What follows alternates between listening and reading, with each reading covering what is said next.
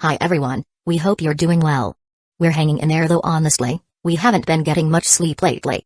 Today, we want to answer a question we get a lot: how do we publish our audiobooks? First, we post most audiobooks on Patreon as paid content.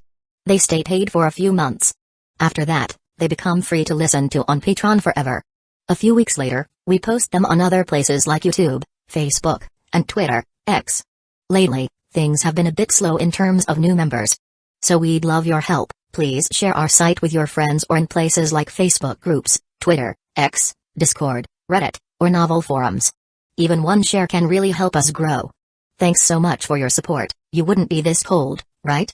I know what I did before was too much, and I'm not asking for your forgiveness.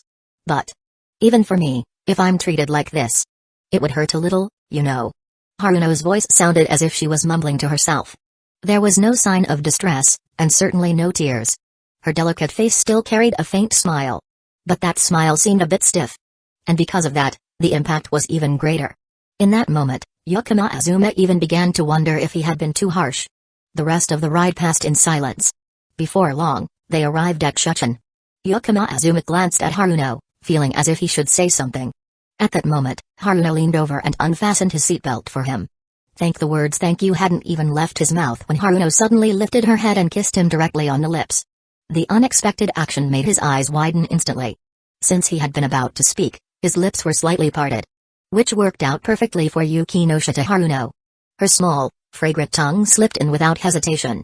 By the time Yukima Azuma reacted and turned his head to escape, Haruno had already pulled away and conveniently opened the car door for him. Azuma-kun, study hard, bye-bye.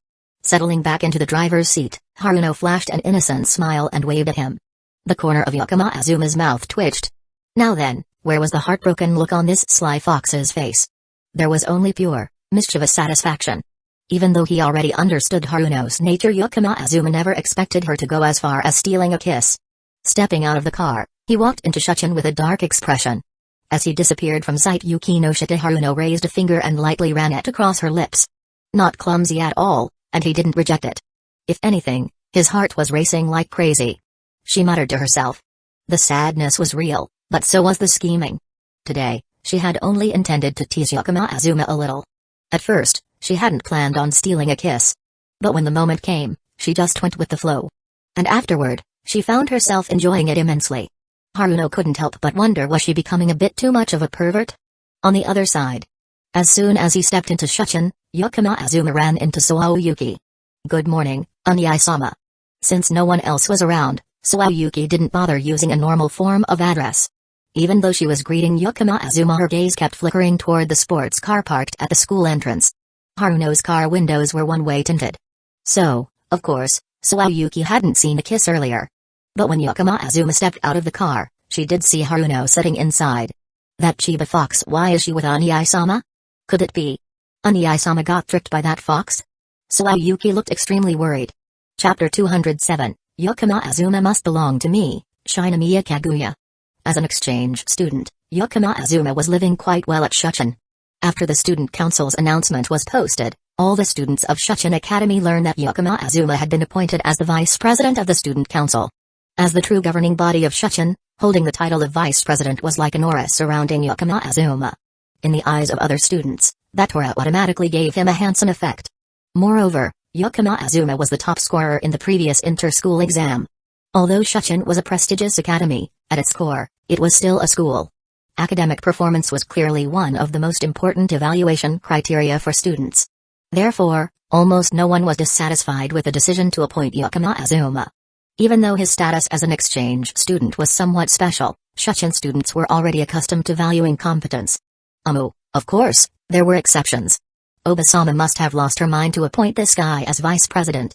Shijo Maki stared at Yukima Azuma, unconsciously pouting. She had already asked Shinomiya Kaguya directly. This so-called Unyai-sama had absolutely no blood relation to her. He was merely an adopted older brother. So she didn't need to call him that at all. She had totally been fooled. As for any admiration toward Yukima Azuma, Shijo Maki had none. Last semester, she ranked 5th in the inter-school exam. And that was without even focusing on studying. If she put in just a little effort, securing the top spot wouldn't be difficult at all. Humphrey. Shijo Maki confidently thought so. And if Yakama Azuma weren't around, things would have indeed gone that way. But now that Yakama Azuma was here, that was uncertain. Yakama Azuma glanced at the twin-tailed sun deer sitting beside him. He hoped she would keep up that arrogance. He had already prepared his popcorn.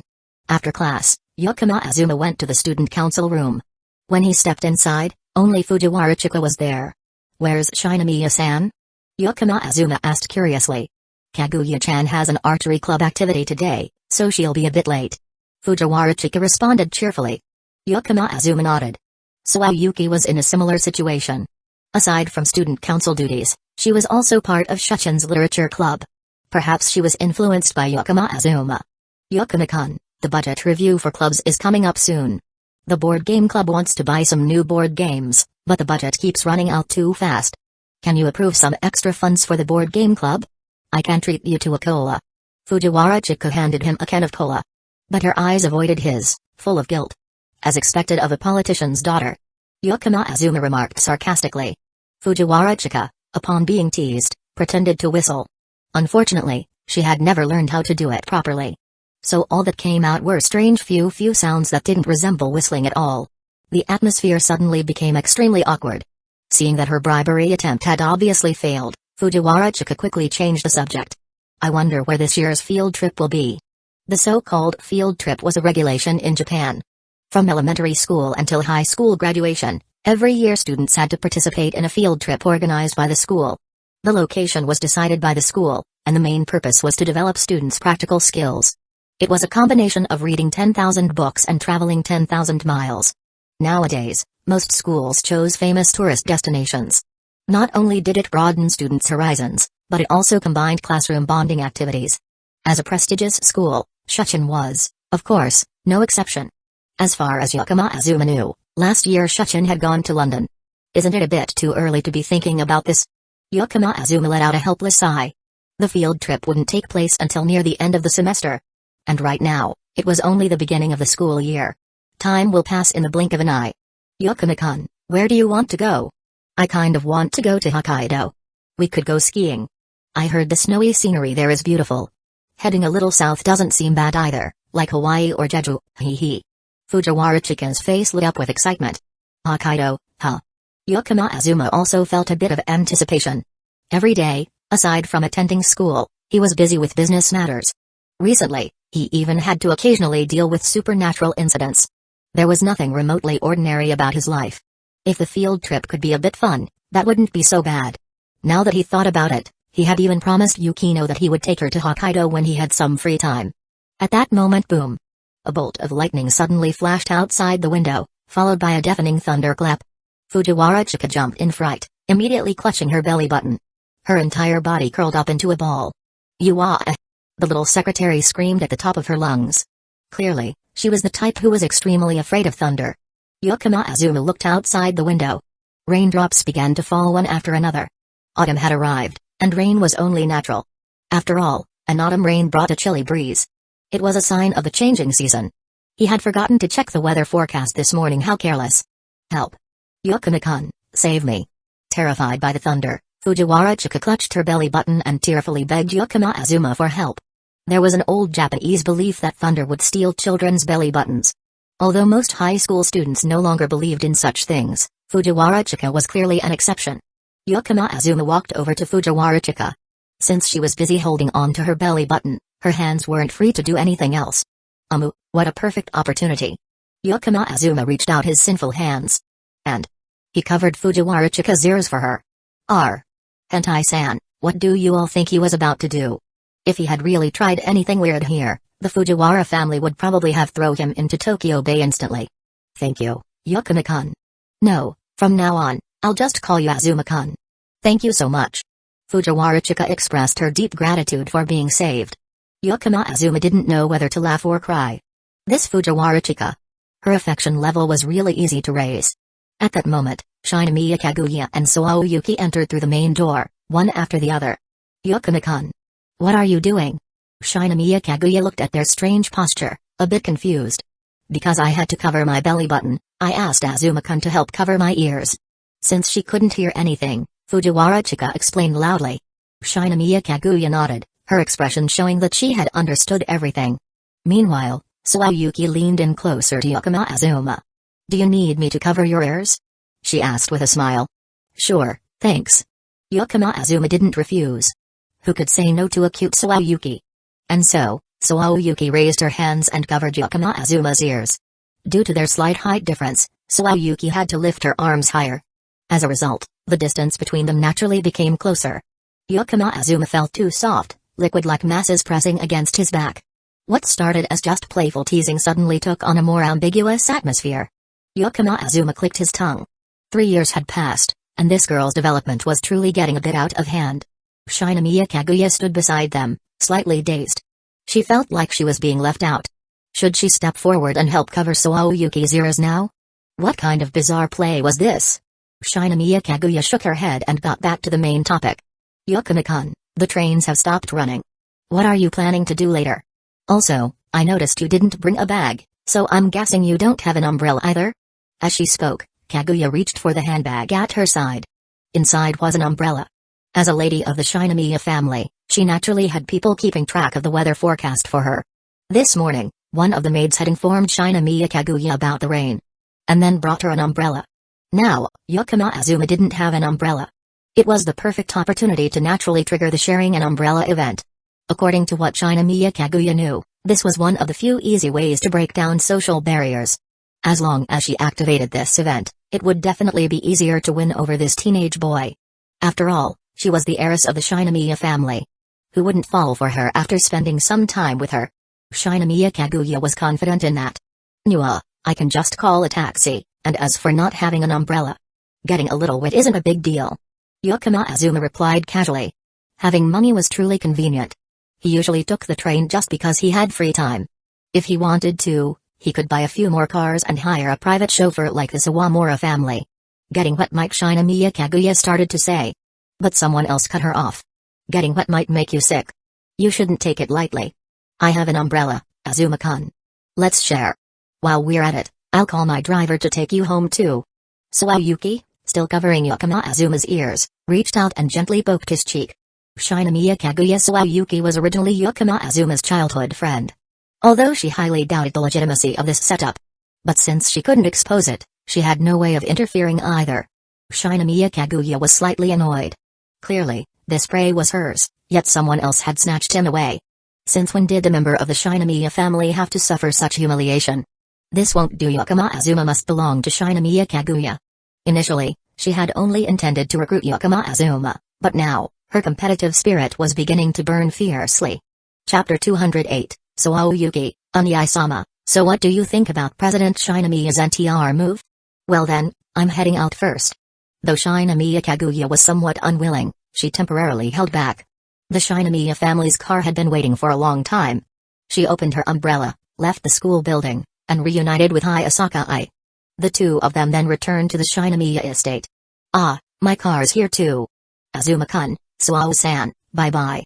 Fujiwara Chika waved goodbye to the two of them before quickly leaving. That left only Sawayuki and Yakama Azuma. Unyai-chan-sama, now it's just the two of us left in the entire school. Sawayuki let out a strange laugh, as if she had been possessed by some dirty old man otaku hentai. Yakama Azuma eyed her suspiciously and asked cautiously, "What are you planning?" The real question is, what is Unyai-sama planning to do? A rainy night, an empty school, just a boy and a girl alone. No matter how you think about it, something is bound to happen. Happen what, exactly? That kind of thing only happens in 2D worlds. Yubaka otaku. Eh? But Unyai-sama is also a high school boy full of youthful energy, isn't he? Can you not talk about high school boys as if they're some kind of horny beasts in heat? Is there a difference? Yakama Azuma's mouth twitched. He flicked his finger against Sawayuki's forehead. "You The girl yelped, immediately clutching her head in a defensive position. Even though he knew she was just messing around, Yakama Azuma instinctively reached out and gently rubbed her forehead. There. Enough fooling around, it's time to go home." Hearing this, Sawayuki stood up. She took a small 3-fold umbrella out of her backpack. "Then, I'll be relying on Unyai-sama." The two of them left the student council room and stepped out of the school building. Yakama Azuma unfolded the compact umbrella. But he quickly realized the canopy was quite small. It was fine for covering one person, but for two. Unless they stood very close together, one of them was definitely going to get wet. Yukima Azuma looked at Tsuayuki with suspicion. He suspected she had intentionally chosen such a small umbrella. However, given the usual design of threefold umbrellas, having a small canopy was normal. Before Yukima Azuma could say anything, Tsuayuki had already pressed up close to him.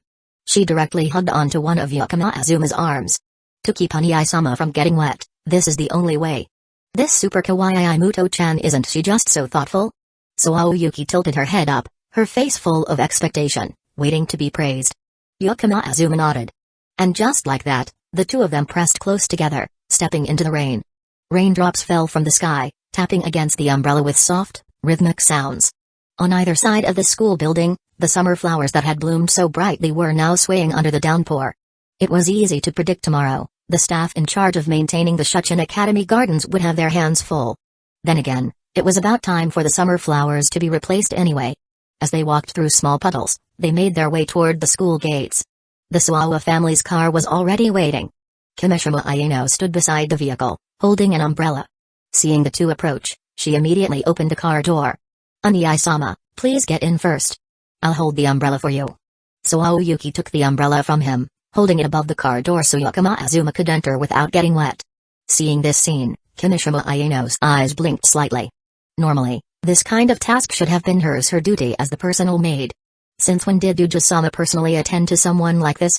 However, as an exceptional maid, Kimishima Ayano quietly suppressed her doubts. Once her Uchiha-sama was about to enter the car, she immediately stepped forward to take the umbrella from her. Yukima Azuma and Tsuayuki both sat in the back seat. Kimishima Ayano took her place in the front passenger seat. The Suawa family's driver started the car, then looked into the rearview mirror and asked, Ajao-sama, where we to? Tsuayuki turned to look at Yukima Azuma. So, he gave his home address. Go to this place. Tsuayuki immediately ordered, a satisfied smile spreading across her face. Kakudori. With this, she had successfully learned Anii-sama's home address. And knowing his address, what could she do with that? Well, since they were brother-sister, dropping by for a visit from time to time was completely normal. The distance from Shuchen to Yukima's house wasn't far, so the car quickly arrived outside his house. Tsuayuki opened the car door first and unfolded the umbrella. Once Yukima Azuma got out, she held the umbrella and walked beside him. The two of them walked side by side toward the front door, almost reaching the porch when a sudden autumn breeze swept through. Ah! Along with the girl's soft exclamation, the umbrella tilted as the wind blew it aside. The canopy, already too small to fully shield both of them, now shifted further, making it even less effective against the rain. Both of them got a little wet. Under the porch, Yukima Azuma glanced at Tsuayuki. The hair on her forehead was drenched, strands sticking to her cheeks. She looked a little pitiful. Seeing Yukima Azuma looking at her, Tsuayuki immediately put on a miserable expression. Like a small puppy abandoned in the rain. Alright, I get it. Take a shower before you go. Yukima Azuma shook his head and chuckled. Hearing that, Tsuayuki immediately raised her hands. Yay! He took out his keys and unlocked the front door. After stepping inside, Yukima Azuma switched to indoor slippers, then bent down to the bottom compartment of the shoe rack to retrieve a pair of disposable guest slippers. Tsuayuki, however, let her gaze linger on the shoe rack. It had multiple shelves, containing both women's leather shoes and high heels. She immediately turned to Yukima Azuma with a suspicious look. As far as she knew, Yukima Azuma had no older sister or female relatives living with him. Anii-sama, is there a girl living here? She asked curiously while changing into the slippers. There are a few close girls renting rooms here. Yukima Azuma answered matter-of-factly. Hearing that, Tsuayuki pouted. They must have all moved in within the last 3 years, right? In just a split second, she vaguely understood something. Why Yukima Azuma had told her to wait 3 years before coming to find him. If she had appeared earlier, it might have triggered a butterfly effect and changed the number of tenants living here. Yukima Azuma nodded, confirming Tsuayuki's guess. Ugh, so unfair. It should have been me. Tsuayuki blurted out in frustration. But she quickly put on a nonchalant expression. It's fine. Even if Anii-sama gets momentarily captivated by other girls, as long as he ultimately comes back to me, it's all good. Which badass CEO romance novel female lead did you just step out of? Yukima Azuma was speechless, casually opening the cabinet to take out a towel. He handed the towel to Tsuayuki, then led her to the bathroom on the first floor. As for clothes, Yukima Azuma glanced around the house. There were plenty of girls' clothes here. From small, petite sizes to mature on-san styles, he had them all. But today, the girls hadn't returned home yet. Even though he had the keys to their rooms, Yakama Azuma still preferred to ask for permission before touching their personal belongings. "Would you be okay with one of my white dress shirts?" he finally asked. Hum. Sayuki eagerly nodded her head. So, Yakama Azuma went to his room and took out a fresh, clean white dress shirt. Then, the sound of rushing water echoed from the bathroom. Yakama Azuma also returned to his room. Each bedroom had its own private bathroom, so he took the opportunity to shower as well. By the time he finished changing and stepped out, it just so happened that Sayuki was also opening the bathroom door to step out. "You shower really fast. Put on your shirt." Yakama Azuma was in the middle of speaking when he suddenly changed to a complaining tone. Because Sayuki wasn't wearing the dress shirt he had given her. She had only wrapped herself in a single bath towel. "Doesn't it feel more real this way?" Sayuki, still wrapped in the towel, struck a pose. "Put some damn clothes on." "Oh, don't be like that. Look, in all those Siscon anime, isn't there always a scene like this?" The two of them chat while only wearing towels, then whoops. The towel falls, serving up some super deluxe fan service. That's just a cheap trick to sell light novels with extra illustrations, not a serious plot point. Either way, this is fan service now. Yada. Just who exactly are you talking to? Obviously, it's directed at the audience perspective, the unemployed, chubby otaku watching from the sidelines. Anii-sama, don't worry, they can only read this, not actually see it. In the end, Yakama Azuma grabbed the white dress shirt and directly threw it over both Sayuki and her towel. Thankfully, his shirt was oversized enough. After putting it on, all she had to do was pull the towel out from underneath. With the chaos settled, Sayuki sat on Yakama Azuma's bed. Holding his hairdryer, she carefully dried her hair. "Anii-sama, so what do you think about President Shinomiya's NTR move?" Sayuki asked curiously. It was obvious to anyone that Shinomiya Kaguya treated Yakama Azuma differently. And with her sharp intuition, Sayuki saw even more than that. She could tell that Shinomiya Kaguya was actively trying to draw Yakama Azuma to her side. Moreover, it seemed like even Kaguya herself hadn't realized that this wasn't just a simple recruitment tactic. There were feelings mixed in. "NTR? What are you even talking about?" Yakama Azuma twitched the corner of his mouth. "I don't have any special thoughts about it." Regarding Shinomiya Kaguya's attempts to pull him in, Yakama Azuma remained completely unmoved. If he really wanted to live off a rich girl, then marrying Ariri or Hinetsuru wouldn't be any different from marrying Shinomiya Kaguya.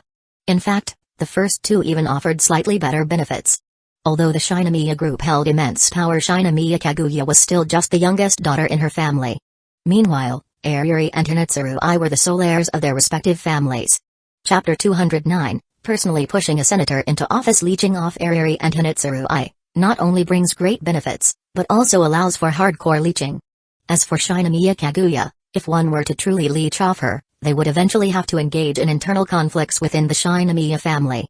The Shinomiya family has 3 older brothers. If one wants to leech in peace, ultimately, they would have to eliminate all of them. But then, would it even be called leeching anymore?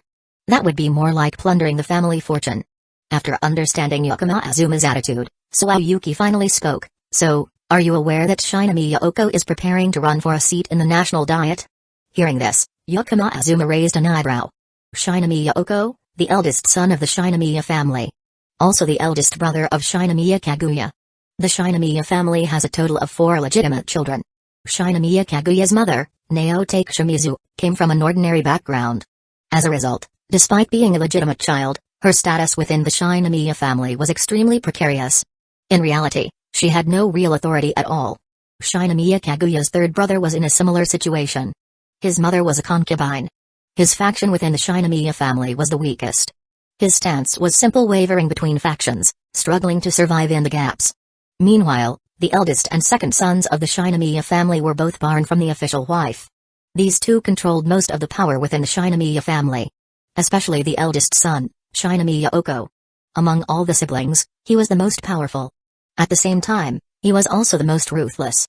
In Yakama Azuma's memory, this man could be considered the final boss of Love is War.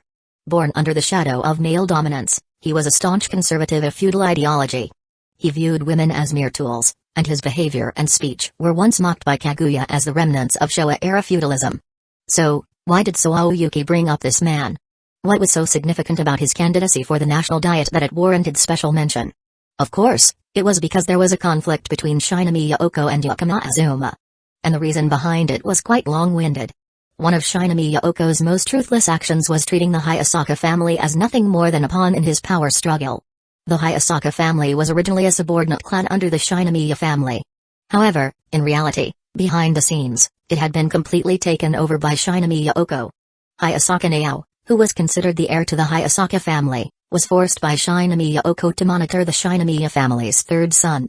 Initially, Hayasaka Nao and Shinomiya Unio had a very good relationship. But due to Shinomiya Oko's interference, their relationship ultimately fell apart completely.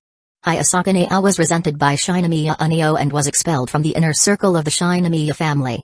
She was exiled abroad, reduced to a mere errand runner for the Shinomiya family. Additionally, Hayasaka I, the daughter of Hayasaka Nao, was also a pawn under Shinomiya Oko's threats. She was tasked with monitoring Shinomiya Kaguya. This, Shinomiya Kaguya was completely unaware of. As for Hayasaka I, who saw Kaguya as her own sister, she lived every day tormented by the fact that she was a spy. Such actions, from an omniscient perspective, might be difficult to judge. But from Yakuma Azuma's point of view, this man was undoubtedly an enemy. After being expelled from the Shinomiya family, Hayasaka Nao not only severed ties with Shinomiya Unio.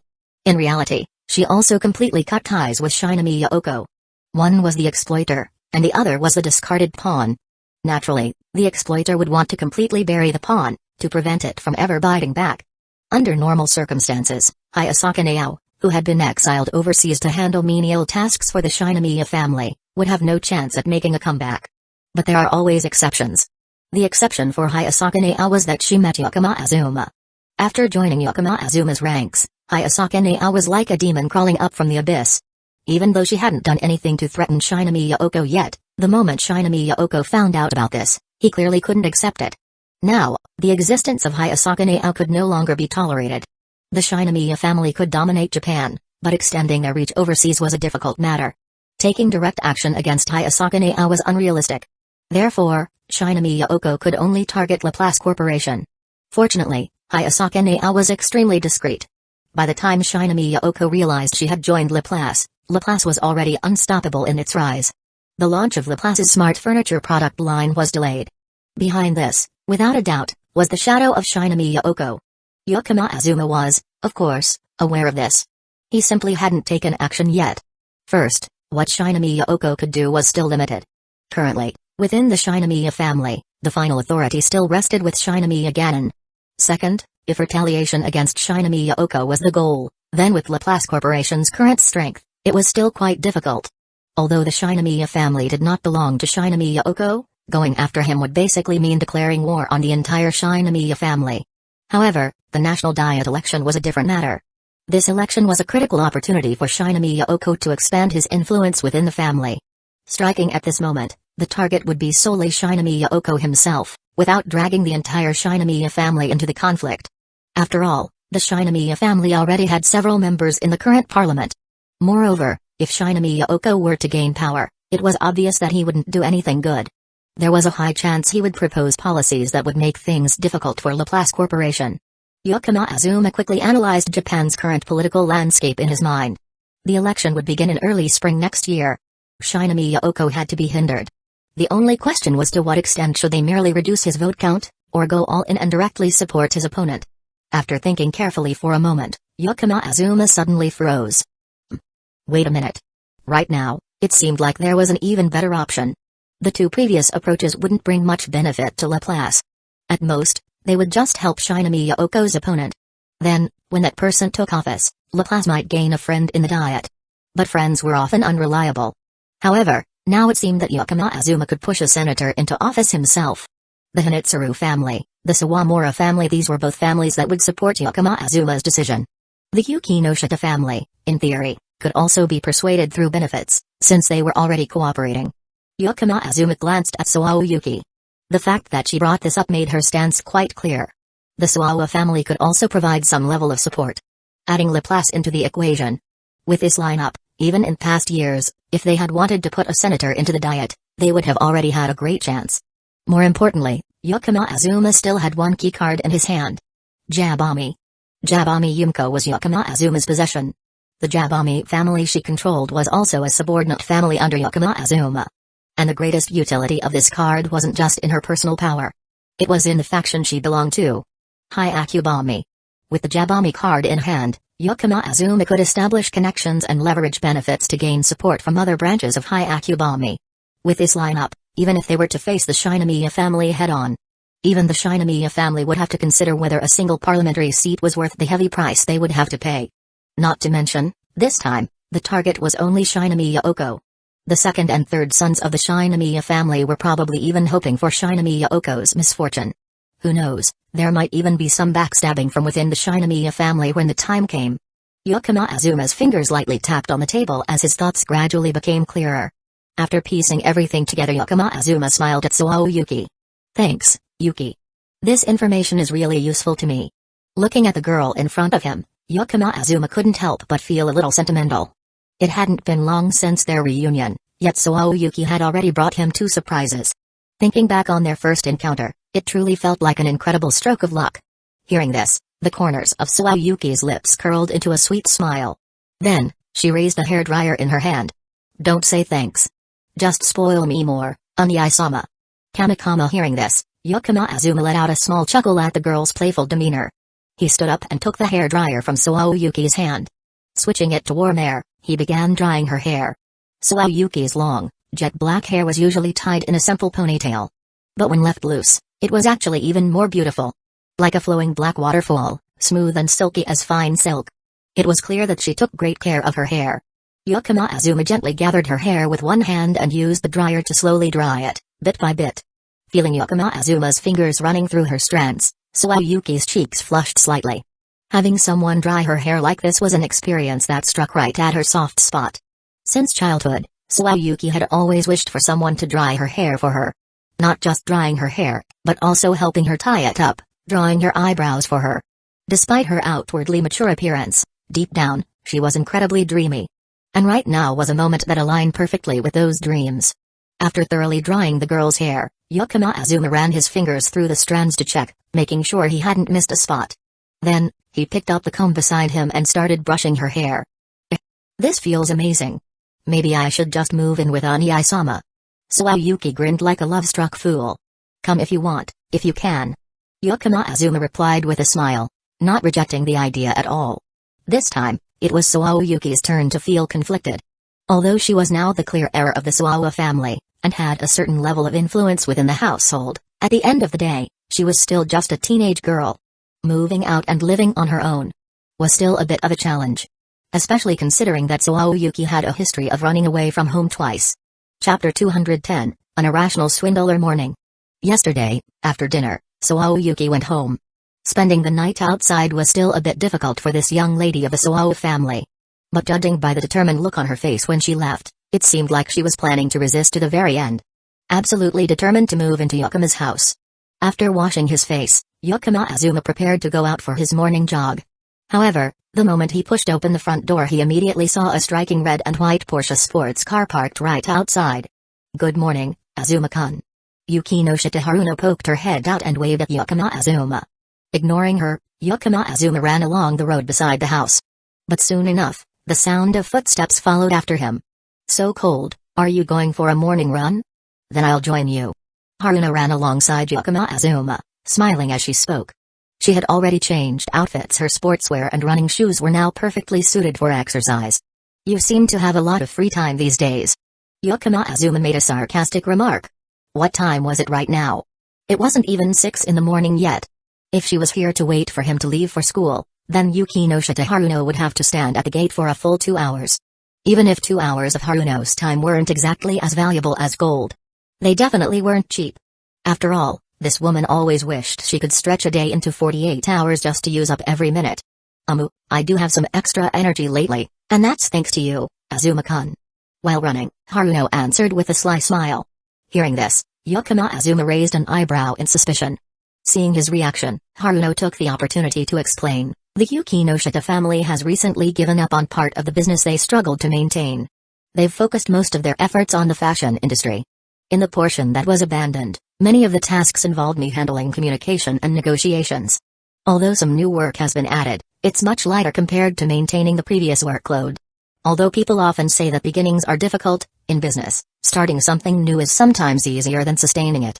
Especially when an industry has already entered a stagnation phase. Currently, Japan's real estate and interior construction sectors are in precisely that situation.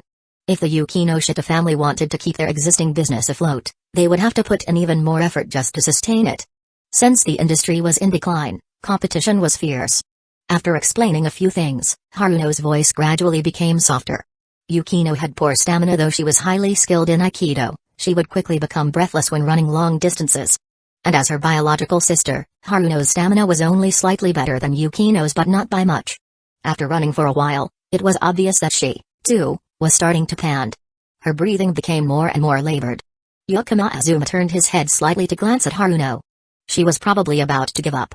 Haruno wasn't the type to do something exhausting without any benefit. Most likely, she would stop here and head back to wait in front of the mansion gate. Just as Yukino Azuma was thinking this, Haruno suddenly lifted her hand and grabbed onto the hem of his shirt. Yukino Azuma looked at her in surprise. Was she really planning to push through to the end? That Haruno, doing something so irrational? Yukino Azuma had no intention of slowing down. He simply let Haruno cling to his shirt. The two of them completed a full lap, eventually returning to Yukima's front gate. Finishing Yukino Azuma's entire morning run without a single concession. Even though Azuma had helped share part of the burden, Haruno was definitely not feeling great right now. Her chest felt like it was about to explode. Her legs were so numb that they had completely lost feeling, as if they were filled with lead. At some point, Haruno had closed her eyes, merely following the rhythm of Yukino Azuma's pace. Now, she was on the verge of collapsing to the ground, not even having the strength to open her eyes anymore. Yukino Azuma let out a helpless sigh and caught Haruno as she wobbled, nearly collapsing.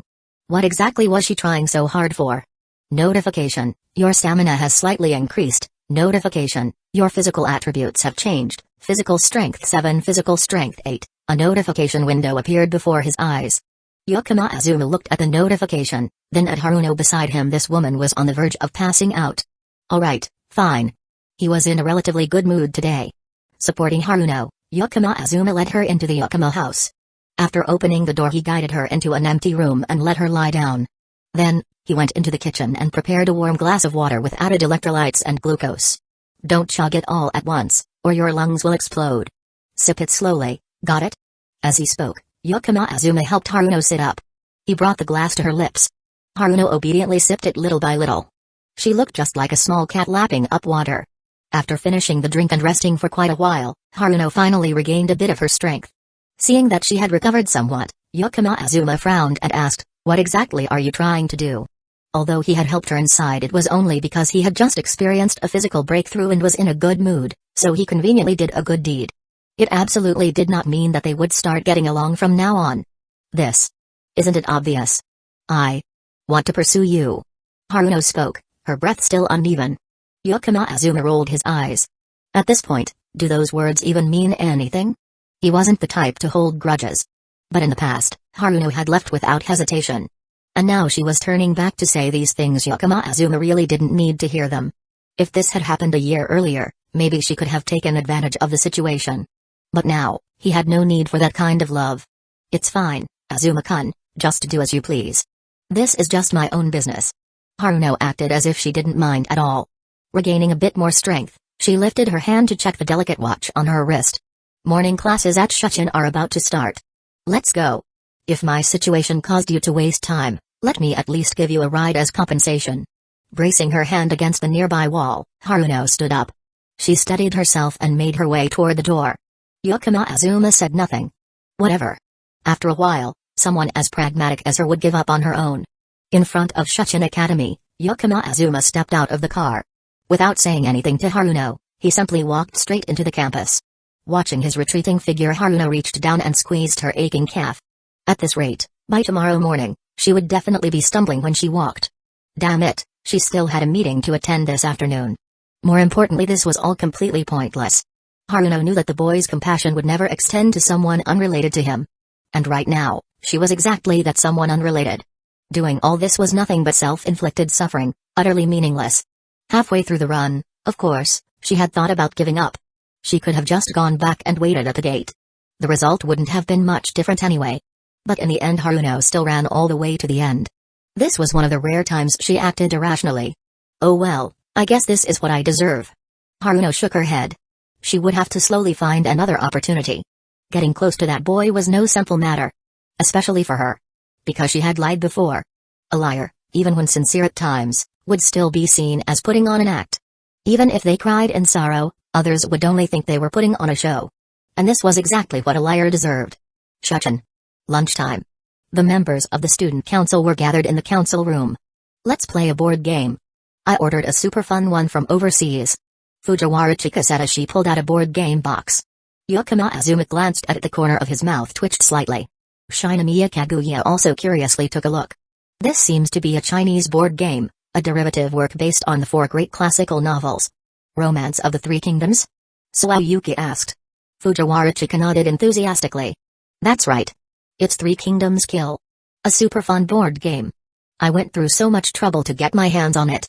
As she spoke, Fujiwara Chika opened the box and began explaining the rules to everyone. Yukima Azuma took another glance. Just the basic generals. Not a single sight of those cheat generals. Thinking about it. Three Kingdoms Kill had only been released not long ago. It was still in its prime, wildly popular everywhere. It hadn't yet reached the stage where everyone started bashing it. Yukima Azuma remembered that in his past life, he had been addicted to Three Kingdoms Kill for a time. It was quite nostalgic, really. And so I died again. Why is Azuma-kun so good at this? Fujiwara Chika clutched her head and wailed. 1 slash. Crouching dragon emerges. Yukima Azuma flashed a confident smile. Humphrey, white horse? Destined to come but never return. As expected of Ryulu. Shinomiya Kaguya remarked with admiration. As the eldest daughter of the Shinomiya family, she was naturally confident, even prideful. A genius in academics, with countless achievements and various talents. Yet this year, whether it was the entrance exam or the midterms, she had been surpassed by Yukima Azuma. Now, even his ability to adapt to a new board game seemed to be a notch above hers. Shinomiya Kaguya was beginning to feel a bit convinced. Eh? Oh yeah, I just remembered Azuma-kun is also Ryulu. Fujiwara Chika suddenly snapped out of her daze, looking at Yukima Azuma in astonishment. Join the board game club. If we have Azuma-kun, our club's budget will increase tenfold for sure. If the board game club had a Ryulu on the sponsorship request form, you could pretty much write down any amount. Yukima Azuma waved his hand, dismissing Fujiwara Chika's greedy thoughts. Speaking of shogi, I might have to take a break next month. Chapter 211, Sora Ginkgo's Maiden Ribbon. Speaking of shogi, I might take a leave next month. Yukima Azuma said. Hearing that, the 3 girls in the student council room all turned to look at him. Is there a match coming up? Shinomiya Kaguya blinked and asked. Something like that. Yukima Azuma nodded. Next month was the start of the Minavi Women's Open Shogi Tournament. It was the largest open women's shogi tournament in Japan. No age restrictions, no status restrictions. Any female shogi player could participate. The winner would receive the title of queen. For female shogi players, this was practically a one-step ascension to the heavens. Moreover, as long as a player passed the preliminary rounds and entered the main tournament and managed to win a single match in the main bracket, they could bypass all previous achievements and directly become a professional female shogi player. By the way, the current queen title holder was none other than Yukima Azuma's senpai Sora Ginkgo. Time passed quickly. Before long, Yukima Azuma had already requested his leave from Shuchin. That morning, as usual, he left his house. Only to see a familiar red and white sports car parked outside. Recently, every morning, Haruno had been waiting there, she using all sorts of excuses to pull Yukima Azuma into her car and drive him to Shuchin. Today, before Haruno could even poke her head out, Yukima Azuma took the initiative to walk over, open the passenger door, and sit inside. Seeing him get into the passenger seat, a playful glint flashed in Haruno's eyes. But before she could entertain any thoughts, Yukima Azuma cut her off. Starting tomorrow, you don't need to come anymore. Hearing that, Haruno slightly parted her lips but found herself at a loss for words. Lately, even if nothing had really progressed, at the very least, she could still interact with Yukima Azuma, exchange a few words with him. Haruno had never considered what she would do if he outright pushed her away. Refuse? She wasn't so shameless. But just agreeing to it. Haruno only felt that the cracks in her already fractured heart were now being stabbed deeper. I'll be taking leave starting tomorrow. I have to attend a shogi tournament. Actually, these 2 sentences were spoken back to back. It was just that the slight pause in between made Haruno feel like she was plummeting into an abyss. But now, after hearing his explanation, it was as if the sky had cleared, and light had suddenly broken through the clouds. She started the engine. A subtle smile curled on her lips. Compared to winning the lottery, the feeling of thinking she had lost something but hadn't was even sweeter. After all, luck had never felt real to her. She had never once won a lottery in her entire life. Well, maybe there was one time. But she had been the one to throw that winning ticket away. The car pulled up in front of Shuchin's gates. Yukino Azuma reached for his seatbelt. Since we're parting ways tomorrow, doesn't Azuma-kun think I deserve a goodbye kiss? Haruno's playful voice teased his ears. Hey! Yukino Azuma scoffed coldly. The word dream never made it out. The moment he unfastened his seatbelt and lifted his head, Haruno's lips had already pressed down on his. For the second time. Wasn't he supposed to be a badass CEO? Why did he keep getting forcibly kissed? He should be the one pushing women against the wall, saying, "Woman, you have successfully caught my attention." Ah, wait. Weren't Nao and Yukino the ones running the company? Their tongues briefly intertwined. Yukino Azuma actually considered biting down on that agile tongue to make Haruno remember this moment forever. But in the end, he let it go. After that short farewell kiss, Yukino Azuma pushed her away. Goodbye, Azuma-kun. I'll miss you. Haruno cheerfully waved, then placed 2 fingers on her lips and blew him a kiss in Frieren style. Yukino Azuma waved back but only to swat away the airborne kiss. He had no intention of collapsing like Himmel. Seeing that, Haruno didn't mind at all. She was already more than satisfied today. The next day, Yukino Azuma officially took his leave from Shuchin. Early in the morning, the doorbell rang. When he opened the door, standing outside was none other than Hinetsuru Ai. "Shizu?" she called out before launching herself into Yukino Azuma's embrace. Oh, it had been over a month since she last saw her Shizu. Yukino Azuma patted her head in response. His gaze then shifted to the young woman standing behind her. Today, Soroginko was wearing an icy blue kimono. A symbol of her seriousness toward shogi. The obi belt around her waist was tied into a large butterfly bow, an emblem of maidenhood. Because of it, her slender waist was accentuated even more. A truly delicate, palm-sized waist. Incredibly alluring. Lilicon. Seeing Yukino Azuma's gaze shift, Soroginko pouted slightly, her tone laced with a hint of jealousy. "Senpai looks absolutely stunning today." Yukino Azuma spoke with sincerity. Faced with such a direct attack, Soroginko's defenses crumbled instantly. Her snow-white face flushed a deep red. "What about me? What about me, Shizu?" Hinetsuru Ai, still nestled in Yukino Azuma's chest, looked up and pointed at herself. I looks adorable today too." Yukino Azuma said before giving her another affectionate head pat. Hinetsuru Ai's face instantly lit up with joy. In reality, besides the two of them, there were quite a few others at the entrance. Sei Nakami Ike was there, as was Kitaki Kika. Both of them were also participating in the Minavi Women's Open Shogi tournament this time. Additionally, the Hinetsuru family had specially prepared a vehicle to transport everyone. After a brief exchange of greetings, Yukino Azuma and the group boarded the car. He sat next to Soroginko. His gaze unconsciously fell upon the oversized butterfly bow tied at her back. A kimono's bow was a symbol of a young maiden. When a girl matured, she would typically wear her hair up and no longer tie such bows. Furthermore, there was an unspoken rule that if someone untied this bow, they would have to take responsibility. Yukino Azuma reached out and touched the silk ribbon. Its smooth texture felt rather pleasant, making him reluctant to let go. Soroginko noticed his subtle action. Her teeth gently bit down on her cherry lips. If it had been anyone else daring to touch her bow, Soroginko would have already pulled out a kitchen knife. But since it was Yukino Azuma, she let him be. After all, it wasn't a problem. Speaking of which, Ai-chan still hasn't joined a workshop, has she? At that moment, Kitaki Kika, who was sitting in the front, suddenly brought up the topic. Hearing her own name mentioned, Hinetsuru Ai blinked in curiosity. "Eh? What's a workshop?" Hearing that, Kitaki Kika sighed helplessly and turned her head, shooting a glare at Yukino Azuma. This master of hers. He hadn't even explained something as basic as workshops to his disciple. Although Hinetsuru Ai had only officially become his student for about a month, in reality, she had been learning shogi for a long time. A workshop is the introductory system of the shogi world. Kika explained. Normally, only by joining one and consistently competing to climb the ranks within it can someone become an officially recognized female player. There's even a chance to enter Shurikai and aim for the professional leagues. Yukino Azuma added a brief explanation before steering the conversation. However, there are other ways to become a female player, such as this tournament. Today, I plan to take Ai to register for a workshop first, then let her compete in the tournament right away. As long as she passes the qualifiers and wins a match in the main tournament, she can immediately become a female player, saving a lot of time and effort. After that, with some research matches and official games, her ranking will rise very quickly. Hinetsuru Ai nodded, half understanding. That sounded intense. Oh well, whatever Shizu says, she'll just do it. Meanwhile, Kitaki Kika, sitting in the front row, let out a bitter smile. It sounded easy when said like that. But who could possibly skip training in a workshop and still make it through the official qualifiers to become a female player in one step?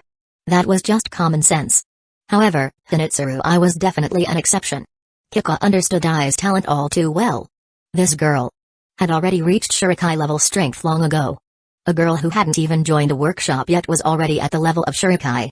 Meanwhile, Kitaki Kika, now 25 years old, was still struggling in the workshop system. Comparison was truly cruel. Even if they were from the same household. Still, Kitaki Kika couldn't help but feel a sting in her heart. As a grown woman she didn't show it outwardly, only lowering her head in silence. At that moment, Yakama Azuma leaned forward, placing both hands on Kitaki Kika's shoulders. His fingers gently massaged them, helping her relax. At the same time, his voice rang out with unwavering certainty, "Kikane, don't be discouraged. This year, you will become a female player." His tone carried the weight of an undeniable truth. Kitaki Kika felt a surge of motivation from his words. But soon, doubt crept back into her heart. If only things could really go the way Yakama Azuma said. But could she really do it? "Kikane, don't worry. After all, it's Azuma saying it."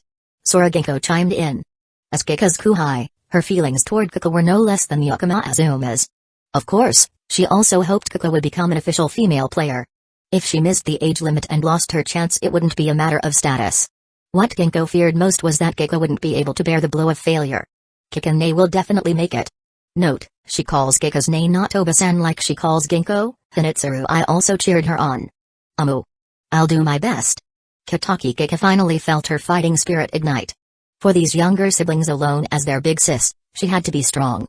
Chapter 212, Ryu-sama, please shake hands with me. The building of the Tokyo Shogi Association.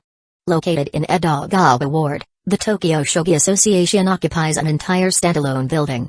Centered around the association, an entire street is lined with stores selling shogi-related products, forming a unique cultural district. The Tokyo Shogi Association building is not only responsible for organizing the opening ceremonies of official matches but also plays a role in training. From the first to the third floor belongs to the research club. It is considered the starting point of a shogi career. Meanwhile, the fourth to seventh floors are used to host various shogi matches. Here, there are open spaces for the public as well as private match rooms. As soon as she stepped into the association building, Hinitsuru Ai was captivated by the surrounding displays. There are so many shogi products here. Even folding fans are being sold. The displayed items included shogi sets and 7 sun boards, which went without saying. Additionally, there were decorations and stationery inspired by shogi pieces. Among the shogi-themed souvenirs, the most prominently displayed items were folding fans. Most professional players owned a folding fan that suited them. Words were usually written on the surface of these fans. Some were handwritten by the players themselves, while others were gifts from their mentors. Sora Ginkgo also had such a folding fan. The fan bar the characters, "Never yield despite 100 setbacks." This phrase embodied Sora Ginkgo's spirit. It also featured her autograph. As the Snow White of Nanaiwa, a beloved idol among female shogi players, if an autographed fan of hers were to be sold, it would undoubtedly fetch an enormous sum. Right beside it was a fan of the same design as Sora Ginkgo's. Of course, the fans of famous shogi players sold here did not have their actual handwritten inscriptions. They were merely machine-printed versions. These were produced in collaboration with the players, with profits shared from the sales. "Ah, that's Oba-san's fan." Hinitsuru Ai spotted the fan identical to Sora Ginkgo's. Sora Ginkgo pouted. She couldn't be bothered to deal with this brat. That being said, Sora Ginkgo wasn't much older than Hinitsuru Ai. But hierarchy was hierarchy. "Shizu, do you have a folding fan with your own handwriting?" Hinitsuru Ai searched around and then curiously asked Yakama Azuma. Yakama Azuma shook his head. He really didn't have one. Back when he was in the shogi world before becoming a professional player, Yakama Azuma had only focused on grinding for rank points. After quickly reaching professional status, he played a match against Amjin and then temporarily withdrew from the shogi scene. He had no time to bother with souvenirs like this.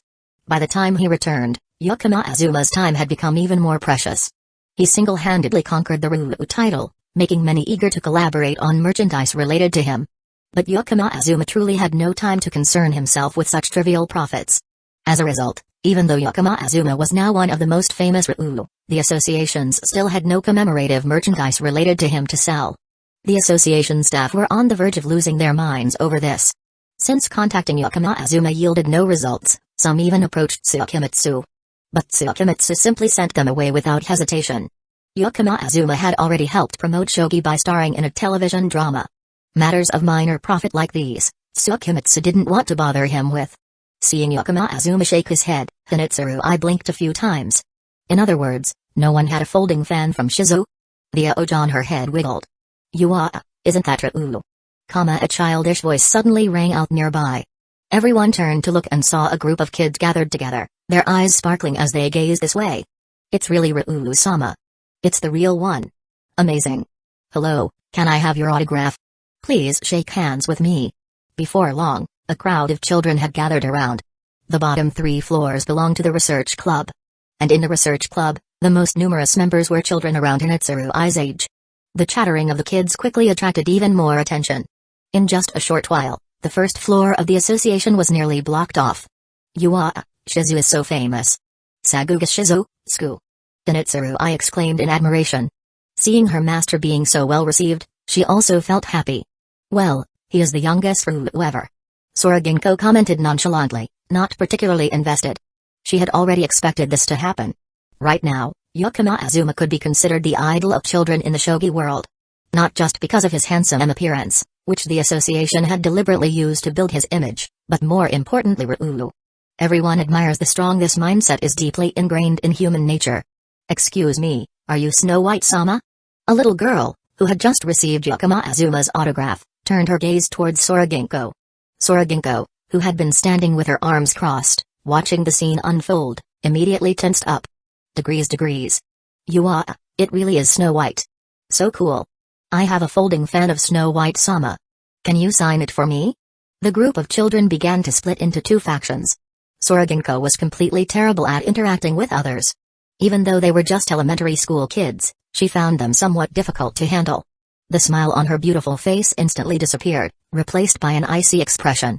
Alright, everyone quiet down. If this keeps up, it'll cause trouble for the association. Amidst the noisy commotion, Yakama Azuma's voice rang out clearly, reaching everyone's ears. The chattering children suddenly fell silent. If you want an autograph, line up properly. Don't block the entrance or the stairs. The moment Yakama Azuma said this, the children obediently formed a neat line. Seeing this, Sora-ginko let out a quiet sigh of relief. Signing autographs was something she could still handle. After all, as an idol in the shogi world, she had done promotional events like this before. Shizu, that was so cool. Hinitsuru I marveled. Kamikitaki Kika, who had been accompanying them, also nodded slightly. Azuma-kun has an aura that naturally makes others listen to him. The autograph session ended quickly. There weren't actually that many children in the association.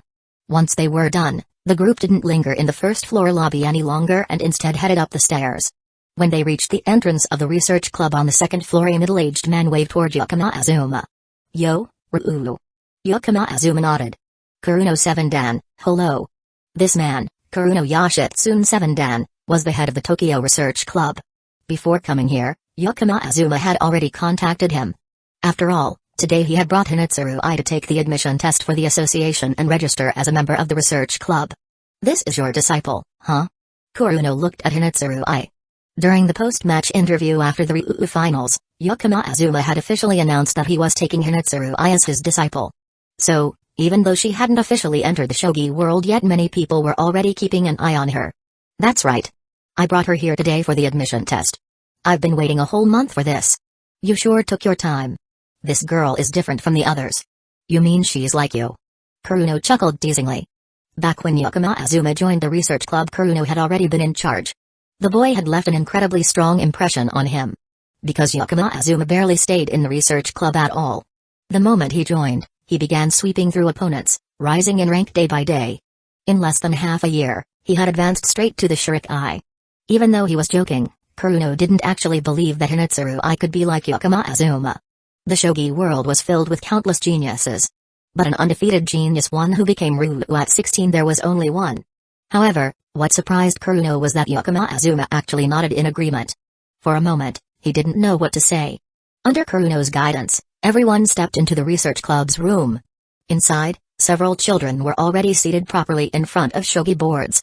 Hinitsuru I, you can sit over there. Kuruno pointed to an empty seat. Hinitsuru I glanced at Yakama Azuma. Yakama Azuma gently patted her head in reassurance. Encouraged by her master, Hinitsuru took a deep breath. Then, she walked to the empty seat and sat down neatly. The children around her all curiously eyed her. Kuruno stepped further into the research room. Good morning, everyone. Today, we have a new participant taking the entrance test. Make sure to show the difference between the research club and regular dojo classes. Hearing Kuruno's words, the young research club members all responded in unison, their expressions serious. Yes, sir. Watching this scene, Kitaki Keiko could only sigh inwardly. She was supposed to be sitting among these children right now. Just imagining it was already too conspicuous. But she had no other choice. She still hadn't reached the level of a female professional shogi player. In other words, just like these kids, she was still in the process of learning at the research club. This time, I have to give it my all, she whispered to herself. Kuruno turned his attention to Hinitsuru. The research club's test consisted of 3 matches. Winning all 3 wasn't necessary. More importantly, the matches were meant to assess the candidate's actual skill level. As long as they met the required standard, even losing all 3 games was acceptable. Normally, the opponent for the first match would be someone with a weaker record in the research club. But Yakama Azuma had said Hinitsuru was different from the others. Kuruno thought for a moment, then said, Hinitsuru, for your first match, you'll play against Sadatu Ayano. Hearing this, a cute girl with glasses stood up. Sadatu Ayano, an elementary schooler 1 year older than Hinitsuru, carried the air of a refined Ujiha-sama. She was one of the stronger young players in the research club. And so, the 2 girls sat at the board and began their match. Please take care of me. Chapter 213, Hinitsuru sweeps through the research club. Hinitsuru faced off against Sadatu Ayano. There wasn't a shred of suspense in the match. It was practically a complete overwhelming victory. Kuruno glanced at the board, the corner of his mouth twitching involuntarily. Hey, Ryu, how exactly do you usually teach this kid? Based on her performance in the entrance test, Hinitsuru was even stronger than Yakama Azuma had been back in the day. A true little monster. Kuruno couldn't contain his curiosity. Just what kind of training had Yakama Azuma given her to create such a terrifying prodigy? Usually, plays against me, Genko-senpai, and also Sei Nakami Ike. Yakama Azuma answered honestly. Raising Hinitsuru had been fairly simple. Aside from training her in fundamental knowledge, she just needed to keep playing against the 3 of them. Skill? Just play a lot, and you'll get the hang of it. Hearing this, Kuruno found himself at a loss for words. Are you serious? You let a child train against Ryu, Queen, an emperor? Note, I don't know what Ike's title is, Wiki doesn't have it. So I leave it as is according to the author. This is offense, this is defense, and this is Ashina Ishin. Aren't you guys just camping at the newbie village gate and farming fresh spawns? Any normal kid subjected to this kind of training would have quit ages ago. I lost. While they were talking, Sadatu Ayano had already admitted defeat. Around them, the research club students erupted in astonishment. That fast? As expected of little Ryu. She's way too strong. Since Hinitsuru was Yakama Azuma's disciple, she had earned the nickname Little Ryu. Despite the shower of praise, she didn't show a trace of arrogance or complacency. Instead, she bowed respectfully to Sadatu Ayano in a properly disciplined manner. Thank you for the match. This attitude made Ayano, who had just lost, feel much better. You're amazing. She sincerely praised. Hinitsuru smiled. Not at all, I was just lucky. At that moment, Kuruno stepped forward. Next match, play against me. Having Hinitsuru face off against the other students no longer held much meaning. Kuruno had no choice but to step in himself. Of course, as a professional 7-dan player, he couldn't play against her on equal footing. He removed his bishop and rook from the board. A 2-piece handicap, and even sacrificing his rook on top of that, Kuruno felt this was a serious way to approach the match. But Yakama Azuma, watching from the side, shook his head. I heard Ryu is bringing his disciple for the entrance exam today? Ryu, last time you vanished in the middle of an interview, this time, you're caught. Let me see. Kuruno-sensei is playing himself?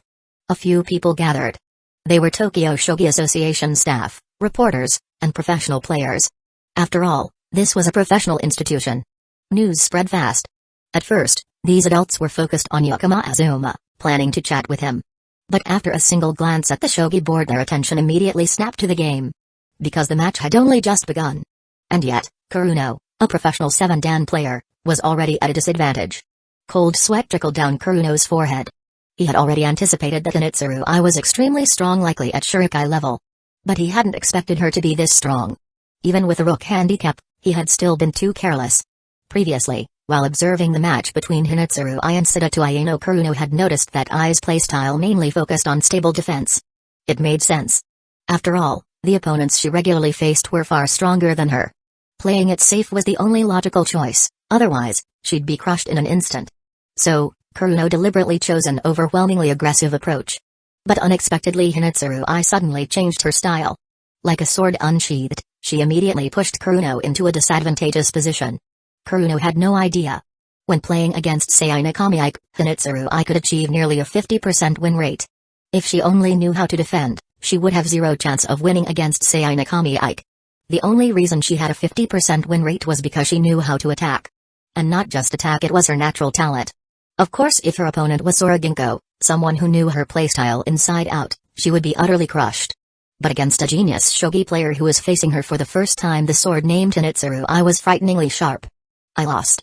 Kuruno stood up, his expression difficult to describe. But judging from his face, he wasn't faring much better than Sidatu Ayano. Absolutely ridiculous. What kind of exam was this supposed to be?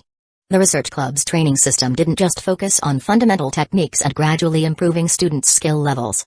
The most important aspect was to make students hit the rookie wall early.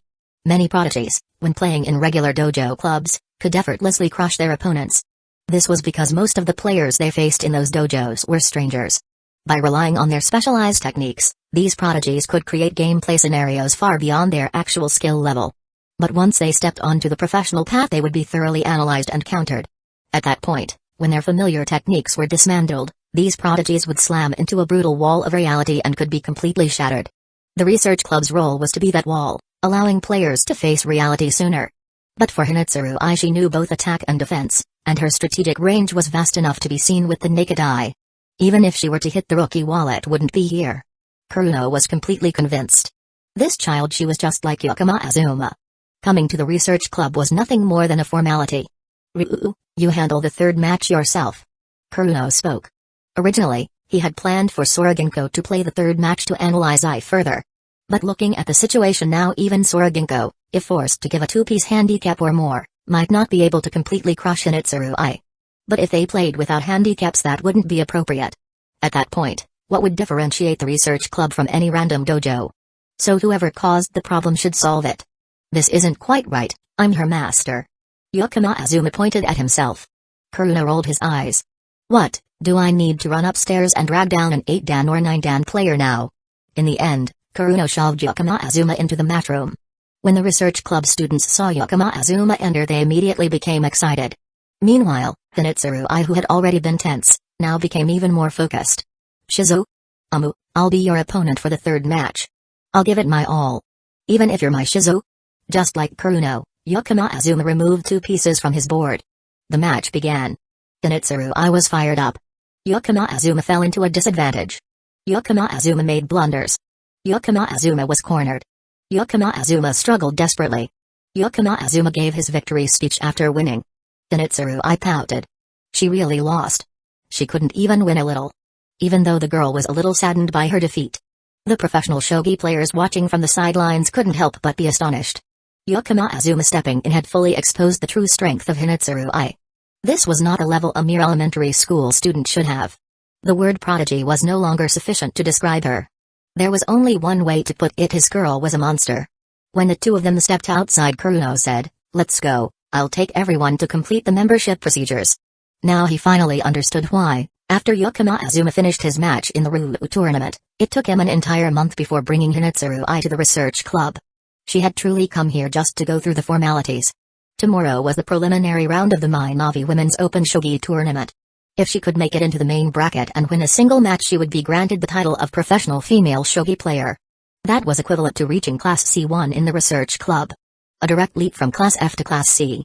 If she continued to secure a few more wins in the main bracket, she might even advance straight to Class B in the research club. And if she could reach A1 or A2, she could be promoted directly into the Shurikai.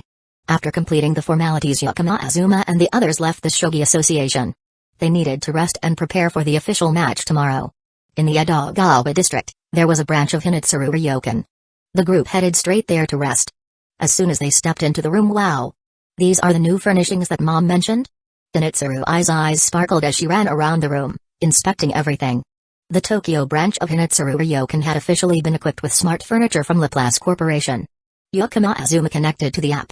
Out of habit, the curtains automatically opened. After checking the room's humidity, the humidifier began operating. Seeing this, the girls couldn't help but gasp in admiration. After playing around with the features for a while, the novelty gradually wore off, and they calmed down to prepare for rest. After finishing dinner before going to sleep, suddenly, there was a knock on Yakama Azuma's door. When he opened it, he saw Hinetsuru Ai standing there in her pajamas. "What's wrong?" Yakama Azuma patted her head. While patting her head, he also glanced around looking for the FBI. FBI, degrees. Hinetsuru Ai seemed like she wanted to say something but hesitated.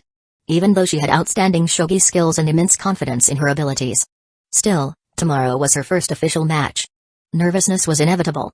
After all, Hinetsuru Ai was still just an elementary school student. Moreover, she was competing in this tournament under the title of Ryu's disciple. If she lost, there would definitely be people saying that she had embarrassed Yakama Azuma. For Hinetsuru Ai, that was absolutely unacceptable. So, the pressure on her was immense. "Shizu? Could you give me something? That would make me feel like you're with me?" Hinetsuru Ai said something that sounded rather dangerous. FBI, Yakama Azuma, upon hearing this, nodded. Go rest early. I'll prepare something for you." This wasn't a difficult request at all. Besides, Yakama Azuma had already prepared something in advance. Hearing this, Hinetsuru Ai cheered happily. Shizu is the best. Chapter 214, A Thank Kiss in the morning the next day. Hinetsuru Ai drowsily opened her eyes. Her long brown hair was slightly messy after a night's sleep. Only the ouge on her head remained full of energy, gently swaying. Rubbing her eyes, Hinetsuru Ai sat up, preparing to wash her face. But just as she lifted the blanket, she discovered a large brocade pouch placed beside her pillow. At first, Hinetsuru Ai was slightly startled. Then, anticipation filled her face. Opening the brocade pouch, inside was a folding fan. She pulled the fan out, her fingers gently caressing the frame, then, little by little, she unfolded it. The fan's surface gradually spread open before her eyes. There were only two simple characters, Jinghong. In the corner was Yakama Azuma's signature. The strokes were bold and decisive, no less than those of a calligraphy master. After all, these were kanji characters.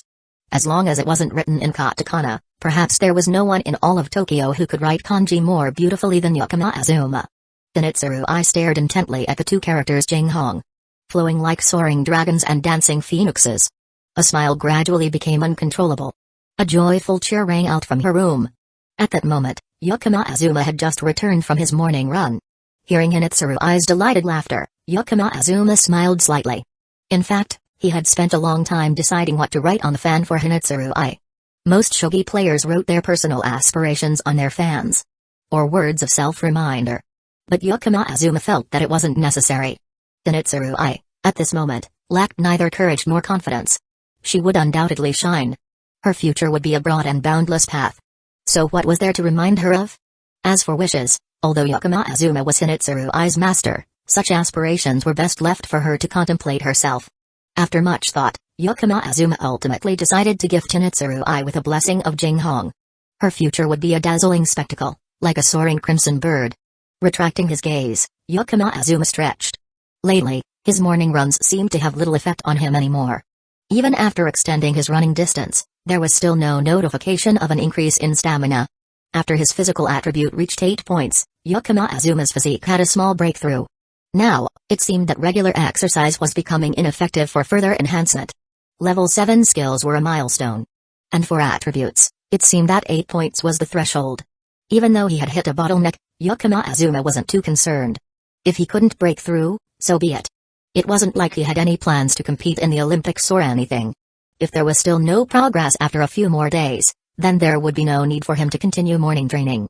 After all, stamina and physique were provided by the system, they wouldn't degrade just because he stopped training. That was one of the greatest advantages of the system. Whether skills or attributes once acquired, they would never deteriorate over time just because of a lack of practice. Just as Yakama Azuma was about to return to his room to change, suddenly, a door in the hallway swung open. Yakama Azuma looked over and then smiled, waving his hand. Genko-senpai, good morning. Sora Genko was still wearing her adorable sky blue pajamas at this moment. Upon seeing Yakama Azuma, she instinctively lowered her head, her gaze shifting downward. Her left hand grasped her right wrist. On her wrist was a deep blue bracelet. It seemed to be woven from silver threads, with a small gemstone inlaid in gold as its centerpiece. Overall, it resembled a miniature crown. The gemstone was like the jewel adorning that crown. This bracelet, of course, was a gift from Yakama Azuma. Having carefully chosen a present for his disciple, it was only natural that Yakama Azuma wouldn't play favorites and forget about his ginkgo. Her fingers gently brushed over the gemstone, warmed by her body heat. The tension in her heart from her upcoming match suddenly eased. All anxiety vanished completely, leaving only a lingering sweetness. I really like it. Sora Ginkgo whispered. As long as you like it, that's all that matters. I picked this gift especially for Ginkgo-senpai. I figured Ginkgo-senpai would like it too. After all, you're the queen, you must love crowns, right? Yakama Azuma replied with a smile. Sora Ginkgo wanted to say that as long as it was a gift from Yakama Azuma, she would love it no matter what. But no matter how she looked at it, she couldn't deny it this particular gift, she liked especially much. This tiny silver-threaded crown had struck right at the heart of her maiden soul. What girl wouldn't love such a gift? Yakama Azuma's thoughtfulness made Sora Ginkgo want to jump into his arms right then and there. Her cheeks gradually turned red. Sora Ginkgo looked up and weakly gestured toward Yakama Azuma, as if signaling for him to lean in closer. Yakama Azuma was a little puzzled. But he still lowered his head slightly, wanting to hear what Sora Ginkgo had to say. However, what awaited him was only a soft "muah," cubed apostrophe. The next second, Sora Ginkgo immediately dashed back into her room. Oh, Yakama Azuma touched his cheek, the spot where he had just been kissed. Unbelievable. His tsundere senpai had actually kissed him voluntarily. But then again, if it had been on the lips instead of the cheek, that would have been even better. Thinking of this, Yakama Azuma chuckled and shook his head. That was greedy. There was no need to rush things. Senpai was still young, after all. While Yakama Azuma was still standing there grinning foolishly, Kitakikika stepped out of her room. Seeing her kuhai standing in the hallway with such an idiotic expression, as a great senpai, Kitakikika couldn't help but feel puzzled. Had something just happened? If Kitakikika found out that both Sora Ginkgo and Hinatsurui had received gifts, no matter how mature she was, she would probably roll her eyes. Didn't you say you wouldn't play favorites? Opening parenthesis closing parenthesis 10:00 a.m. After washing up and changing, the girls gathered in the hotel lobby. The Minavi women's tournament was about to officially begin. After receiving their spiritual treasures, Hinatsurui and Sora Ginkgo had both calmed their minds. Sei Nakami, needless to say, had never been the type to worry in the first place. On the contrary, Kitakikika, who had seemed relaxed earlier, now looked a little nervous. Good luck. I'll be cheering for you all from the commentary room. Yakama Azuma offered encouragement to the girls. Upon arriving at the tournament hall, Yakama Azuma immediately split from the group. The participants headed to draw lots for the preliminary groupings, while Yakama Azuma went straight to the commentary room. As the Ryū, the Shogi Association had roped him into being a commentator. It was understandable after all, the association was eager to promote Yakama Azuma outside the shogi world, building him up as a star figure. Opportunities like this to appear in public. Of course, they would do everything they could to push him into the spotlight. Naturally, he would be paid for his time. Seated alongside Yakama Azuma in the commentary room was Kugimaki. She was a young girl with long, straight black hair, with the tips dyed a faint purple. Carrying an air of nobility, she was the daughter of a family that ran a tourism business in Tokyo. At the same time, Kugimaki was also a female shogi player and currently held the Yamashiro Sakura title. Note, her wiki doesn't have much info, and it seems like her profile picture is wrong, so I'm not sure if this is accurate or not. Incidentally, Kugimaki and Sadatu Ayano, the girl who played against Hinatsurui last time, were senpai and kuhai. The young Ryū-san, good morning. Seeing Yakama Azuma enter, Kugimaki smiled slightly and greeted him. Kugi-san, good morning. Yakama Azuma responded. Since the lot drawing process was still ongoing, the broadcast hadn't started yet. As a result, the two of them could chat freely. I heard Ryū-san's disciple is competing this time? It's also her first official tournament. Are you nervous? Not really, actually. She's surprisingly reassuring. Ginkgo-san is competing too, right? So, who is Ryū-san supporting more? Speaking of which, why isn't Kugi-san participating in this tournament? Yakama Azuma's mouth twitched slightly.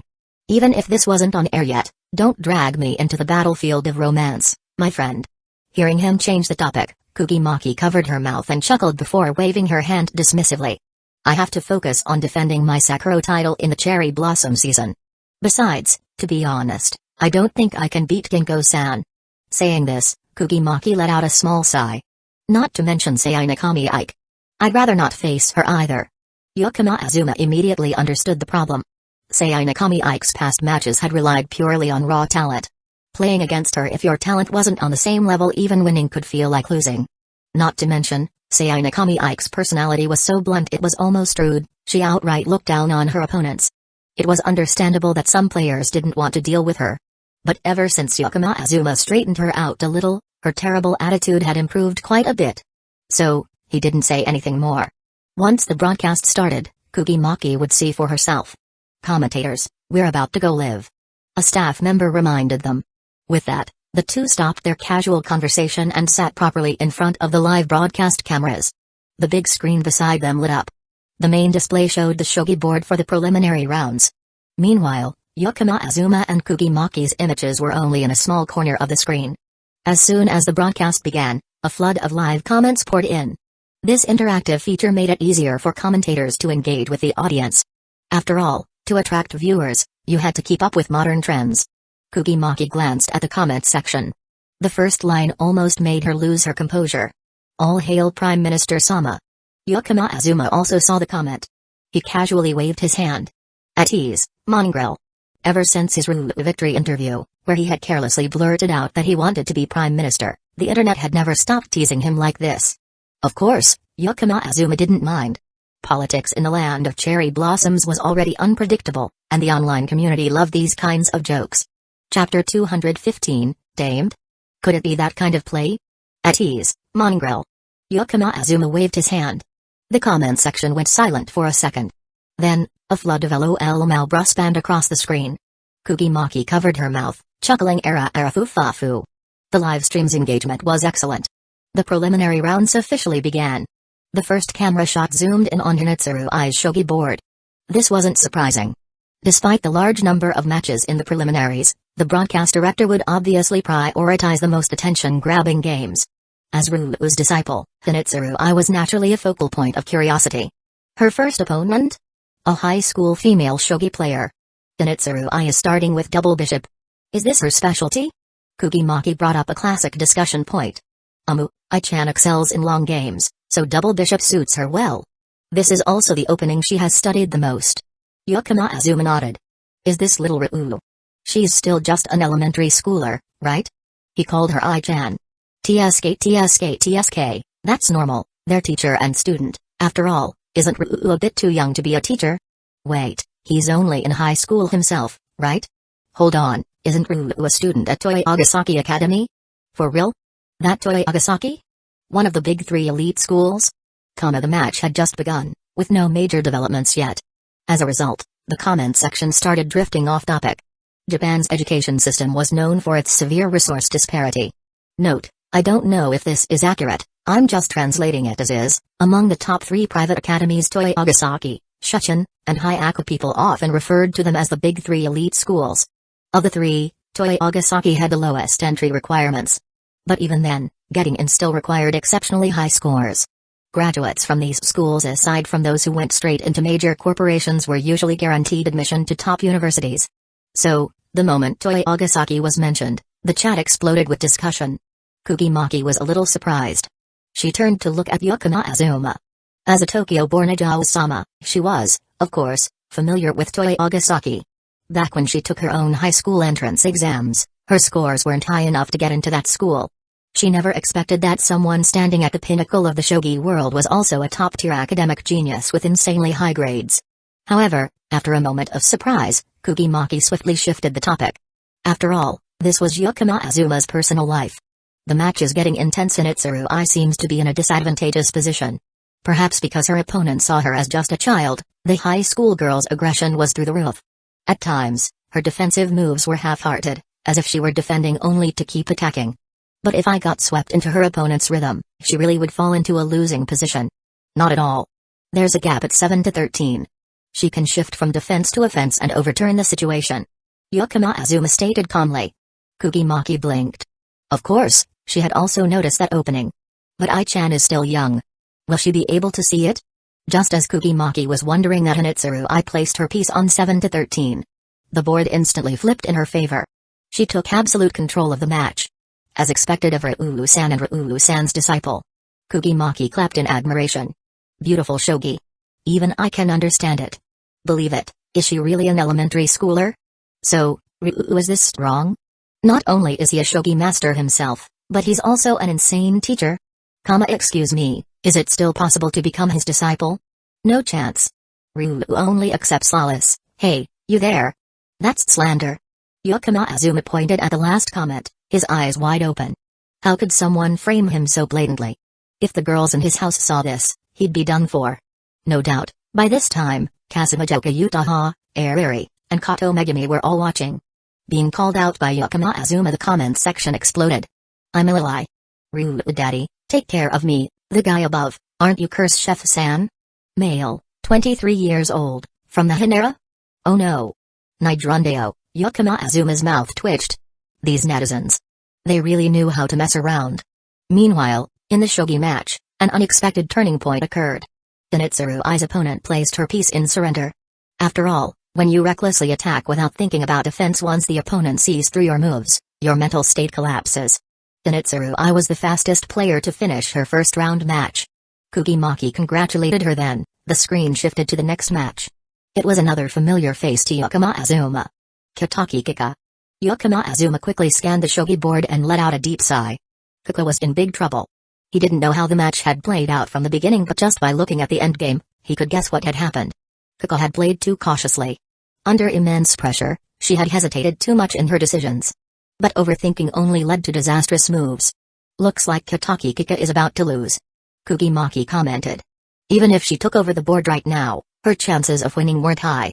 If she sacrifices her knight and immediately mobilizes the rook, she still has a chance. Azuma analyzed. Hearing this, Kugimaki replayed the move sequence he had suggested and couldn't help but click her tongue in admiration. Sasuga Ryulu. A position that seemed hopeless, and yet he instantly found a way out. But for someone who had already played into such a bad endgame, would they have the courage to sacrifice a piece to deploy the rook? The answer was no. Kika still lost. Azuma blinked. Well, losing the first match isn't necessarily a bad thing. He mumbled. Kikane, just like this game of shogi, needs to be backed into a corner before she can be reborn. The screen transitioned to the next match. This time Sainakami Ike. After all, she was the empress. Looking at her endgame position, Kugimaki was momentarily stunned. Logically speaking, based on Sainakami Ike's style, if she faced an opponent with a clear skill gap, she would usually play provocative or even insulting moves. For example, in a past game between Sainakami Ike and Soroginko, she had once committed an unprecedented violation in shogi history. She deliberately placed one of her pieces into Soroginko's captured piece zone. Most people wouldn't understand why she did that. But in reality it was a calculated move planned many turns ahead. A blatant provocation, purely based on her natural talent. However, this time Sainakami Ike's endgame was surprisingly normal. Just a standard crushing victory. Kugimaki was stunned. Has Ryu-san already tamed this monster? She blurted out without thinking. In the world of female shogi players, Sainakami Ike was known as a monster. Her talent was too overwhelming, her playstyle too unruly, and she would stop at nothing to become stronger. However, saying this in private was fine, but saying it on a live broadcast, that was a problem. Monster? Tamed? What's going on? Yamashiro Sakura is seriously Chunabiu, lol, wait a minute, isn't the monster the empress? Hold on, wasn't there a rumor about empress and Ryu having some kind of ambiguous relationship? Oh yeah, does taming mean that kind of play? Kamikama nice. Ryu, the comment section turned colorful real fast. Director, ban that guy for 3 days. Let him reflect on his actions before he accidentally runs into Truck-kun tomorrow. Opening parenthesis, closing parenthesis, closing parenthesis. Azuma pointed at a particular comment and loudly called out to the director. End of the first round. The first round of the qualifiers wrapped up quickly. Before moving on to round 2, the players had a short break. The commentators also had time to rest, and the broadcast switched to a replay of earlier matches. Azuma exchanged a few words with Kugimaki, then left the broadcasting room. He hadn't walked far when he spotted his senpai and disciple sitting in a corner of the tournament hall. Quickening his pace, he approached them. He found Kitaki Kika sitting on the steps, looking like someone had forced her to eat dirt. So, everyone won easily, huh? Sorry. I was the only one who lost. I'm really sorry. I feel bad for ruining the mood. The light in Kika's emerald green eyes had completely dimmed. Kika, don't give up. You still have the revenge match. Zenitsurui encouraged her. Nay. There's still a chance. Even Soroginko spoke up. This tournament was extremely important to Kitaki. It was her last shot at turning things around. If she failed to qualify and become a professional female shogi player this time, she would only have 1 year left to rank up through normal means, and her chances were very slim. Old soldiers never die. They just fade away. Kitaki muttered, leaning against a wall and sliding down slowly. Yukino Azuma smiled helplessly. Well, maybe this wasn't such a bad thing. If Kikane kept up that rigid, nervous mindset, hesitating, overthinking, then she was guaranteed to lose. But now, she had relaxed. And that might actually help her mentality. Yukino Azuma reached out and pulled Kitaki to her feet. Gripping her arm, he spoke, "Alright, round 2 starts in the afternoon. No matter what, let's go eat first." Hearing that, Kitaki reluctantly snapped out of it. She could feel the reliable presence beside her. At that moment, she really wanted to throw herself into his arms and cry her heart out. If not for Soroginko and Hinatsurui, the 2 kuhai from their sect watching nearby, she probably would have done it. The group left the tournament hall and returned to Hinatsurui Ryokan. After forcing Kitaki to sit down at the dining table, Yukino Azuma headed toward the kitchen of Hinatsurui Ryokan. At this point, saying anything to Kiko wouldn't help much. Might as well try food therapy. Maybe delicious food would do the trick. Chapter 216, Ran into Iloi Nest. Noon. After lunch, Kitaki returned to her room. She opened the suitcase she had brought along and took out an old anime-themed notebook. This was her childhood diary. For the past 2 years, as she approached the red line age limit for female shogi players, in moments of anxiety, Kitaki often took out her childhood diary. She would open it to remind herself how she had started in the first place. But every time, she could only flip through a few pages before she had to close it again. When she was a child, Kitaki was brimming with confidence in herself.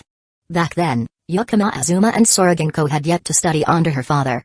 Every line written by little Kitaki was filled with love for shogi and the belief that she would inherit her father's legacy. But as she grew older and was battered by reality, the once little girl, now an adult, began to envy her younger self. If this time, in the Mnavi tournament, she still couldn't become a professional female player, it seemed like she would have to give up. And now, she had already lost in the very first round of the qualifiers. Kitaki wasn't completely in despair, but it felt like a bucket of cold water had been poured over her. As she turned the pages, an envelope unexpectedly fell out from between them. Kitaki was momentarily stunned. She picked up the envelope. Only when she opened it and saw the childish handwriting on the paper inside, did Kitaki suddenly remember she had written this letter when she was little. Back then, there was a trend of writing letters to oneself 10 years in the future. It was just that Kitaki had completely forgotten about it. Now, more than 10 years had passed. Amid the childish handwriting on the paper, it was filled with her hopes for the future. 10 years later, have I achieved my dream and become a professional female shogi player? Kitaki really wanted to tell her younger self she had no natural talent for shogi. Every time she competed, she could feel the gap in talent between her and her opponents. It was a stinging, murky feeling. But thinking carefully, did she truly regret stepping onto this path? In her mind, an image of a small girl appeared. A girl with short, tea-blonde hair, holding a shogi piece in her hand, smiling radiantly like a blooming flower. Kitaki smiled. No matter how she thought about it, there was no way she regretted it. Afternoon. The draw for the second round of the qualifiers. Soroginko anxiously tugged at the hem of Yukino Azuma's shirt. Her gaze was fixed on Kitaki, who was stepping forward to draw her match-up. Did you not go talk to Kikane at noon? As the reigning queen, Soroginko didn't even need to participate in the qualifiers and advance directly to the main tournament. But that didn't mean that someone as talented as her couldn't understand Kitaki feelings. On the contrary, Soroginko understood them very well. Because she herself had a goal that was extremely difficult to pursue. Even so, although she wanted to encourage her sister senpai, Soroginko was clumsy and genuinely didn't know what to say. However, she felt that Yukino Azuma was smooth-tongued. He should at least go and offer some words of encouragement. Yukino Azuma gently patted Soroginko's small head. Don't worry, Kikane isn't just a supporting character in someone else's story. She's the protagonist of her own tale. Whether or not anyone helps her, she'll find success. Hearing this, Soroginko could only nod lightly. After the drawing ended, Yukino Azuma waved to Soroginko before heading toward the broadcast room.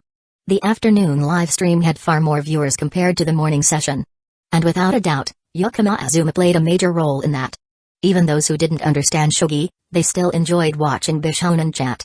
Afternoon, the director was no longer making biased camera cuts. They couldn't just keep milking Yukino Azuma for views. Otherwise, when the qualifiers ended, There might be online speculation about Ryu rigging the results. However, the screen still occasionally switched to the matches of Hinetsuru I and Kitaki Kika. By the time all the afternoon matches had concluded, the 4 rounds of the first day had came to an end. The list of players advancing to the main tournament was also announced. And finally, Yukima Azuma, today's commentator, could clock out. He stealthily made his way to the winner's interview area, blending into the crowd of reporters. Hinetsuru I, how does it feel to become the youngest player in history to reach the main tournament? A reporter raised a camera and asked. The small girl, hugging a bouquet half her size, answered timidly, even though I'm still weak and have a lot to learn, I'll definitely keep winning. Who do you want to share the joy of victory with the most? Shizu? From your perspective, what kind of person is Ryu your master? Very handsome, very strong, and very reliable. Hinetsuru I had won all 4 of her matches, securing a spot in the main tournament. It was nothing short of a breakthrough. Next. Empress, Sei Nakami Ike, how do you feel about advancing to the main tournament? Nothing at all. It's just nothing. Of course, Sei Nakami Ike had also won all 4 of her matches, but on stage, she seemed a little impatient. If it were before, she would have surely said something like, my opponents were too weak. If you're weak, then train harder. But whether it was because she had actually changed? Or because she spotted Yukima Azuma standing behind the group of reporters mid-interview? In the end, Sei Nakami Ike obediently gave a proper statement about qualifying. Next. Kitaki Kika, it was a tough journey, but you've earned your spot in the main tournament. Congratulations. Yes. It feels like a dream to still be here. Kitaki Kika hugged her bouquet, her expression still carrying a hint of disbelief. Even though you lost the first match, you managed to bounce back. That's truly incredible. 1 loss, 3 wins. In the end, she had made it out of the losers bracket. Moreover, with a high match point ranking, she smoothly secured her spot. Though she had stumbled along the way, she had ultimately reached the main tournament. After the interviews concluded, Kitaki Kika exited the venue through a side door. Congratulations, Kikane. Yukima Azuma rushed forward and hugged her tightly. Kitaki Kika was still a little dazed, but when she was suddenly embraced by Yukima Azuma, she snapped back to reality. Although she was thrilled inside, being hugged in celebration by a boy much younger than her made Kitaki Kika feel a little embarrassed. She was a mature on-san, after all. Thankfully, Yukima Azuma didn't hold on for too long. After congratulating her, he quickly let go. Azuma-kun, really now? You crushed my flowers. Kitaki Kika muttered softly. During the hug, the bouquet had been caught between them, causing quite a few petals to fall. If Kikane likes flowers, I'll buy a whole truckload next time and bury you in them. Yukima Azuma chuckled. Kitaki Kika tried to imagine the scene. It sounded absurd, but somehow, it made her heart flutter a little. Because of that, she lightly shot a reproachful glance at the one responsible for this feeling, Yukima Azuma. This is just the first step. I still have to keep winning. Hearing that, Yukima Azuma waved a hand dismissively. Kikane is super strong. There's no way it'll be a problem. I wish it were that simple. Kitaki Kika said, but her expression wasn't heavy at all. After securing her spot, she felt like she had shed her old self. The burdens of the past seemed to melt away in an instant. Though her words were modest, deep down, Kitaki Kika truly believed she could keep winning. Let's go, Kikane. Time to celebrate. Yukima Azuma grabbed her hand and quickly led her toward Hinetsuru Ryokan. The mature woman, being pulled along by the hand, suddenly felt her face heat up. Why am I suddenly acting like one of those cute, shy Dara characters? Congratulations, Kikane. Congratulations, Kikane. As soon as they arrived, Soroginko and Hinetsuru I, who had been waiting, immediately cheered in celebration. Kitaki Kika ran over and hugged them both tightly. Thank you. Thank you, everyone. A tiny little girl and a teenage girl. Both were completely enveloped in Kitaki Kika's large embrace. This touching scene almost turned into a case of suffocation by a pie. Once they finally escaped, the two looked at Kitaki Kika with somewhat complicated expressions. To celebrate, the group went out for yakiniku that evening. After eating, under the night sky, they strolled around Ginza. They ended up buying quite a bit of jewelry and clothing. The next morning. Good morning, Ryu-san. Early in the morning, Kugimaki appeared at Yukima Azuma's door. Seeing the famous female shogi player, Yukima Azuma was a bit confused. Although the two of them were scheduled to commentate a match together soon, there was no work today. So why had this on-san senkai shown up so early?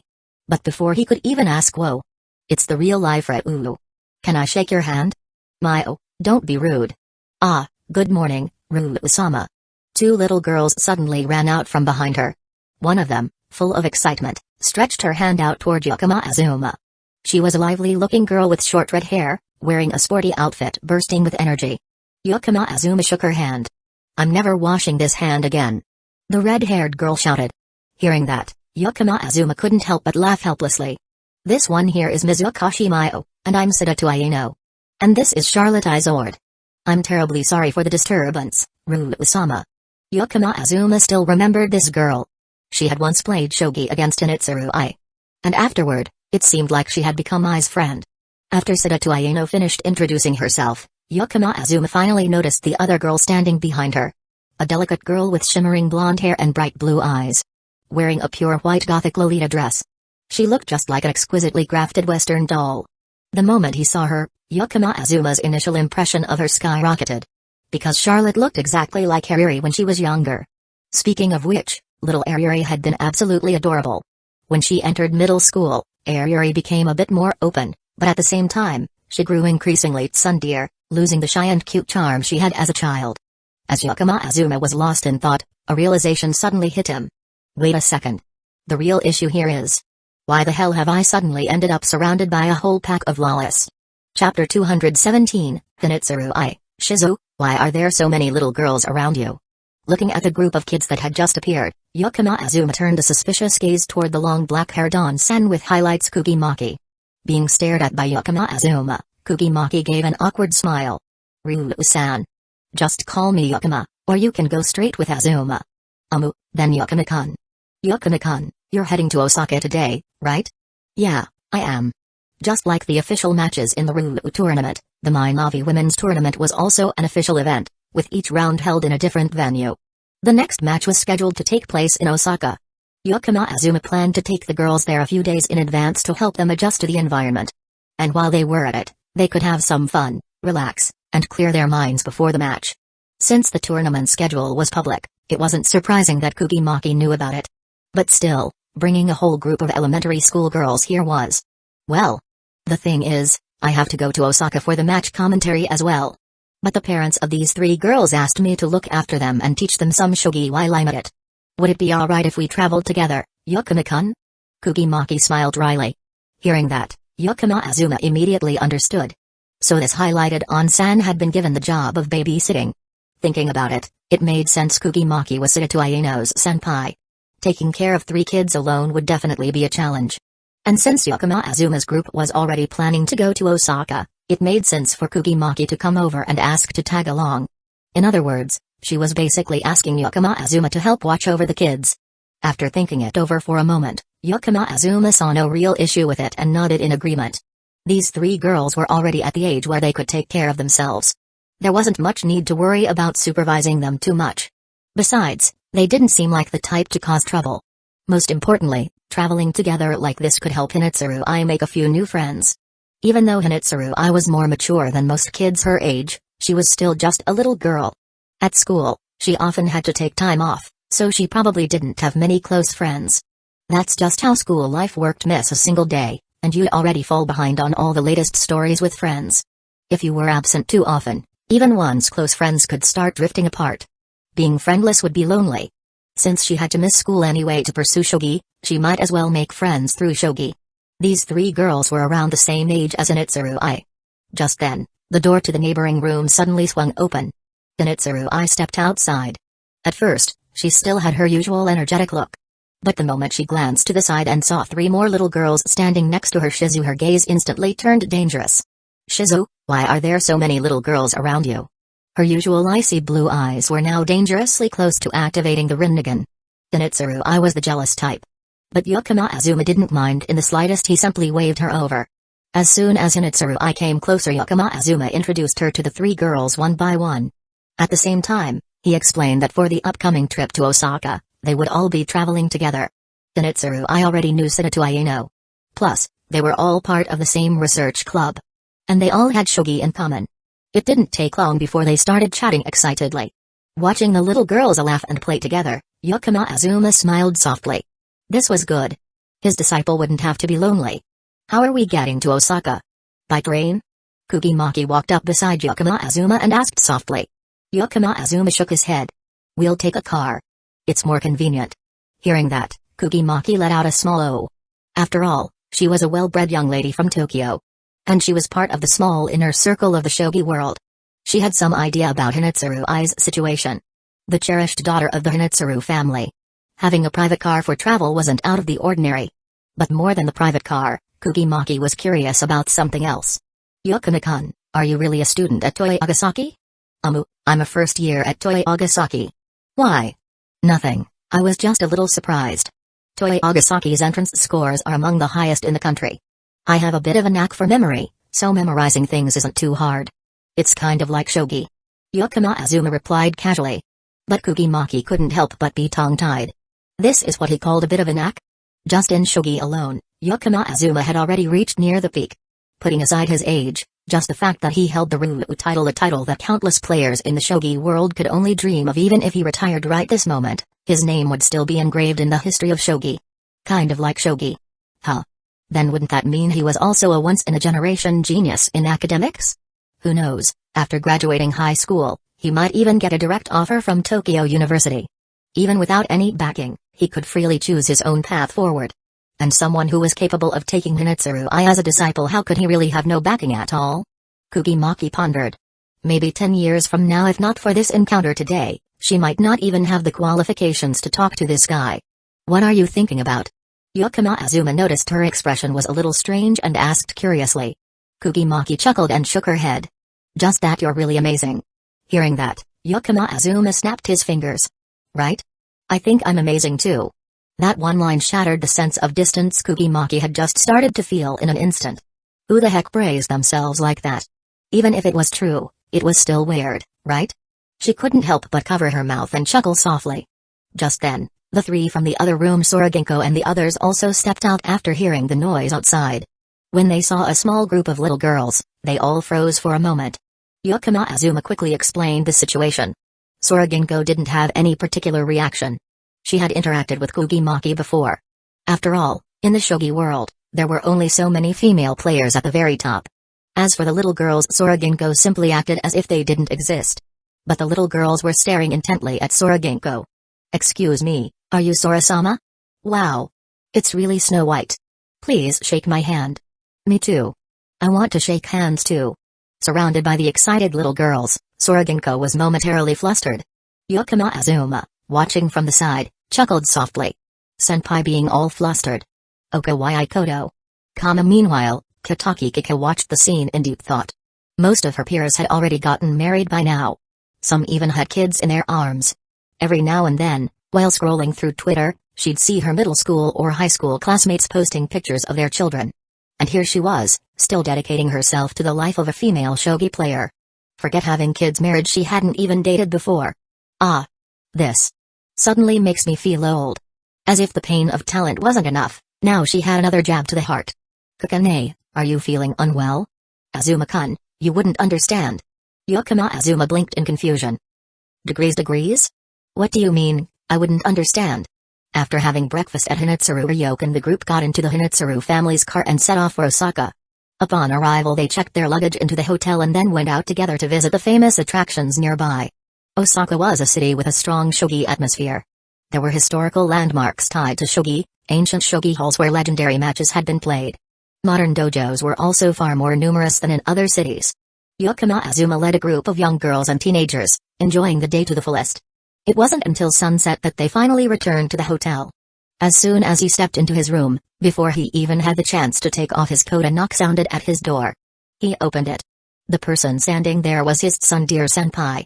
Ginko-senpai, is something wrong? Yukina Azuma blinked. For Sora-ginko to come find him out of the blue, there had to be a reason.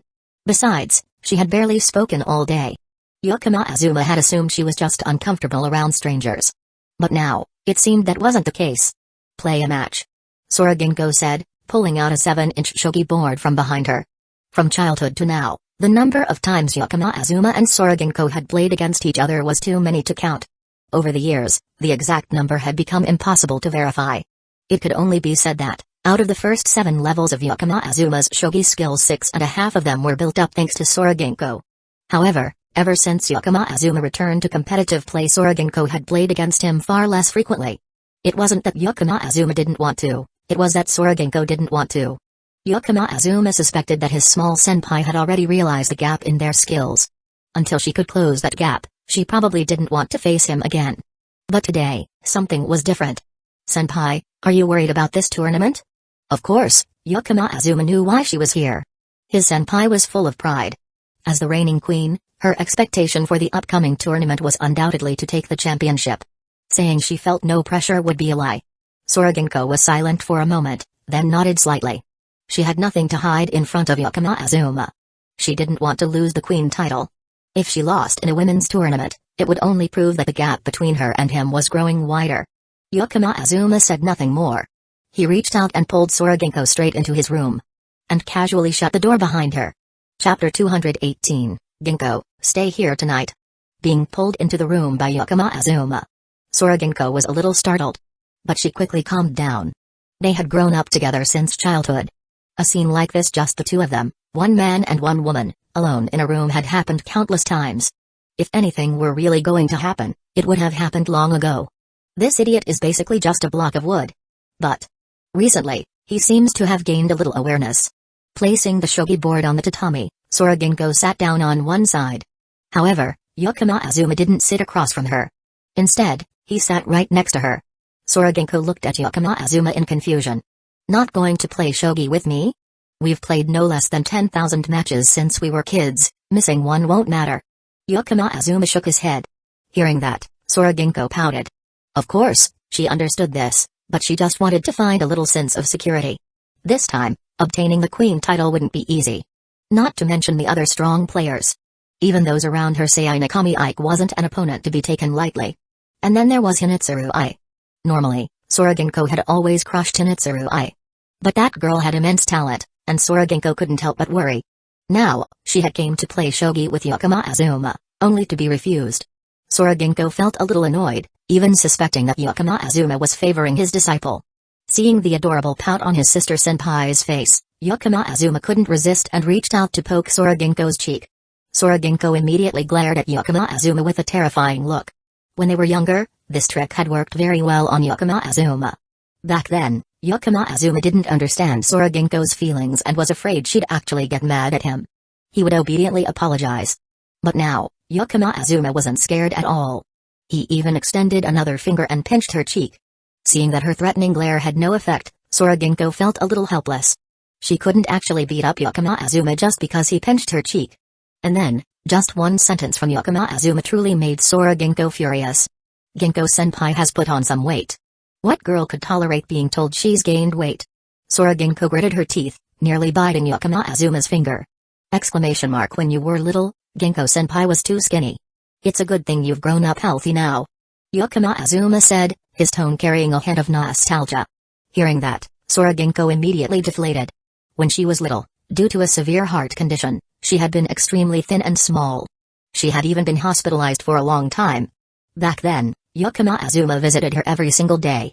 The hospital food was bland and tasteless. Every day, she had to mix in a lot of sauce just to eat it.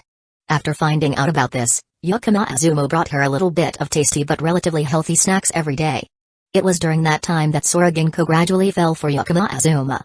Otherwise, even if they had grown up under the same master, Sora-Genko wouldn't have been infatuated with Yukima Azuma from the start. Her fingers lightly touched the crown bracelet on her wrist. Sora-Genko unconsciously smiled with happiness. After smiling, she realized that the worries in her heart had significantly lessened. Looking at Yukima Azuma, she wondered if he had been doing all this to help her relieve psychological pressure. Thinking about it, Sora-Genko suddenly felt a little jealous. He's really good at this. She wasn't always by Yukima Azuma's side. It was rare for her to have the chance to talk with him like this. "Do you usually comfort your disciple like this too?" Genko glared at Yukima Azuma. Yukima Azuma shook his head. "I is always full of energy." "Oh, that's true. That little girl went straight to your house to become your disciple at such a young age. Genko-senpai has no right to talk about others. You were even more domineering." Hearing that, Yukima Azuma almost couldn't hold back his laughter. At the very least, Hinitsuru Ai had already entered elementary school when she sought out a master. But Sora-Genko. The achievements of this little senpai were truly astonishing. At 2 years old, Sora-Genko had already memorized all the rules of shogi. At 4 years old, she lost a teaching match against Kitaki Kazuki. And so, that 4-year-old girl went online to look up Kitaki Kaku's home address. She bought a train ticket on her own and traveled to her master's house to seek revenge. She even left behind a legendary tale because she couldn't reach the ticket machine. The station staff had to place a small platform in front of it just so she could buy her ticket. Even more domineering than Hinetsuru I. No wonder, despite being so young, Yukima Azuma had already taken a master. And yet, Sora-Ginko, who was even younger than him, had somehow entered the school before him and become his senpai. Being teased by Yukima Azuma, Sora-Ginko felt a little embarrassed and unconsciously fiddled with the hem of her skirt. The younger Sora-Ginko had been extremely proud. Losing a match to her master left her 70% unwilling and 80% frustrated. She spent all day thinking about how to take revenge. Later, when her parents found out, that was when the matter of taking a master was decided. But looking back, being able to become a disciple had truly been a stroke of luck. Otherwise, she never would have met Yukima Azuma. After a brief moment of awkwardness, Sora-Ginko took a deep breath. All the tension had disappeared. She lifted her head to look at Yukima Azuma. Will I win? It was a strange question because, unless there was a massive gap in skill, the outcome of a match was always uncertain, full of countless variables. But at this moment, Sora-Ginko asked not for an actual answer, she simply wanted Yukima Azuma's affirmation. Of course you'll win. Sora-Ginko is the most incredible genius I've ever met. Yukima Azuma responded without hesitation. What about that little brat? It'll take a few more years to catch up to you. Are you just trying to make me happy? I mean it. I don't know what senpai is so worried about. You're the one the entire women's shogi world places their hopes on. Sora-Ginko was instantly convinced. That's right, she had to win. Not just for her own pride and ambition, but for all those who had placed their hopes in her. Women's shogi was in decline, no one had ever made it to professional status. The highest rank achieved was only 2 dan in the shurikai, which was the very rank she held now. She absolutely couldn't stop here. She had to keep moving forward. Until she reached 3 dan in the shurikai. And eventually, even professional 4 dan. At the very least, until she became a professional 4 dan, she wouldn't allow herself to fail. She would win. Standing up, Sora-Ginko prepared to return to her room. Her mind was now completely steady. In the upcoming match, she had to walk the path to victory in peak form. Now that you've sorted everything out, you're just leaving? Senpai, you're so heartless. Yukima Azuma gently tugged at Sora-Ginko's sleeve. Hearing that, Sora-Ginko's fair face immediately flushed red. She suddenly remembered something from a few days ago. She had taken the initiative to kiss this boy on the cheek.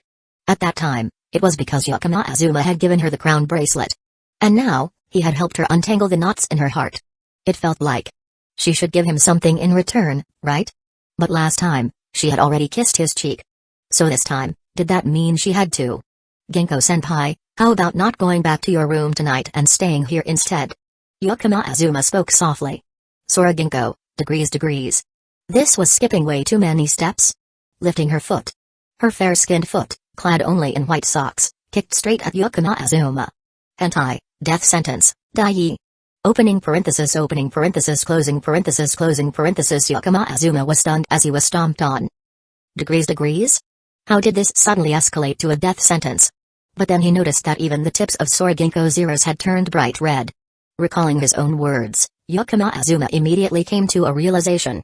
Your Honor, Jesus Christ in heaven, I've been wronged. He had merely wanted a lap pillow to sleep on purely and innocently.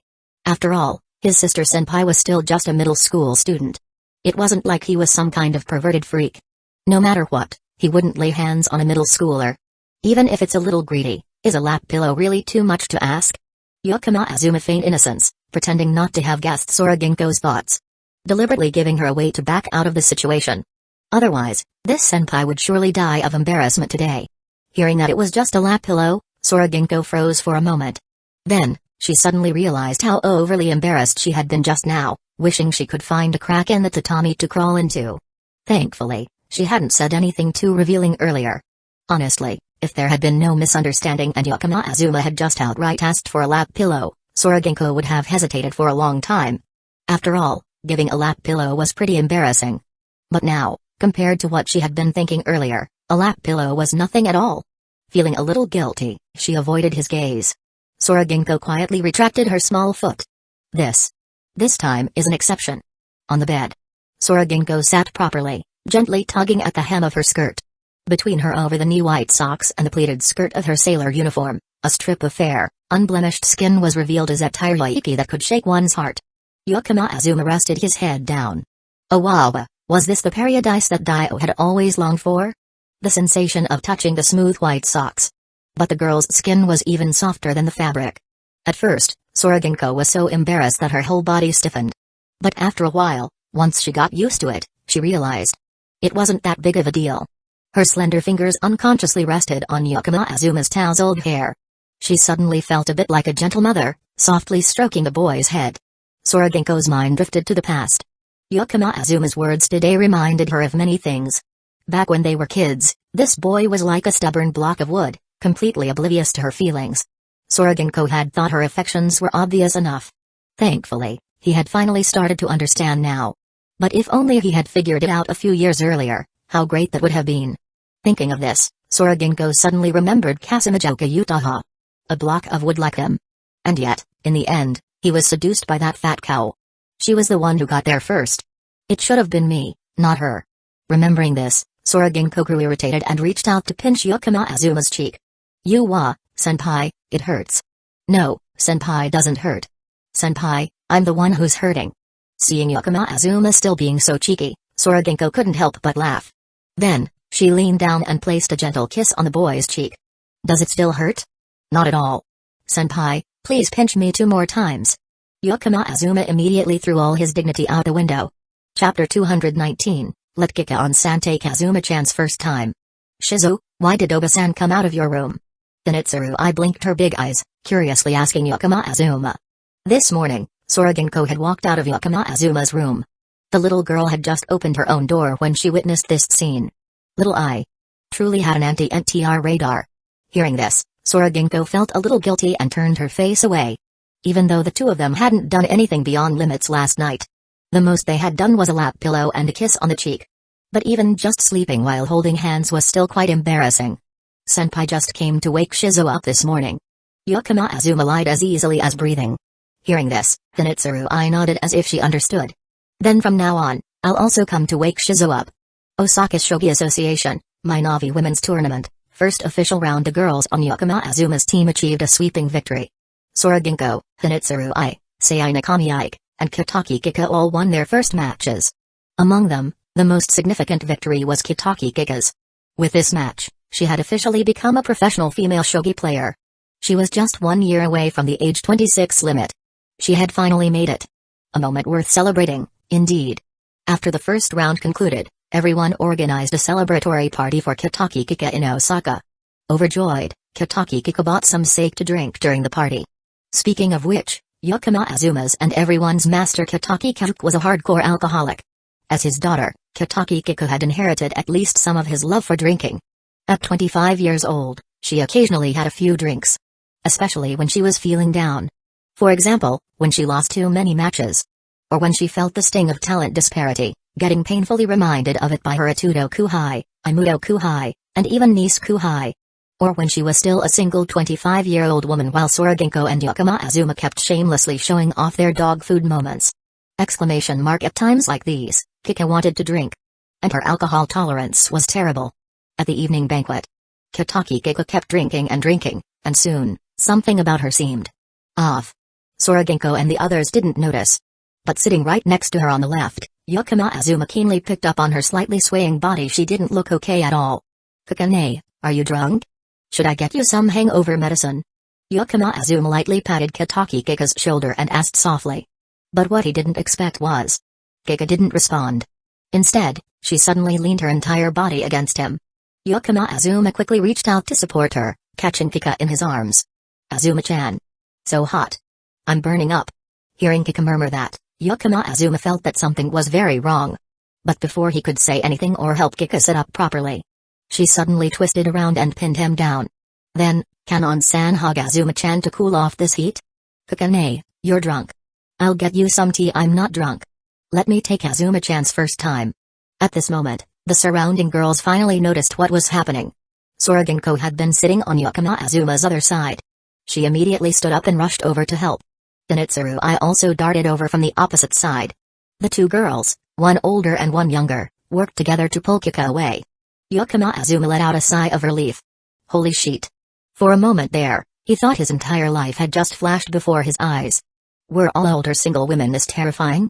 The last time something like this happened, it was Yukino Shitaharuno, wasn't it? And back then, no one had come to help him. As a result, he really did end up getting taken advantage of by that woman. Thinking about this, Yukino Azuma suddenly remembered Yukino Shitaharuno. The image of a girl panting from a long-distance run seemed to appear before his eyes. Yukino Azuma shook his head. Why was he even thinking about that wicked woman? If conquering someone was as simple as waiting at their house every day, then there wouldn't be any clowns left in this world. The next morning, Kusagakure groggily sat up. Her head was still slightly aching. The after effects of the hangover were truly unpleasant. Luckily, Yukino Azuma always had hangover medicine on hand. After Keiko was dragged away last night, Yukino Azuma had Sora-Ginkgo give her some medicine. So now, while she still felt uncomfortable, at least it wasn't a skull-splitting headache. Sitting up, Keiko couldn't even remember how she got back to her room. Come to think of it, after drinking last night, what exactly did I do? As she searched her memory, Kusagakure's expression gradually changed. The heat on her cheeks rose accordingly. What the hell did I do? Degrees Kusagakure buried her face into a pillow. What kind of insane things had she said to that Kuhai who was 10 years younger than her? Sorry, Dad. Sorry, Tenno. Sorry, Amaterasu. Sorry, Society. Keiko was nothing more than a shameless pervert. The trip to Osaka, aside from the earth-shattering embarrassment, could be considered a success. The second round of the tournament would take place in Kanagawa. The group set off early and took the chance to explore Kanagawa a bit. Afterward, they focused on preparing for the next match. By the fourth round, having resolved her inner struggles, Kusagakure's strength exploded. But there were limits. In the end, she still stopped at this stage. Though she couldn't become a potential woman like Kawaii Kenichi. For Kusagakure, this was an achievement she had never dared to dream of. She had joined the research club since childhood. Yet, after more than 10 years, she had still been unable to become a professional female shogi player. But this time, she not only passed the qualification rounds and officially became a female shogi player. She even climbed another rank on the leaderboard thanks to her tournament results, reaching B2. If she continued to work hard, she had a real chance of advancing further and stepping into Shurikai. Round 6 of the main tournament. Sora-Ginkgo faced off against Sei Nakami-Ike. In their private matches, their win-loss ratio was about equal. But this time, Sora-Ginkgo's momentum was clearly overwhelming. They didn't even need to extend the match to the 7th game. Sei Nakami-Ike lost 1-4, getting eliminated from the tournament by Sora-Ginkgo. Suffering a heavy defeat, Sei Nakami-Ike gloomily went looking for Yukino Azuma. She suspected that Yukino Azuma had been secretly coaching Sora-Ginkgo. So she clung to Yukino Azuma, demanding to play shogi and get some extra training. The result? After just 3 matches with Yukino Azuma, Sei Nakami-Ike grabbed the entire shogi set and threw it into the box. What the hell was the point of playing anymore? Unless it was a guided match, she couldn't see any chance of winning at all. It was simply too cruel. Exclamation mark. Round 9. Also the finals of the Minavi Women's Tournament. The group returned to Tokyo. And the 2 contenders for the Queen title were somewhat ironic. It was Sora-Ginkgo versus Initsurui. Nice versus Ant. After returning to Tokyo, Kusagakure waved her hand, calling Yukino Azuma over. "Kakane, what's up?" Yukino Azuma asked curiously. Kusagakure's face was slightly flushed. Although the drunken incident had passed nearly a month ago, she still felt a little embarrassed when facing this young boy. However, she quickly brushed aside that feeling and seriously instructed, "You, for the next few days, stay obediently by my side. No causing trouble. If you want to take care of both sides, you need to know how to balance things, understand? Otherwise, you'll be in big trouble." Upon hearing this, the corner of Yukino Azuma's mouth twitched. Why did Senpai's tone sound like she was teaching him how to manage a harem?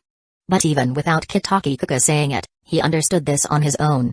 At this crucial moment, there was no way he would be going back and forth between Senpai and his disciple. And he definitely couldn't favor one side over the other. Otherwise, a Shura field would undoubtedly occur. After returning to Tokyo, Initsurui and Sora-Ginkgo both locked themselves away for intense shogi training, studying match records. 2 days later, the Queen title match final officially began. Yukino Azuma and Kugimaki once again took on the role of commentators. If Yukino Azuma's CO host had been someone else this time, there was a good chance they would have asked an awkward question: who are you rooting for? After all, one was his disciple. The other was his senpai. But having accompanied Yukino Azuma throughout this journey, Kugimaki had, to some extent, become friends with them. She understood the deep bond between Yakama Azuma, Sora Ginkgo, and Hinitsuru I. So of course, she wouldn't ask such a mood-killing question. However, while things at the commentary table were uneventful, on the shogi board, things were anything but peaceful. Seated at the 7-tatami shogi table, Sora Ginkgo gently touched the jade crown bracelet on her wrist. A sense of reassurance welled up inside her. It felt as if Yakama Azuma was right beside her. A faint smile unknowingly appeared on Sora Ginkgo's lips. But when she looked up, she saw Hinitsuru I slowly unfolding a folding fan. The frame was made from precious wood, and the fan paper was no ordinary washi. But those details didn't matter. After steadying her emotions, Hinitsuru I, as if wanting to show off, flipped the fan around. Two powerful, bold characters were written on it, Jing Hong. There was no need to check the signature in the lower right corner just by looking at the brush strokes. Sora Ginkgo immediately knew this was Yakama Azuma's handwriting. The moment she saw the fan, Sora Ginkgo instantly felt jealous. She glared directly at the camera. She knew Yakama Azuma was watching. Live chat comments, "Whoa, that glare is terrifying. You can feel the killing intent, so this is the Snow White of Nanaiwa. What a powerful aura, Snow White-sama. Please use those white legs wrapped in black tights and step on me. Lalatinajasama panting. GIF, Curse Chef, Darkness Kun, wrong fanfic. Go back to Fate, livestream in Chaldus, bro above, why does that sound like a product placement ad? Itnandayo, why do I get the feeling that glare was out of jealousy? The comment above is right. That fan seems to have Ryu's signature on it, popcorn, popcorn. Place your orders now and get ready to witness Ryu's harem war unfold, fellow single brothers. Kukimaki glanced at the live chat comments and couldn't help but chuckle as she turned to look at Yakama Azuma. The young boy could only sigh helplessly. As expected, the most unpredictable things in this world aren't just autumn weather or government affairs, but also the hearts of young maidens. Chapter 220, Failure is always tied to life after the match. In the room, Hinitsuru I buried her head into the blanket. Like a little ostrich. She looked as if she was curling up into herself. On the other hand, Sora Ginkgo crossed her arms in front of her chest. She had a completely triumphant look. Her usually cold and beautiful face now carried a satisfied smile. Who won and who lost was clear at a glance. Even though Hinitsuru I possessed astonishing talent, her time studying shogi was still too short. Meanwhile, Sora Ginkgo had been exposed to shogi since she was 2 years old. The gap between them was inevitable. In the end, the match concluded with Sora Ginkgo successfully defending her queen title. Congratulations, senpai. You're now a triple crown. Yakama Azuma looked at the two girls, one older, one younger, and found it amusing, but he still seriously offered his congratulations. Sora Ginkgo was still in middle school. Yet she already held 3 titles, 2 queen titles and 1 women's throne. In the world of women's shogi, she was a true young prodigy. It couldn't be said that no one would ever match her in the future, but at least, no one had ever done so before. If she continued at this pace, she might achieve the title of Queen Eternal before graduating high school. By then, she would likely become the undisputed top player in women's shogi. Facing Yakama Azuma's congratulations, Sora Ginkgo only gave a soft m. Beyond the joy of winning the championship, she was thinking about something else. Ginkgo-senpai, are you thinking about something? Yakama Azuma noticed that Sora Ginkgo seemed a little distracted. Caught off guard, Sora Ginkgo immediately waved her hand. Of course not. Geez, just go comfort your little brat. Hearing this, Yakama Azuma became even more suspicious. Senpai being this generous was truly rare. Sora Ginkgo was indeed thinking about something else, something related to Yakama Azuma. Winning the queen title this time held great significance for her. Even more than the previous 2 titles. After all, maintaining one's position at the top was much harder than having nothing to lose. And after defending her title this time, whether it was because of the crown bracelet on her wrist, or the conversation that unexpectedly triggered memories at night, or perhaps the bitterness that rose in her heart when she saw Kikane drunk and out of control in the end, Sora Ginkgo had come to truly realize just how important Yakama Azuma was to her. She might have always known deep down, but she had deliberately ignored it. After all, back when she pursued Yakama Azuma, he was nothing more than a block of wood. And later, when that block of wood finally wised up, other girls had already swooped in ahead of her. This proud Snow White couldn't just toss aside her pride and chase after someone immediately. But now that she had came to terms with it, Sora Ginkgo had made up her mind. She could no longer deceive herself. She, Sora Ginkgo, would take the initiative to pursue Yakama Azuma. Yakama Azuma had no idea what Sora Ginkgo was thinking. After a moment of suspicion, he decided to go to Hinitsuru I, who was still hiding like an ostrich. He pulled her out from the blanket and gently patted her head. You Shizu? As soon as he patted her head, she burst into tears and threw herself into Yakama Azuma's arms. Even though she rarely won against Soroginko in shogi matches, this was still her first time participating in an official tournament. Just like she had said when she made it through the qualifiers, she wanted to keep winning forever. Losing in the finals was a huge shock for her. Yakama Azuma adjusted the drooping Ojo on Hinatsurui's head and gently stroked her long, soft hair. Losing a match and feeling sad is normal, but don't dwell too much on failure. Failure is always a part of life. That is life itself. Hearing Yakama Azuma's words, Hinatsurui lifted her tear-streaked face, looking at him with glistening eyes, like a pear blossom in the rain. Shizu, have you ever lost before? Grave Kama Yakama Azuma shrugged. Of course. I've lost Timjin before and lost terribly. In fact, even now, I've never won against Timjin. Hearing that, Hinatsurui sniffled. Then, Shizu, let's work hard together. As she spoke, she raised her small hand and extended her pinky. Yakama Azuma nodded and hooked his pinky with hers. After their pinky promise, Hinatsurui's mood quickly improved. Aside from the tear stains on her face and her slightly choked breath, she looked as if she had never cried at all. Her Oj sprang back to life with energy. A child's sorrow comes quickly, but it also fades just as fast. Yakama Azuma took her to the bathroom, helped her wash her face, then dried her face with a towel. And just like that, she looked as fresh as new. The Minavi Women's Tournament officially came to an end. According to tradition, Yakama Azuma, Soroginko, Hinatsurui, and Kitaki Kiko had to return to the Kitaki household. After all of them were considered disciples of the Kitaki school. They needed to report the results of the tournament to their master, who was also their Grand Master. And they had to have a meal at the Kitaki household. So, this tournament journey was coming to a close. They bid farewell to Kugimaki and the 3 other girls. Though the time wasn't long, throughout this journey, not to mention anyone else in Hinatsurui, when parting with Sadato Aino and the others, almost burst into tears again. Fortunately, these girls were now members of the research club. They would still have chances to meet during the holidays. Besides, spring break wasn't far off. From Tokyo to Chiba, Kitaki Kiko sat in the front, glancing at the rear-view mirror. Soroginko, harboring impure thoughts, looked absent-minded. Yakama Azuma seemed distracted, lost in thought. Hinatsurui was still a little down about parting with her friends. To liven up the atmosphere, Kitaki Kiko spoke up, "Alright, why does everyone look so gloomy? When spring break comes, let's go to Hawaii."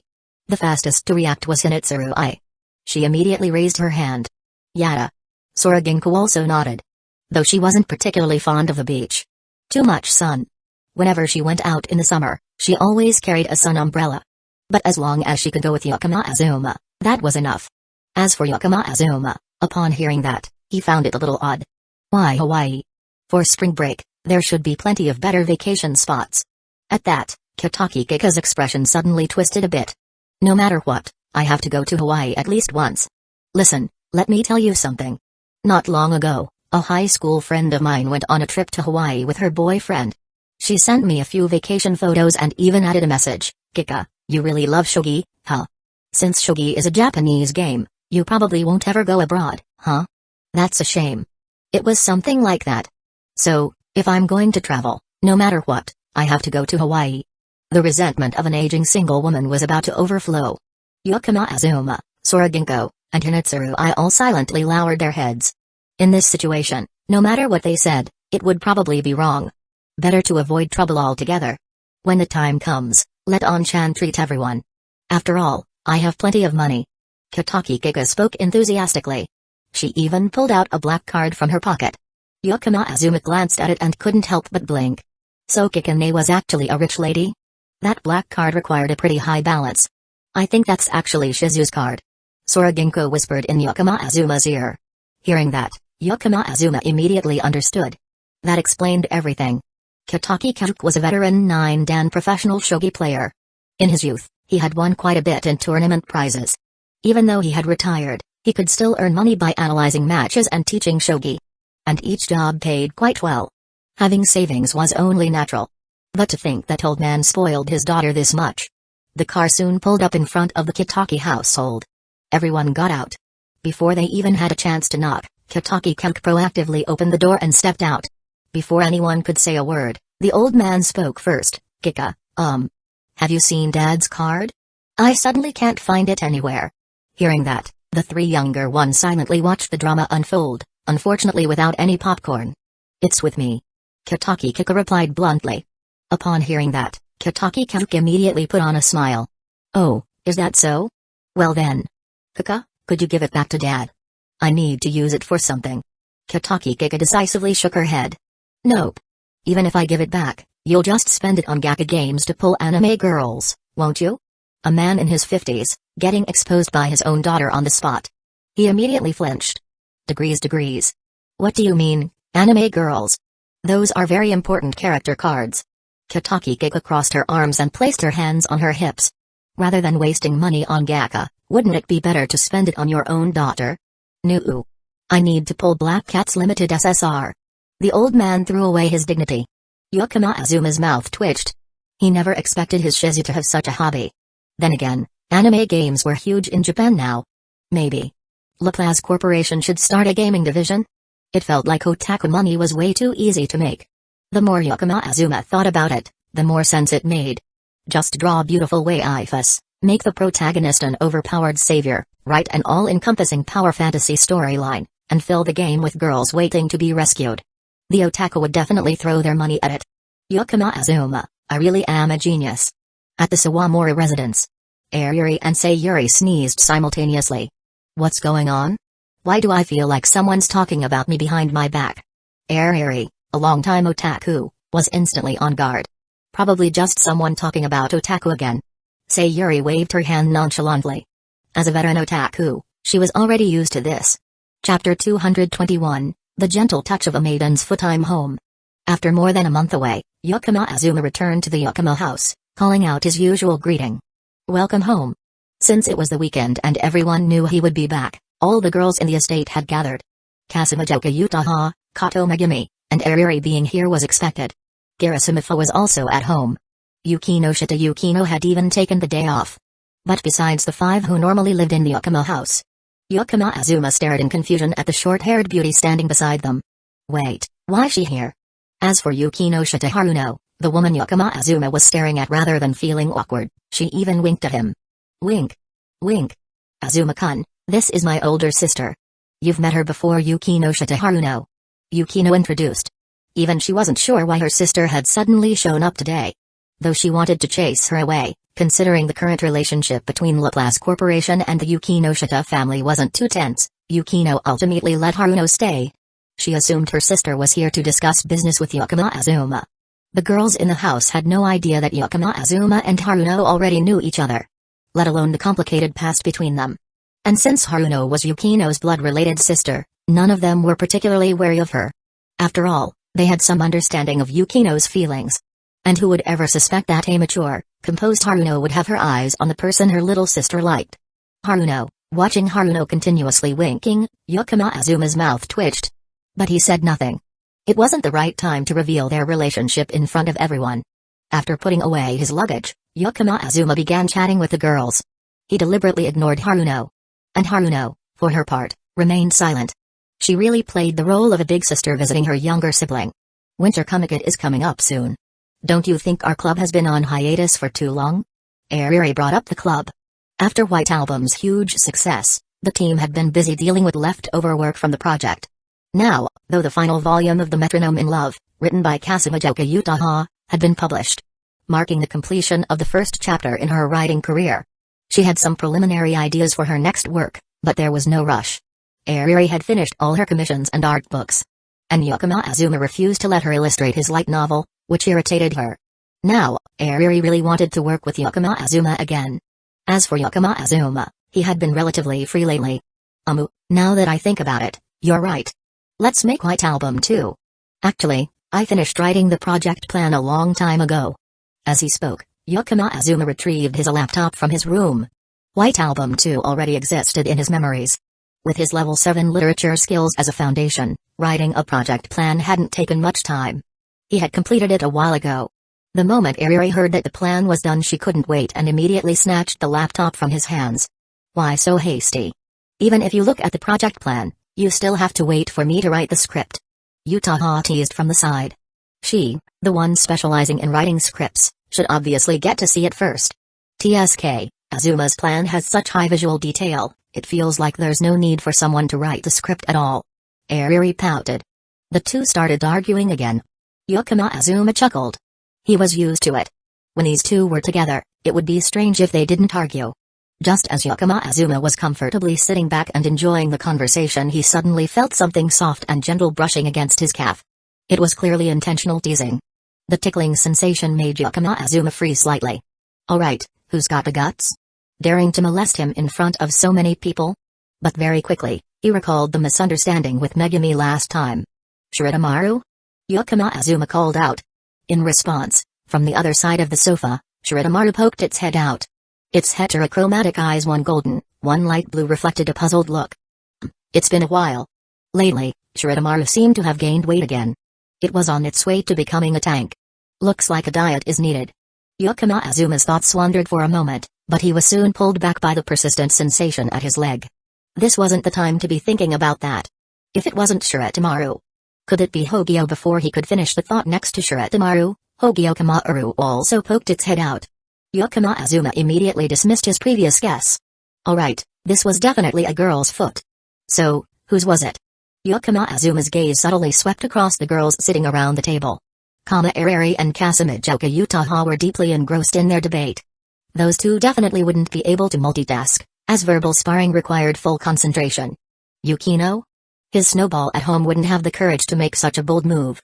Even with a 22-year-old single woman buff, it wouldn't go this far. Yakama Azuma glanced at Kato Megumi. Could it be Megumi?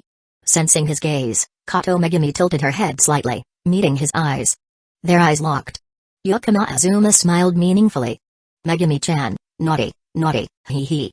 As if she could read Yakama Azuma's thoughts, Kato Megumi tilted her head again.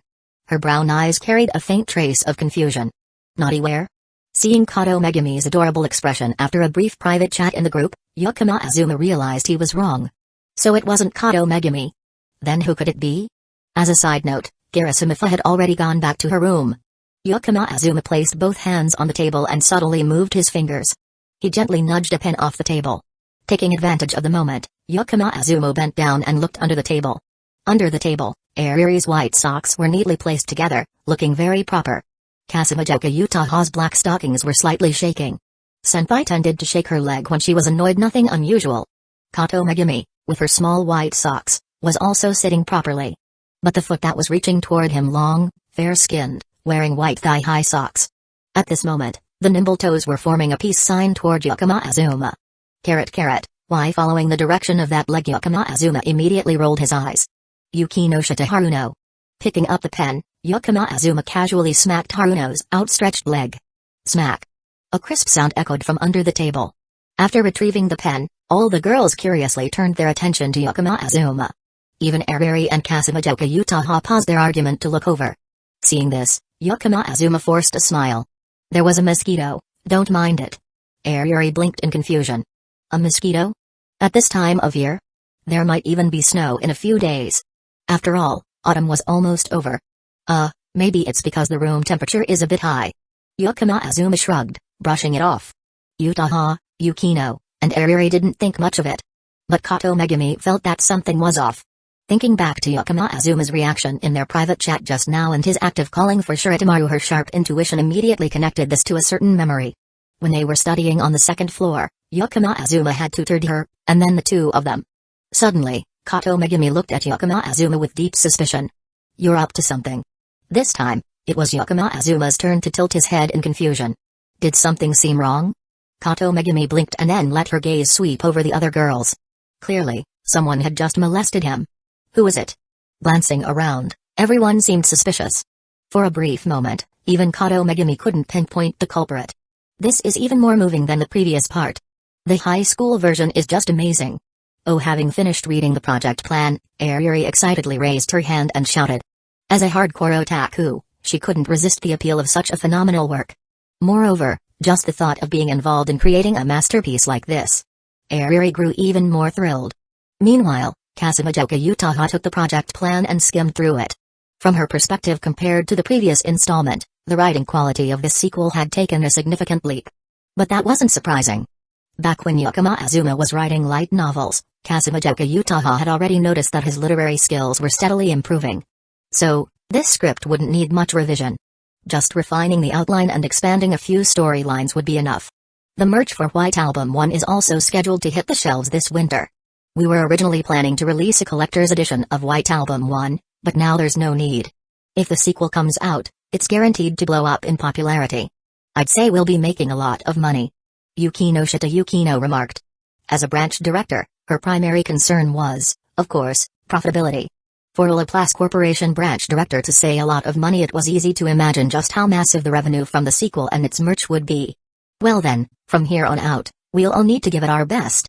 Yukino Azuma smiled and said. When he first formed this team, his goal was to work alongside these girls and strive together.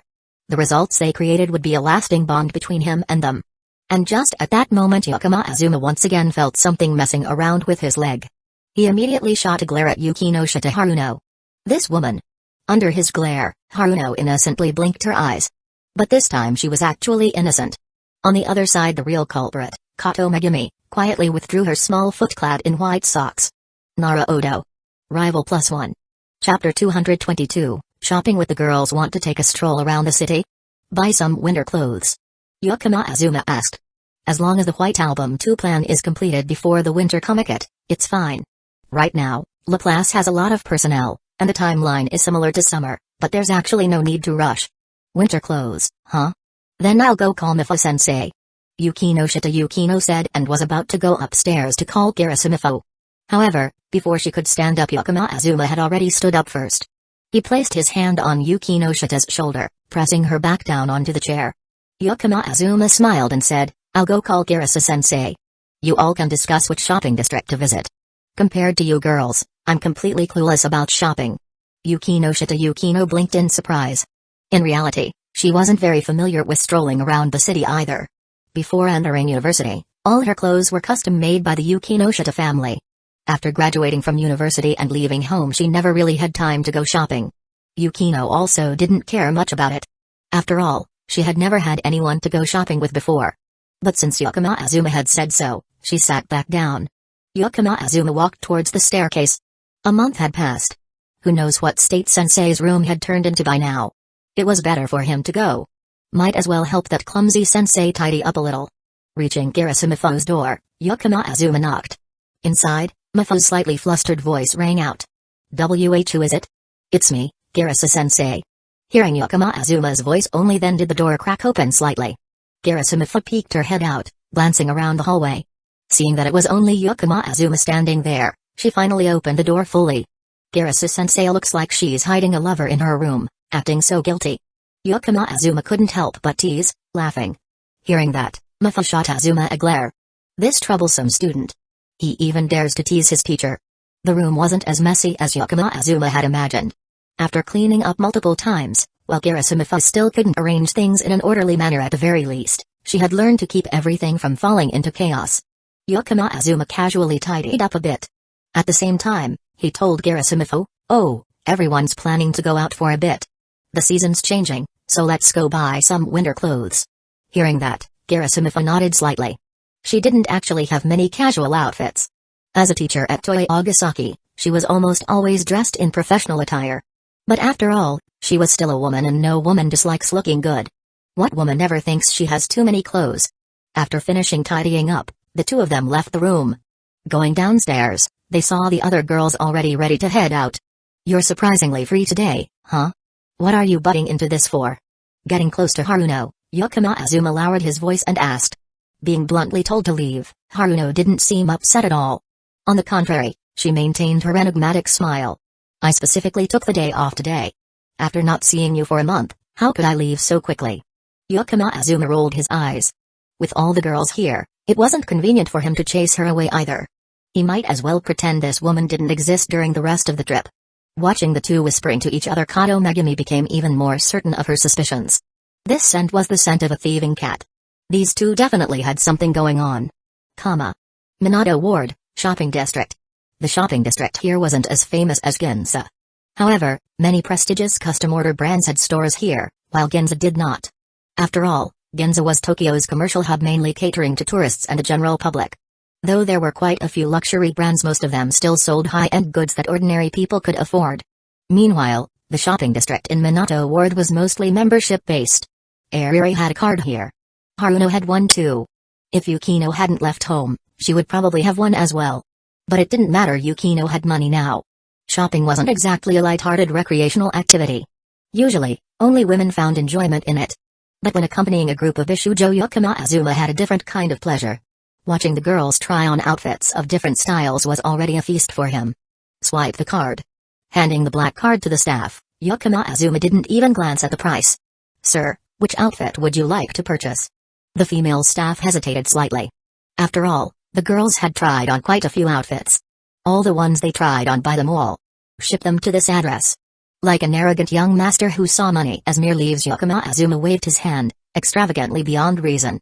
Casually, he wrote down Yukima's home address for the staff. Shopping at high-end stores like these had its perks, no need to carry the bags yourself. The female staff, whose eyes had turned into dollar signs, quickly grabbed the card and dashed off. This was a massive order. The commission alone might be enough to live on for months. Isn't his a bit too much? Kato Megumi leaned in close to Yukino Azuma, lowering her voice. She originally wasn't very interested in trying on clothes, but Ariri had dragged her into trying on a few. Now, she had finally slipped away while no one was paying much attention. Kato Megumi had seen the prices of these clothes. Even though, thanks to the profits from White Album, she was now a little rich young lady herself, the numbers on the price tags still made her feel a little dizzy. Spending habits weren't something that could change overnight. Everyone looked great in the outfits they tried on, so we might as well buy them all. Besides, the clothes you all have tried, I don't want anyone else to buy them. Yukino Azuma said with a smile. Kato Megumi blinked her brown eyes. Honestly, Azuma-san, aren't you being a little too possessive? Am I? Yukino Azuma wasn't self-aware at all. Kato Megumi nodded. Then, she suddenly changed the subject. What's with Haruno-san? Normally, Kato Megumi wasn't the type to casually call people by name. But with two people in the house sharing the surname Yukinoshita, calling them by their last name wouldn't differentiate who was who. Yukino Azuma froze slightly at the question. He wanted to change the topic. But when his gaze met those captivating brown eyes, it became a little difficult to lie. There was a small conflict in the past. Ex-girlfriend? Kato Megumi guessed. She already knew that both Kasumijoka-senpai and Ariri had been Miss Boy's ex-girlfriends. Though she felt that for someone as mature as Haruno, there wouldn't be anything in common with him but with his charm. If it really was that kind of relationship, it wouldn't be too unbelievable. Yukino Azuma choked for a moment and coughed awkwardly, then decisively shook his head. Cough cough. No. Kato Megumi blinked in surprise. Not? That made it even stranger. She didn't think Yukino Azuma would lie to her. After all, this guy could even say outright that he wanted to start a harem. Thinking about that, Kato Megumi lost interest in questioning further. Azuma-san, you decide for yourself. I don't want to bother managing a light novel harem protagonist who's all over the place. But if Yukino-san finds out in the future, things definitely won't end well. When that time comes, my shoulder will be here if you need it. With a soft HMPF, Kato Megumi ran off toward Ariri and the other girls. Yukino Azuma stood there, feeling both amused and helpless. Was Kato Megumi hoping he'd fall? Or hoping he wouldn't? But still, Megumi had a point. If Yukino found out about Haruno, with Yukino's personality, she would definitely be furious. On the other side, sis. Yukino bit her red lip slightly. Annoyed, she stared straight at her older sister. Meanwhile, Haruno grinned while holding a revealing backless sweater in her hands. Listen to me, this is an enhancement for your charm. A girl's weapons, it'd be a shame not to use them. If you want to hold on to a guy's heart, this is a must-have. Yukino-chan, you have to work hard, or it'll be really hard to become the main wife. Kama Yukino wavered slightly at those words. Not because of the so-called weapons of a girl, but because of the part about holding on to his heart. Her gaze unconsciously fell on the seductive backless sweater. But she quickly realized something was off. Main wife? What are you even talking about? Stop saying nonsense. Hearing this, Haruno simply smiled nonchalantly. These ideas couldn't be changed with just a few words. But they could slowly take root over time. It was a little mischievous, sure. But if it meant her little sister had to struggle a bit in the end, wouldn't everyone be happy? Haruno's gaze unconsciously drifted toward the three young girls in the distance along with the mature female teacher. Now, she could understand Yukino Azuma. If she were a guy instead with girls like these around, she definitely wouldn't be able to let go of a single one. Not even talking about beauty and appearance, each of them was a stunning beauty at first glance. More importantly, after spending time with them, they were all genuinely wonderful people. Letting them slip away. would be far too much of a waste. Garasimifo, after trying on 2 outfits, didn't pick up any more. Trying on clothes was too exhausting. She had changed so much that her movements had become clumsy. Stepping out of the fitting room, she walked over to Yakama Azuma. Garasimifo planned to just stand there with him and wait for the girls to finish. Garasa-sensei, that was rough on you. Yakama Azuma, seeing through Garasimifo's thoughts, teased her with a grin. You're such a troublesome student. Garasimifo reached out and pinched his cheek lightly. She had a feeling that the dignity of a teacher had completely disappeared. Now, this troublesome student was just being cheeky in front of her. As they talked, Garasimifo's gaze swept across the nearby area. Suddenly, she saw a familiar figure. Seeing Garasimifo freeze, Yakama Azuma followed her gaze. Chapter 223, Hiratsuka Shizuka and Garasimifo. Yakama Azuma followed Garasimifo's gaze forward. Not far ahead on the street, a familiar figure appeared. Oh, that's Hiratsuka-sensei. Hearing that, Garasimifo looked at Yakama Azuma in surprise. Eh?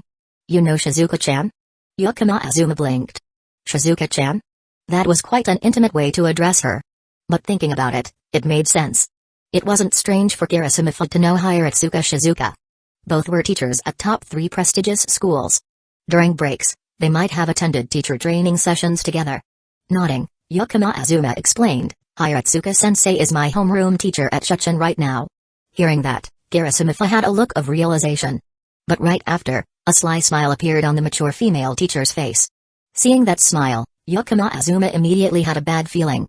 Garasimifo waved toward Hiratsuka Shizuka and called out loudly, Shizuka-chan. Hiratsuka Shizuka had already been walking in this direction. Hearing Garasimifo call her name, she quickened her steps. Today, she was in casual clothing, without her usual white lab coat. Without the white lab coat, Hiratsuka Shizuka's mature and dignified aura stood out even more in the bustling street. The level of attention she drew while walking outside was certainly not low. Mifo, what are you doing here? And you're Yakama-kun? Hiratsuka Shizuka greeted Garasimifo with a smile, then her gaze landed on Yakama Azuma. She recognized him. Hiratsuka Shizuka was momentarily stunned. Wasn't this the new transfer student in her class? The kid who had barely attended for a few days before taking an extended leave. This kid is the super troublesome student I kept complaining to you about before. Negation. Garasimifo grinned mischievously and even patted Yakama Azuma on the shoulder. I just didn't expect that after transferring to Shuchen, he'd end up in your class. Hearing that, Hiratsuka Shizuka paused for a moment before chuckling. Oh, so it's you. Yakama Azuma's lips twitched slightly. He had no idea what complaints Garasa-sensei had been making about him. You two seem pretty close. At those words, both women nodded in unison. Hiratsuka Shizuka explained, Mifo and I were classmates from middle school to high school and even through university. We graduated together and took the teacher certification exam at the same time. It's just that when we got assigned, I went to Shuchen while she went to Toyogasaki.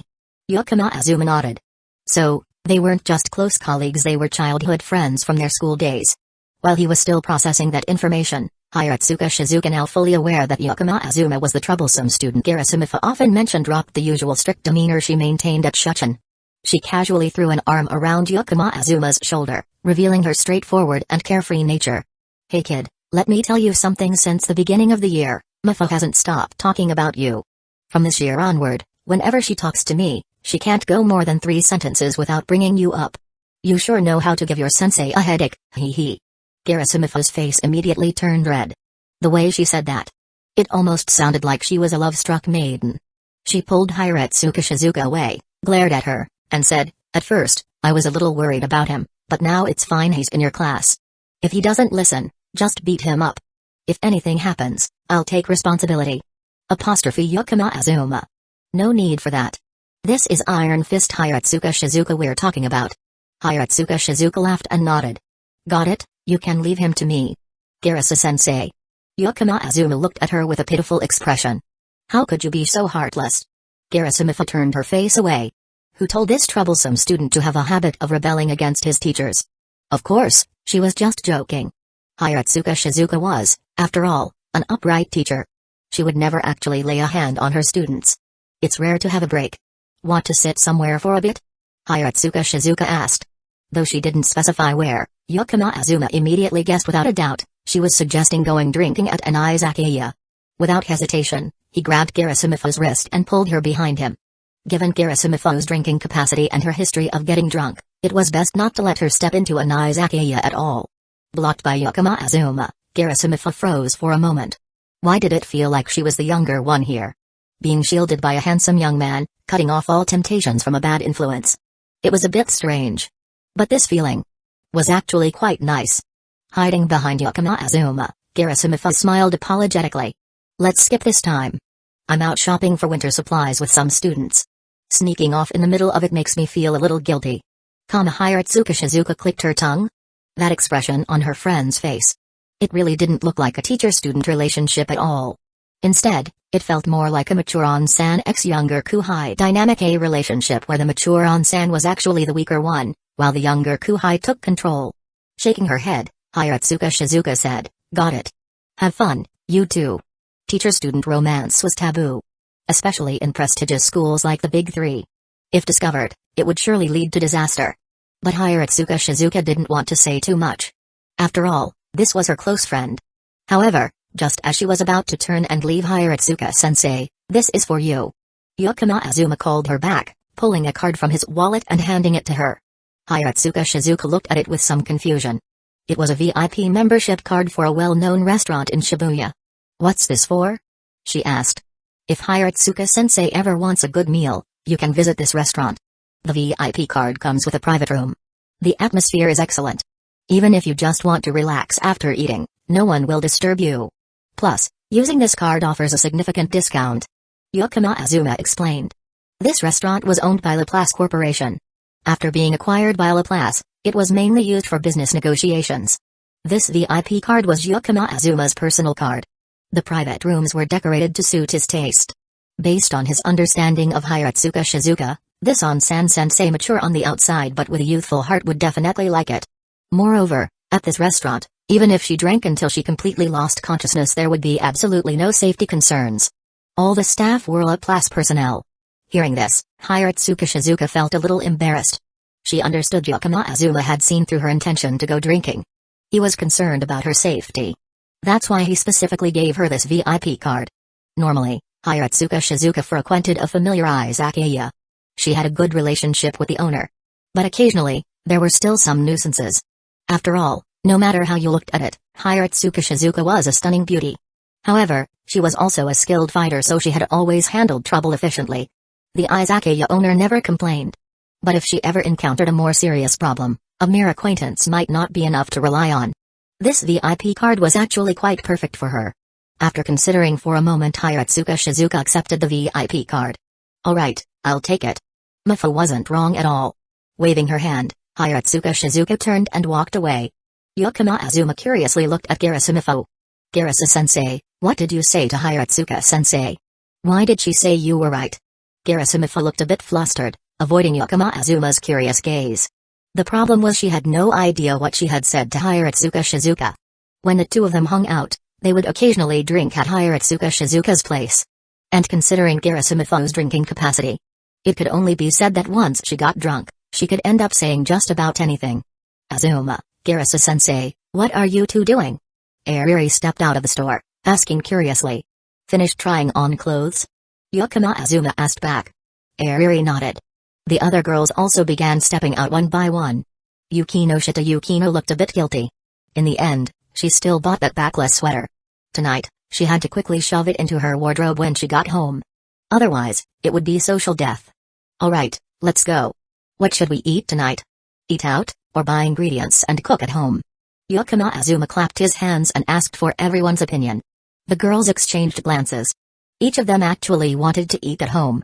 But if they did, it would definitely mean troubling Yakama Azuma to cook.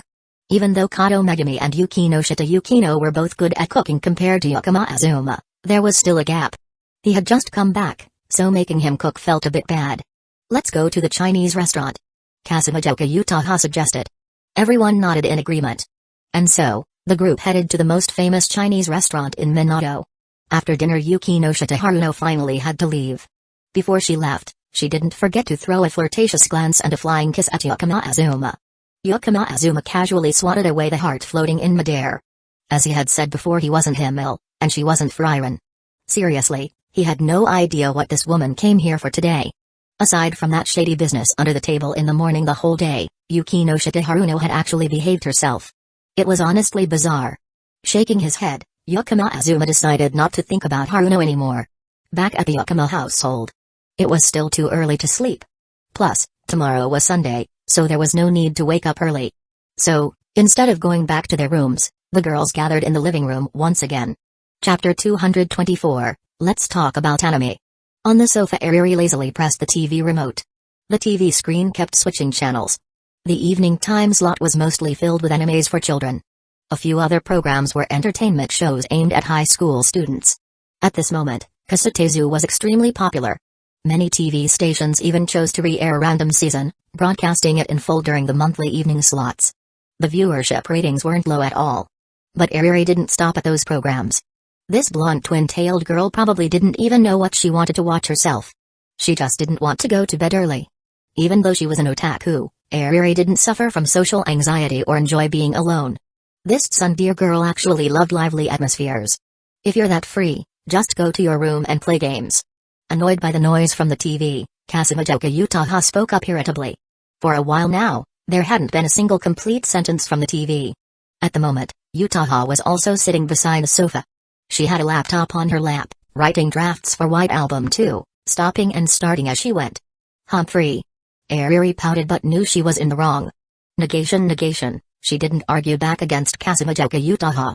After snorting lightly, she stopped switching channels. At that exact moment, the TV landed on a familiar program. Super Horror. The host was still that middle-aged man who always set up the atmosphere.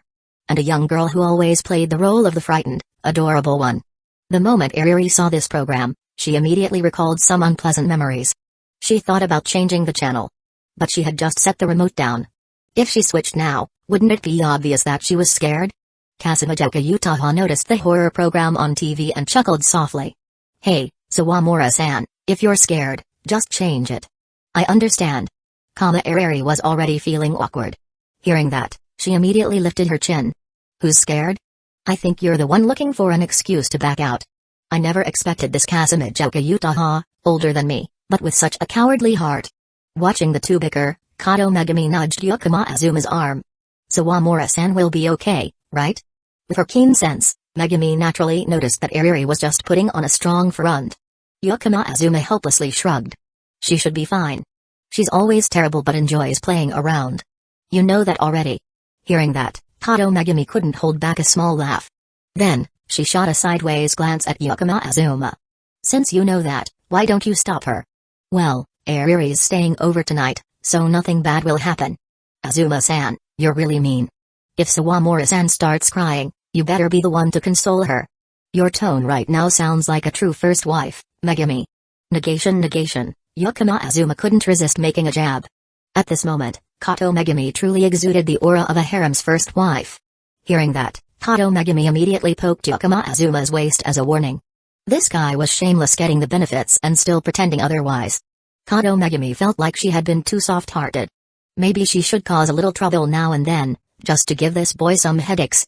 But even thinking that, when the time actually came, she couldn't bring herself to do it.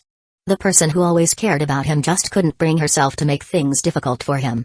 Tonight's episode of Super Horror was about the legend of Hangaku in the toilet. Like Sadako, this story was already well known in Japan. Similar to Bloody Mary in the West. It was incredibly famous, retold multiple times, with various embellishments added. By all logic, it shouldn't have been scary at all. But as she watched, Ariri's expression remained somewhat unnatural.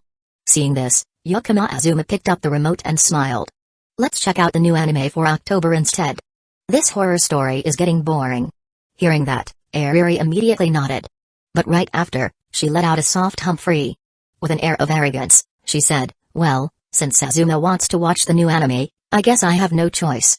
Kasumijoka Utaha glanced at Ariri with an amused expression. But she didn't say anything more.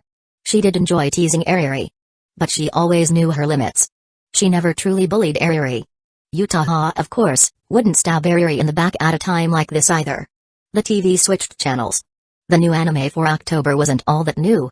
Right now, the fantasy battle school genre was dominating.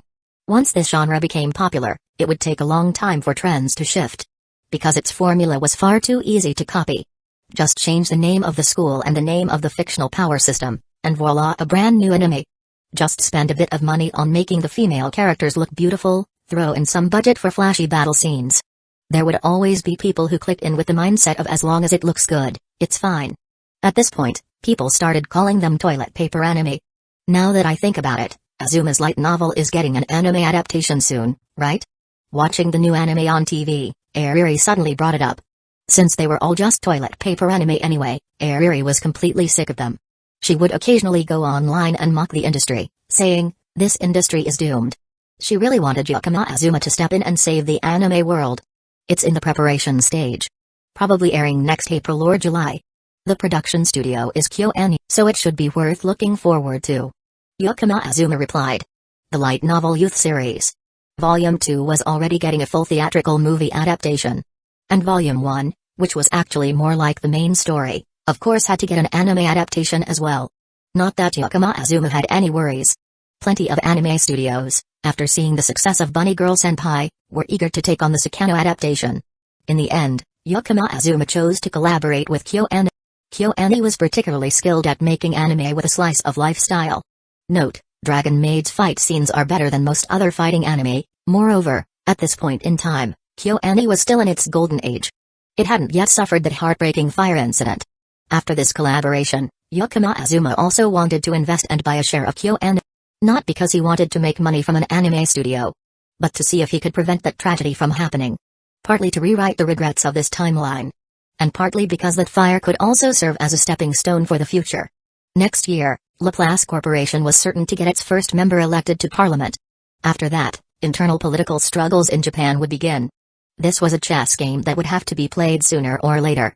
Yakama Azuma needed to strengthen Laplace Corporation's political capital. Parliamentary seats were won through elections. And right now, Japan had only two main demographics. The elderly and the youth. The elderly were difficult for Laplace Corporation to compete for. Traditional industries had their limits.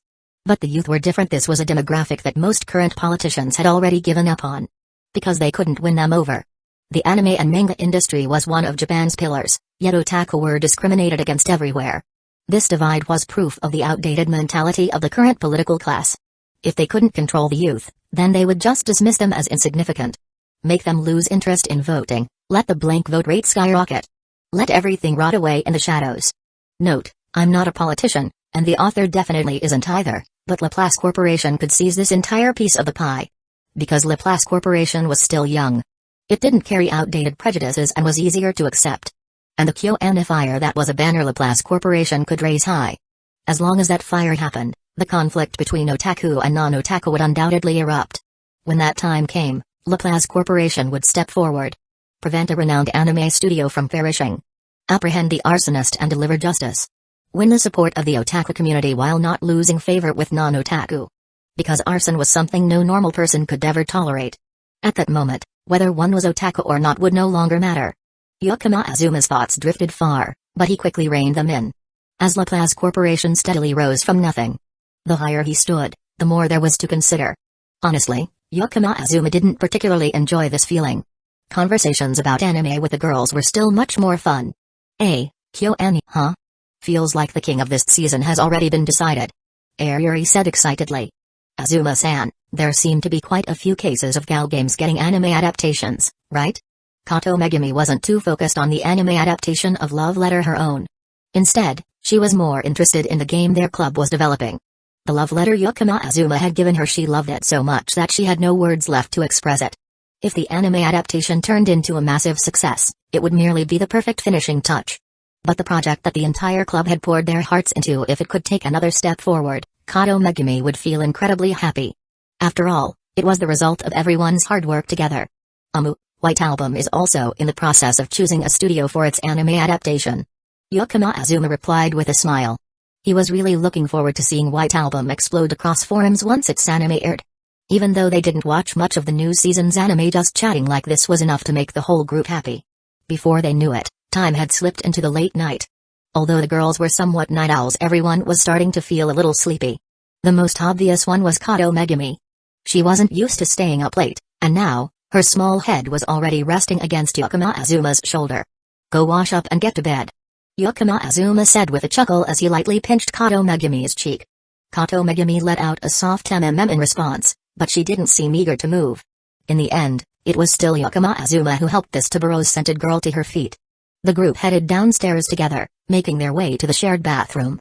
In front of the mirror, a row of cups and toothbrushes was neatly arranged. The girls each took their own. Ariri and Uchiha were already fighting over who got to use the sink first. Chapter 225, When Ariri Knocks on the Door. Night time. Yukima Azuma was still awake. He had a feeling that someone would knock on his door tonight. And sure enough, not long after, there was a soft double knock on Yukima Azuma's bedroom door. It wasn't that he could predict the future. It was just that Ariri had watched a horror show. Chances were, she wouldn't be able to sleep alone. He pulled open the door. Standing outside was the adorable tsundere girl with golden hair. At this moment, Ariri had let down her twin tails. Her long, silky blonde hair cascaded behind her like a work of art. She was wearing a light blue nightgown. Hugging her pillow tightly to her chest, half of her face was buried behind it. Only her shimmering emerald eyes peeked out, looking timidly ahead. It made Yukima Azuma's heart tremble slightly. Do you feel scared? If you do, this great Uji-sama can go with you to the bathroom. Ariri's voice was muffled behind the pillow, sounding a bit husky. Even though her words sounded strong, her eyes had already betrayed her. The plea for help in her gaze was practically overflowing. I'm a little scared, could you stay with me for a while, Ariri? Yukima Azuma held back a laugh and pulled the petite girl into his arms. If he teased Ariri at a time like this, she might end up crying like a little kid. Thank you. Ariri spoke as if she were talking to her pillow, her voice so soft it was nearly inaudible. She knew her excuse wasn't convincing at all. But Yukima Azuma didn't call her out on it. Not because he was clueless, but simply because he loved her. Holding Ariri close, Yukima Azuma led her into his room. Then, the two of them walked up to the bathroom door and sighed. Ariri looked at Yukima Azuma with pleading eyes. The horror story she had heard tonight took place in a bathroom. She didn't dare go in alone. How about I wear a blindfold? Yukima Azuma suggested. Ariri's face immediately turned bright red, but after thinking it over, she eventually nodded. At the same time, she did her best to reassure herself. After all, they had already done it. This was nothing in comparison. Yukima Azuma went to his drawer and took out a blindfold. It was a souvenir he had bought at a booth during last summer's Comiket. The front of the blindfold had an image of Kuronko's eyes from Moriyama. He put on the blindfold, then took Ariri's hand, leading her into the bathroom. In the darkness, Yukima Azuma heard rustling sounds. But after waiting for a long while, there was no further movement. At that moment, Ariri's embarrassed voice rang out. Can you turn on the faucet? She needed some background noise. Otherwise, she really wanted to find a hole to crawl into. Yukima Azuma could already imagine what kind of expression Ariri had right now. Fumbling around, he followed Ariri's guidance and finally managed to turn on the faucet. The sound of running water filled the air. Before long, Ariri's voice rang out again. You can take off the blindfold now. Yukima Azuma removed the blindfold. In front of him was Ariri's flushed face. She stood to the side, avoiding his gaze. The two of them left the bathroom and returned to the bedroom. Ariri looked somewhat hesitant. Even though she had finished using the bathroom, if she simply returned to her room then, for the rest of the night, she would have to face the darkness alone. Even though she was no longer in the bathroom, the fear had not yet faded. If you're scared, I guess I can reluctantly stay with you for a bit tonight. Just for tonight, okay? After much internal debate, Ariri finally spoke up. Yukima Azuma gently pinched Ariri's cheek. Looking into her eyes, filled with both embarrassment and expectation, he smiled softly and said, I'll be counting on you then. Hearing that, Ariri immediately hugged her pillow and pounced onto Yukima Azuma's bed. Even though she knew for sure that he wouldn't change his mind, she still had to seize the opportunity quickly. The number of times they had slept together wasn't exactly small. So when they lay next to each other, they were already quite used to it.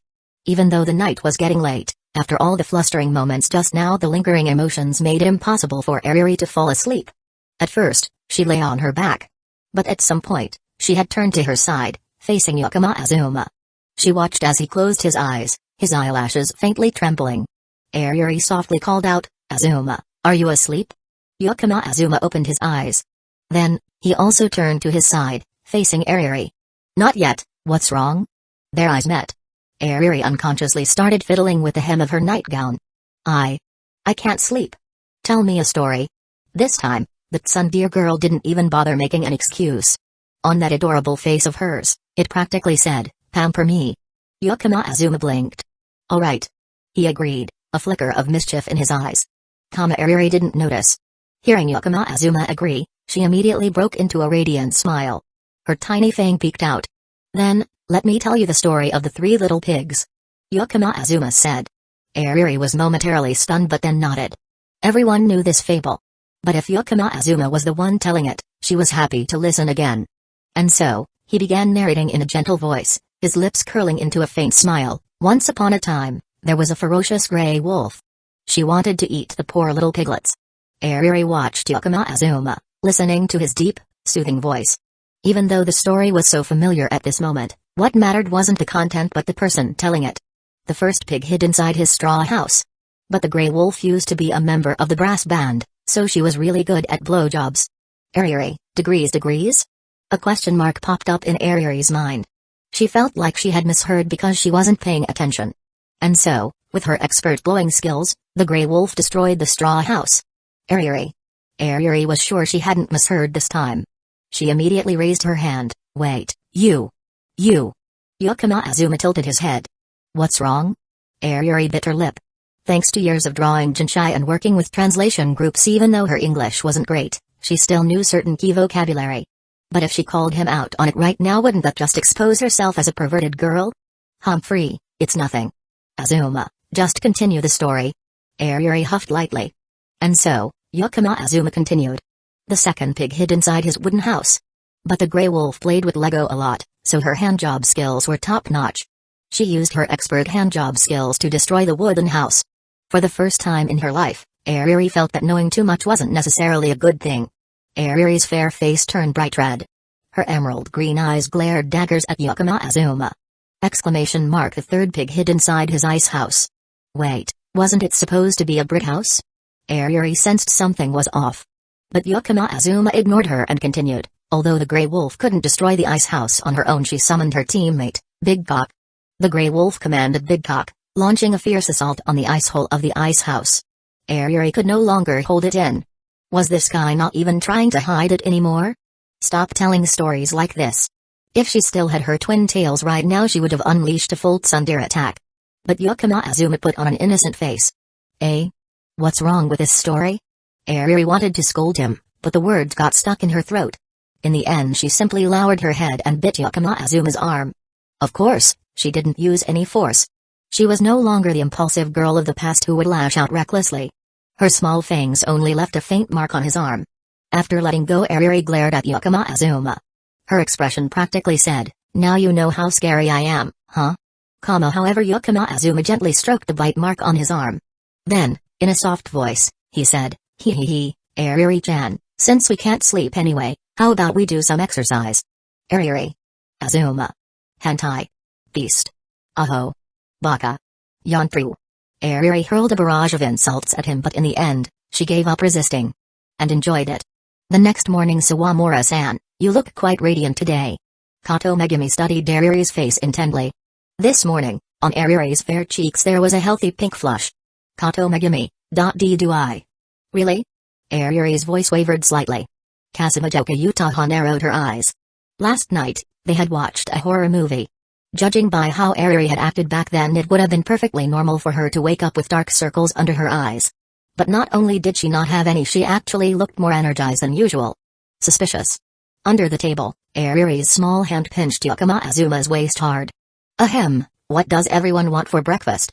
I'll cook. Yakama Azuma cleared his throat, diverting attention away from Ariri. Kato Megumi shot him a doubtful glance. Then she said, I want dumplings. Wands. Kasumijoka Utaha had been craving them for a while. I'll have dumplings too. Yukino Shita added. Anything is fine, as long as it's not too much trouble. Garasumifa didn't want to make Yakama Azuma work too hard. Chapter 226, Izumi Sagiri's Message. December 10th. Tokyo welcomed its first snowfall. The snow wasn't heavy, just a light flurry that settled into a thin layer on the ground. Christmas was just over 10 days away. Japan didn't have many traditional holidays, with only 15 legally recognized public holidays. There wasn't much unique culture of its own thanks to the influence of Western consumerism. Christmas here was livelier than in many other East Asian countries. And right after Christmas was New Year's. Another year was about to pass in the blink of an eye. After finishing his shogi tournament journey, Yukima Azuma returned to Shuchen. Around this time, Shuchen Academy had begun voting on locations for their upcoming field trip. Today was the weekend. Yukima Azuma was enjoying a relaxing gaming session at home. Do you have torches? I'm heading into the mine. No, wait, let me smelt some charcoal first. Kasumijoka Utaha controlled her blocky character, tossing wood into the furnace. Meanwhile, Yukima Azuma's character was repeatedly crouching and standing next to her, looking impatient. The script for White Album was now completely finished. So with nothing to do, Kasumijoka Utaha started playing Minecraft with Yukima Azuma. But in the corner Uriri wasn't nearly as free. Her chronic procrastination had flared up again, and her illustration work was barely halfway done. While clutching her drawing tablet and furiously sketching, she kept glancing over at the two, looking like she wanted to grind her teeth into dust.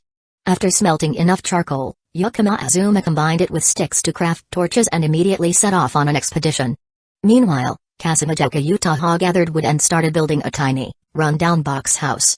Inside the house, time passed peacefully. Down in the mine, bloodshed and chaos ensued. With another well-timed overhead slash, yet another skeleton was sent to its grave. Yukima Azuma's phone vibrated. He glanced around, no mobs in sight. Setting his controller down for a moment, he picked up his phone. A new friend request had arrived online. Yukima Azuma tapped on the sender's profile. The avatar was Muraru, a magical girl from a children's anime. The display name was just a string of meaningless katakana. Staring at the unfamiliar account, Yukima Azuma was puzzled. His personal line account was set to be searchable only with the exact ID. Random friend requests were extremely rare. After a brief moment of thought, he moved his finger and pressed accept. The moment he did tzzzt, a sharp static noise crackled through his headset. The sudden sound sent shivers down Yukima Azuma's spine. He quickly grabbed his controller. Luckily, he had just mined some iron ore and had placed a furnace nearby to smelt a few iron ingots. With those, he quickly crafted a shield. Raising the shield just in time, he survived the creeper explosion with only a sliver of health left. He let out a sigh of relief. Then, without hesitation, he picked up the still-burning furnace and carried it with him. His mining expedition was over. Watching Yukima Azuma's character sprint back towards the surface, Kasumijoka Utaha raised an eyebrow and asked, "Done already?" Normally, based on Yukima Azuma's personality, he wouldn't leave the mine until he had at least half a stack of diamonds. Got something to do." Yukima Azuma nodded, stuffing all the resources in his inventory into the chest. Then he glanced around, evaluating the matchbox-like house Kasumijoka Utaha had just built. Though it lacked decoration, it still felt quite cozy. He put down the controller once more. Yukima Azuma picked up his phone to check. It better be something important. Otherwise, nearly getting blown up by a creeper just now, he would definitely settle this debt with whoever had just sent the friend request. After accepting the request, the other party immediately sent a message. "Today is my birthday. Can you buy me a birthday cake?" Seeing this vague message, Yukima Azuma tilted his head in confusion. Could it be a scammer? Like, "I'm a high school girl, transfer 500,000 yen to me." Clicking on the avatar of the sender, Yukima Azuma felt the urge to delete the contact immediately. But in the end, he didn't. Instead, he replied, "Why should I buy a cake just because it's your birthday? Do we even know each other?" The message was quickly marked as read. Then, the typing status kept appearing and disappearing. They were probably typing and deleting over and over again. A long while later, a response finally arrived. "My dad said that if I had a wish, I could ask you for help." Seeing this message, Yukima Azuma quickly ran through the list of people he knew whose kid would take their parents' goodwill and use it to ask him for a birthday cake. The number of people Yukima Azuma was acquainted with wasn't small. Rather, it was extremely large. After all, Laplace Corporation's philosophy was, make as many friends as possible, and as few enemies as necessary. But still, a favor in the business world couldn't possibly be exchanged for a birthday cake, could it? Thinking it over, Yukima Azuma decided to ask directly. "What's your dad's name?" "Izumi Katetsu." Seeing that name, Yukima Azuma's fingers froze. So, it was Izumi-san's child. Which meant it had to be Sagiori. What's going on? Noticing Yukima Azuma's odd reaction, Kasumijoka Utaha put down her own controller and turned to ask. Being questioned, Yukima Azuma responded, "Utaha-senpai, do you remember the bookstore where we met?" Kasumijoka Utaha looked slightly puzzled, not sure why Yukima Azuma was bringing this up. But she still nodded. "I think it was Izumi bookstore. The owner's surname was Izumi, a middle-aged man, pretty nice." For Kusagakure Uchiha, a person known for her sharp tongue to call someone pretty nice. That person must have been quite remarkable. Yukima Azuma also nodded. That's right, Izumi-san. His child just sent me a friend request online.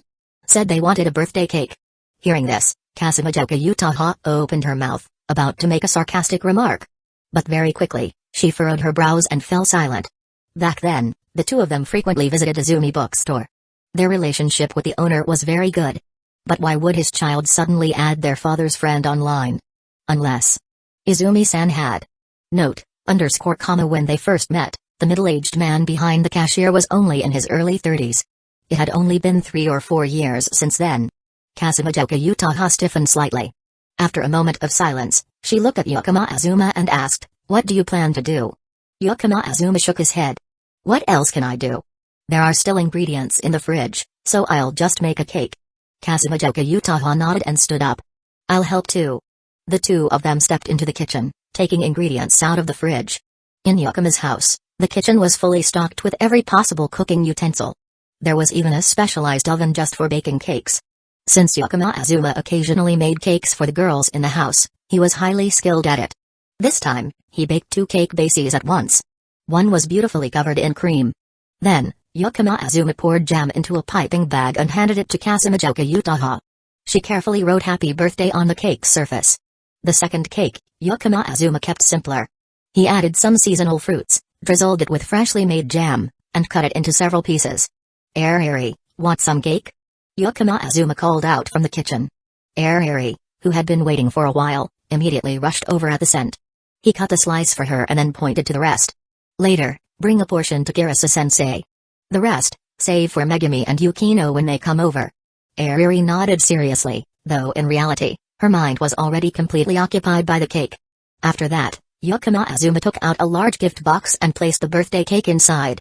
"Uchiha-senpai, do you want to come along?" he asked while holding the cake box.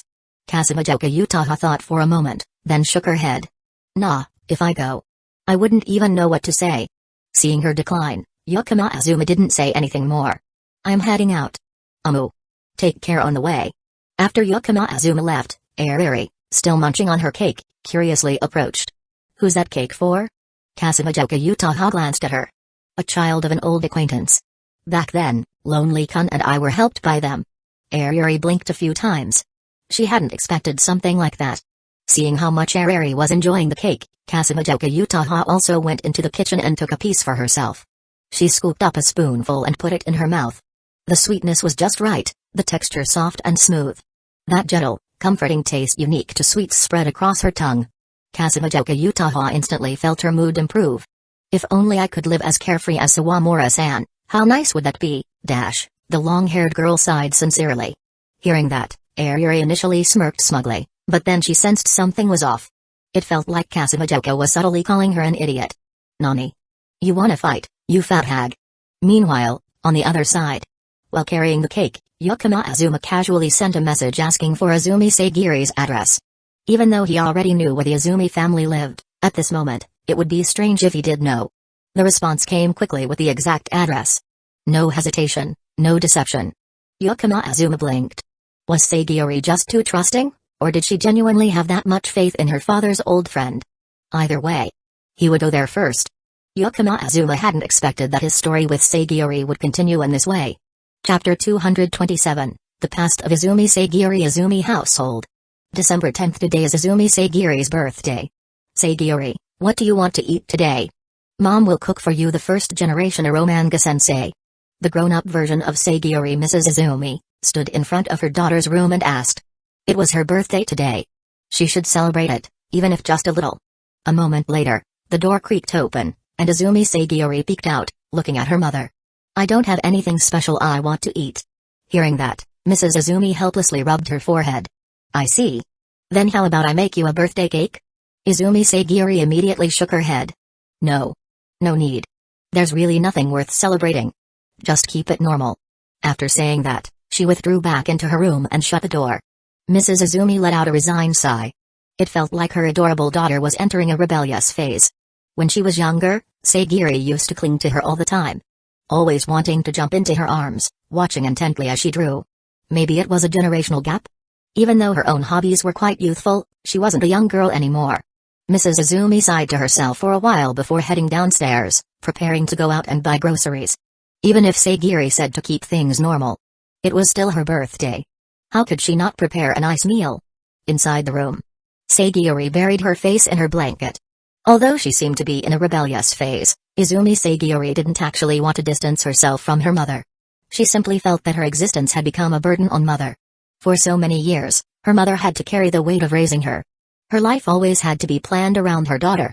As Sagiri grew older, she gradually realized this. Moreover, there was something else. A lingering regret in her heart. It was about her mother and Izumi-san's honeymoon trip. Her mother had finally found someone to remarry. She should have had a happy time with that person. Yet, because of young Sagiri, the trip was ruined. Because of her, they had to rush back home and miss their flight for the honeymoon. At the time, both of them said it was fine. That they could make up for the honeymoon later. But more than a year later, Izumi Kotetsu had an accident and passed away. The trip they promised to take later became an unfulfilled regret. Because of this, Izumi Sagiri always felt deeply guilty. Now, she only hoped her mother wouldn't worry about her anymore. That she would go find her own happiness. Buried in her blanket, Sagiri's thoughts drifted back to her childhood days. It was the first year her mother had married into the Izumi family. The two had temporarily left home as planned to go on their honeymoon. Izumi Sagiri was entrusted to Izumi Kotetsu's younger sister. Her aunt, Izumi Kyouka. That day, just like today, light snow began to fall. Back then, young Sagiri had no fear of going outside. On the contrary, she was full of energy. As soon as she saw the snow falling outside the window, she couldn't hold back any longer. She rushed outside to play in the courtyard of the Izumi household. As she was playing, Izumi Sagiri suddenly noticed something in the snow. Beneath the pure white layer of snow, something was emitting a brilliant golden light. Intrigued, Sagiri immediately ran over. She brushed away the thin layer of snow. Underneath was a strange, glowing sphere, radiating golden light, with a pair of wings. It looked just like a spirit from legends. Naturally, young Sagiri was completely mesmerized by the dazzling golden glow. Just as she was about to pick it up, the small sphere suddenly flapped its wings and soared into the air. It transformed into a streak of light and shot out of the courtyard. At that moment, Izumi Sagiri didn't think much. Mesmerized, she instinctively chased after it without hesitation. She quickly left the Izumi household. She kept running until she had unknowingly left even the familiar street behind. By the time Izumi Kyouka realized it, Izumi Sagiri's figure had completely disappeared. The aunt, who had been entrusted with watching over her, panicked immediately. She was so frightened that she nearly burst into tears. Meanwhile, Izumi Sagiri was still entranced by the golden sphere. She would run, then stop. Each time Sagiri stopped, the golden sphere would also stop. As if it was deliberately waiting for her. Finally, on an unfamiliar street, Izumi Sagiri managed to catch the golden sphere. She was overjoyed for a moment. But then, when she looked around, she realized she was in a completely unfamiliar place. She had no idea how to get home. Stunned for a moment, Izumi Sagiri suddenly felt afraid. She crouched in the corner of the street, sobbing. Fortunately, there was a police station nearby. A patrolling officer quickly noticed the lost little girl. The officer brought her to the station. Since Sagiri didn't remember her parents' phone numbers, the police had no choice but to send someone to search the area. Eventually, they found Izumi Kyouka, who was frantically looking for her niece. Everything was finally resolved. The moment she realized Sagiri was missing, Izumi Kyouka had immediately called her brother and sister-in-law. Izumi Kotetsu and his wife hurried back. By the time they arrived, Kyouka had just finished getting a stern lecture from the police and was leading Sagiri out of the station. Even though the situation had been resolved because they rushed back, they had missed their flight. Moreover, it was peak travel season at the time. Getting a new flight was nearly impossible. So, the two of them had to give up their honeymoon trip. The whole family returned home together. Recalling that childhood memory, Izumi Sagiri crawled out from under her blanket. She walked to her desk and pulled open the bottom drawer. Inside, a golden sphere lay quietly. No longer emitting a mesmerizing glow. No longer possessing its magical wings. It was just an ordinary golden sphere. Back then, Sagiri had told Izumi Kyouka, Izumi Kotetsu, and her mother about it. After seeing the tiny, lifeless metallic sphere, all three of them simply thought it was Sagiri's childish imagination. They didn't scold her too much. Now that she was a little older, Izumi Sagiri started wondering whether what she saw that day was real. She picked up the small sphere from the drawer. Raised her hand high, about to throw it into the trash bin. But after holding that position for a long time, she couldn't bring herself to do it. In the end, she silently lowered her hand and placed it back into the drawer. Sagiori buried her face in her desk, feeling somewhat unsettled. Of course, she wanted a birthday cake. But she felt unworthy of making her mother go through the trouble of preparing one. As she lay on her desk, feeling down, Izumi Sagiori suddenly remembered her stepfather. The stepfather who had passed away in an accident, Izumi Kotetsu. During the time they lived together, Sagiori and her stepfather had a very good relationship. Izumi Kotetsu had once left behind a small note. On it was a contact number. He had told her that if one day he was no longer around, if Sagiori had any wishes, she could contact this person for help. Sagiori had once asked who this person was. Izumi Kotetsu only said that it was a friend of his. Remembering this long-forgotten memory, Izumi Sagiori pulled open the drawer once again. At the deepest corner of the drawer, she found the now yellowed note. Using the phone number on it, Sagiori added the contact to her personal line account. As she sent the message, she felt a bit nervous. She wasn't sure if it was because she feared rejection or something else.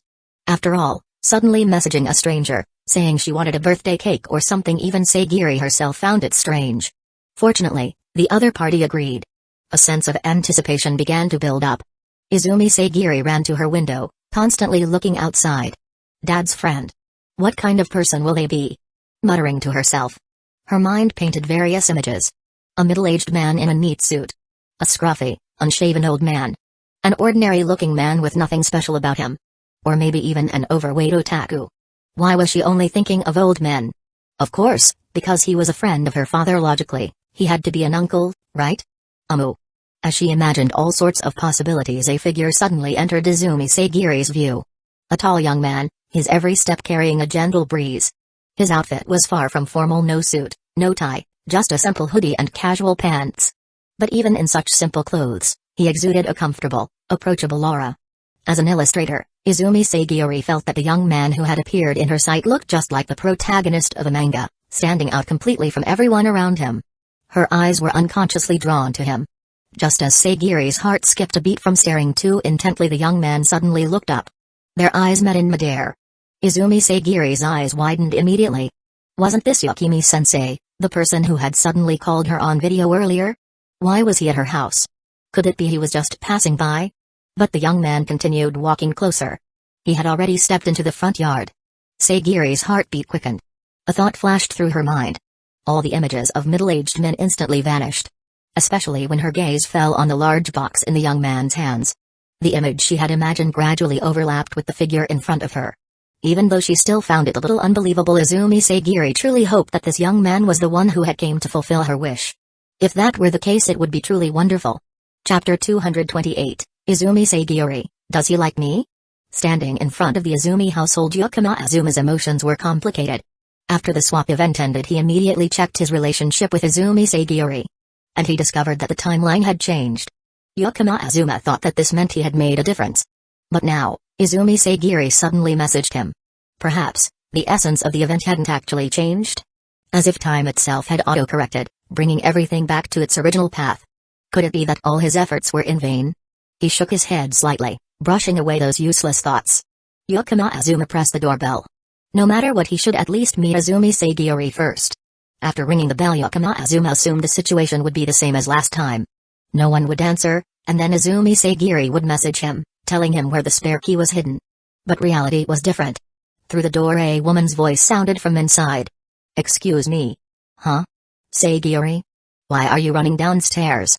Right after that, a series of hurried footsteps echoed. Click. The door opened. Izumi Sagiori timidly peeked her head out. Her pale blue eyes fixed on Yukima Azuma. Why you? Why are you at my house? Seeing the girl before him, Yukima Azuma was momentarily stunned. By Jesus above. Izumi Sagiori actually stepped out of her room. At this moment, he didn't need to question anything anymore.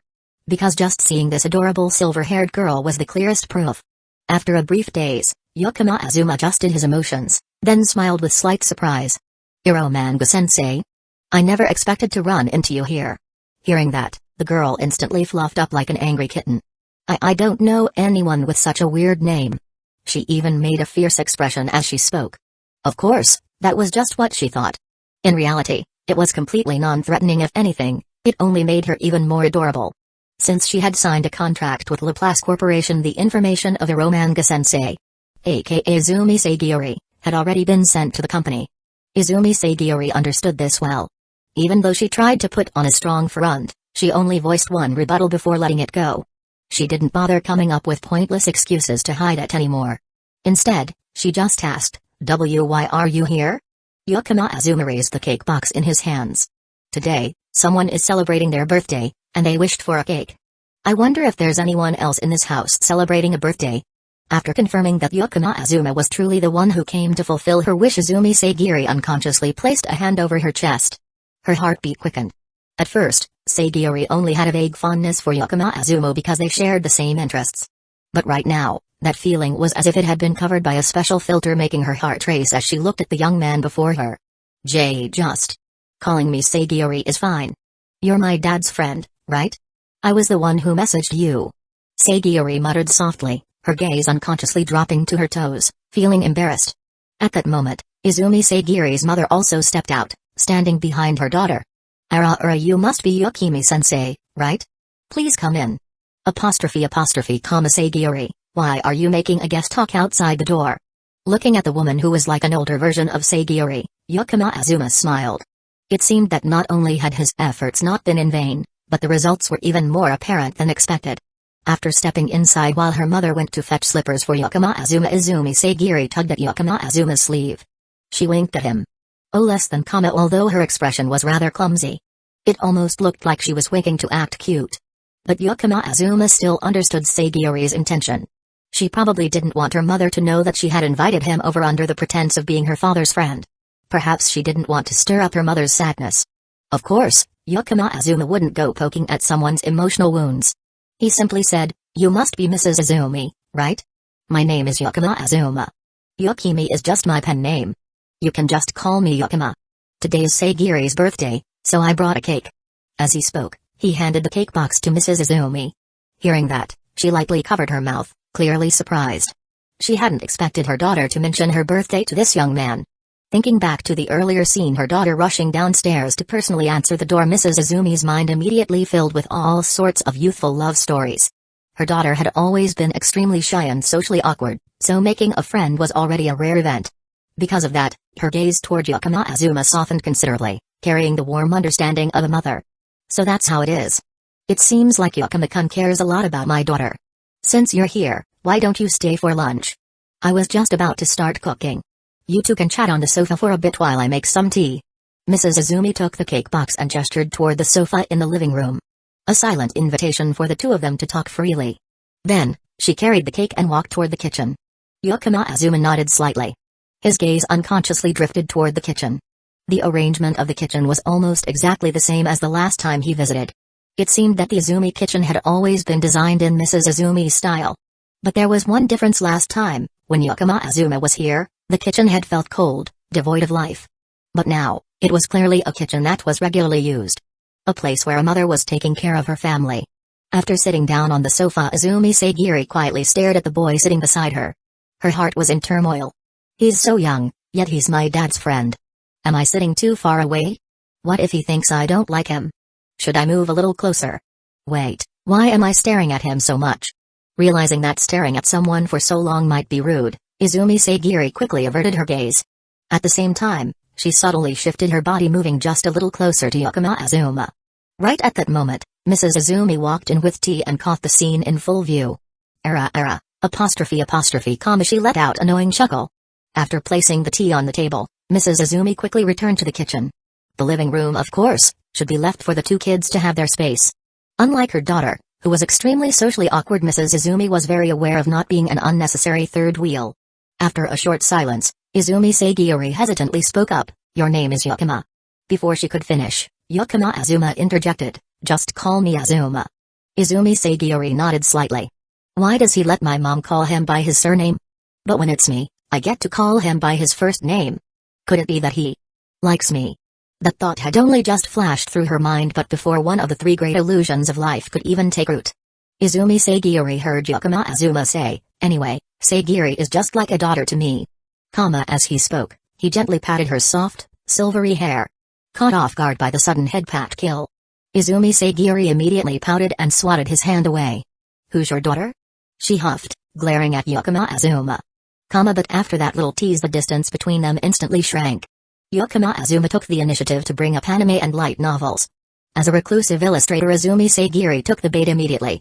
The awkwardness of their first offline meeting melted away in no time. They chatted animatedly. Having spent years cooped up indoors with almost no real-life friends, suddenly having someone with the same interests appear beside her. Not to mention someone who had already been filtered to boost favorability in her mind, the usual walls Izumi Sagiri kept up had completely crumbled. There was almost nothing she couldn't talk about with Yukima Azuma. In the previous timeline, Yukima Azuma and Izumi Sagiri broke the ice due to a heatstroke incident. But this time, without such an event, their relationship actually progressed even faster. Of course, part of that was thanks to the favorability filter. But the more important reason was Izumi Sagiri herself. Right now, Izumi Sagiri was still an otaku. She had things she felt guilty about. But she wasn't suffering from any deep emotional wounds. At her core, she was still a healthy, normally developing girl. Unlike the Izumi Sagiri from the previous timeline who shut herself in her room all day. Unable to take even a single step outside, as if she had locked her own soul away. Back then, Izumi Sagiri had been like a puzzle missing a piece. If someone could fill that void, of course, she would be moved. But no matter how refined a technique, a gold-inlaid gem could never compare to a flawless jewel. And the Izumi Sagiri now in Yukima Azuma's eyes, she was as adorable as a perfect gem. Alright, come eat, kids. You can continue talking after the meal. At that moment, Mrs. Izumi called out. Izumi Sagiri had been passionately discussing her favorite anime. Hearing her mother's voice, she suddenly realized she had been chatting with Yukima Azuma, someone she had just met, for an unexpectedly long time. Recalling how forward she had been earlier, her small face flushed red. The two of them headed to the dining table, where Mrs. Izumi had prepared a table full of delicious dishes. Even without tasting, the vibrant colors and enticing aroma were proof of her impressive cooking skills. At that moment, Mrs. Izumi also brought out the cake that Yukima Azuma had brought. Sagiri, this is the cake Yukima-kun brought for you. Go ahead and open it yourself. Hearing that, Izumi Sagiri gave a small nod. She reached for the ribbon tied around the box. With a slight pull, she undid the bow. Chapter 229, a mysterious sense of familiarity when the ribbon bow was untied. The box was opened. A fresh cream birthday cake with a predominantly white color scheme appeared on the dining table. There were no overly extravagant decorations. Yet it exuded a feeling this cake was undoubtedly delicious. Seeing the words "Happy Birthday" written in jam on the cake, Izumi Sagiri unconsciously broke into a sweet smile. She was truly happy. What little girl wouldn't want to celebrate her birthday? At Sagiri's age, having a special older brother bring a cake to celebrate her birthday, this kind of thoughtfulness was something she could remember for a lifetime. On the other side, Sagiri's mother was also slightly taken aback when she saw the cake. She had assumed that Yukima Azuma had bought it from a bakery somewhere. But upon closer inspection, that clearly wasn't the case. This cake was undoubtedly handmade. With her exceptional culinary skills, Mrs. Izumi could easily tell the difference between a store-bought cake and a homemade one. And a handmade cake, in terms of sincerity, it simply couldn't compare to a store-bought one. To put it simply, this was true love. Oh, Sagiri's mother, Mrs. Izumi, cast a meaningful glance at Yukima Azuma. Negation. Then, she took the initiative to speak. Yukima-kun, this cake doesn't seem to be from a bakery, does it? Hearing this, Yukima Azuma nodded. My friend and I made it together. Upon hearing that, Izumi Sagiri's eyes sparkled even more. This was the fundamental difference between boys and girls. If it were a boy, most wouldn't care whether the cake was handmade or not. What they care about more was whether it tasted good. Whether bought or made, they'd be equally grateful. But girls were more sensitive. Knowing that Yukima Azuma had personally made the cake gave it an entirely different meaning. Before even tasting it, her heart was already filled with sweetness. Mrs. Izumi took a kitchen knife and cut a small piece for Izumi Sagiri. Ordinarily, desserts shouldn't be eaten before the main meal. But looking at her daughter, it was obvious that she couldn't wait any longer. So be it, just a little taste first. Then, Mrs. Izumi cut another portion for Yukima Azuma and herself. Taking a bite, her eyes lit up with surprise. Kama oishi. What an impressive skill. As a housewife, Mrs. Izumi had always been confident in her cooking. Yet this young boy was far more skilled than she was. Internally, she added another point for Yukima Azuma. Being good at cooking was an important bonus. Since Izumi Sagiri had been raised by her since she was little, and as the first-generation Eromanga sensei, Mrs. Izumi had a stable income and knew how to enjoy life. This little girl had been spoiled into a picky eater. If Sagiri's future husband couldn't take good care of her diet, that would be unacceptable. As for Izumi Sagiri, after taking a bite, a completely enchanted expression appeared on her delicate face. This was the first time in her life she had ever eaten such a delicious cake. She had loved good food since she was little, so upon encountering such a delicacy, her affection level instantly skyrocketed.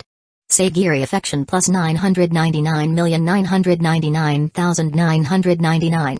Seeing her looking so blissful, Azuma smiled faintly. But deep inside, he felt a strange sense of familiarity. It seemed that Izumi Sagiri truly loved delicious food.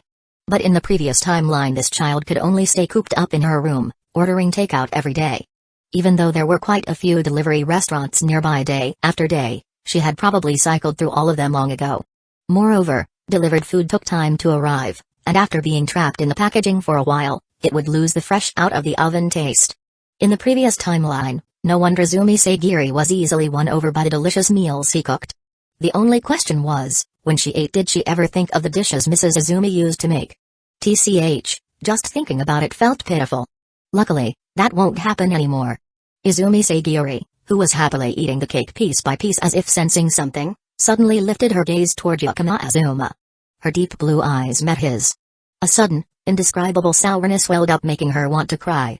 Thankfully, the feeling came and went quickly.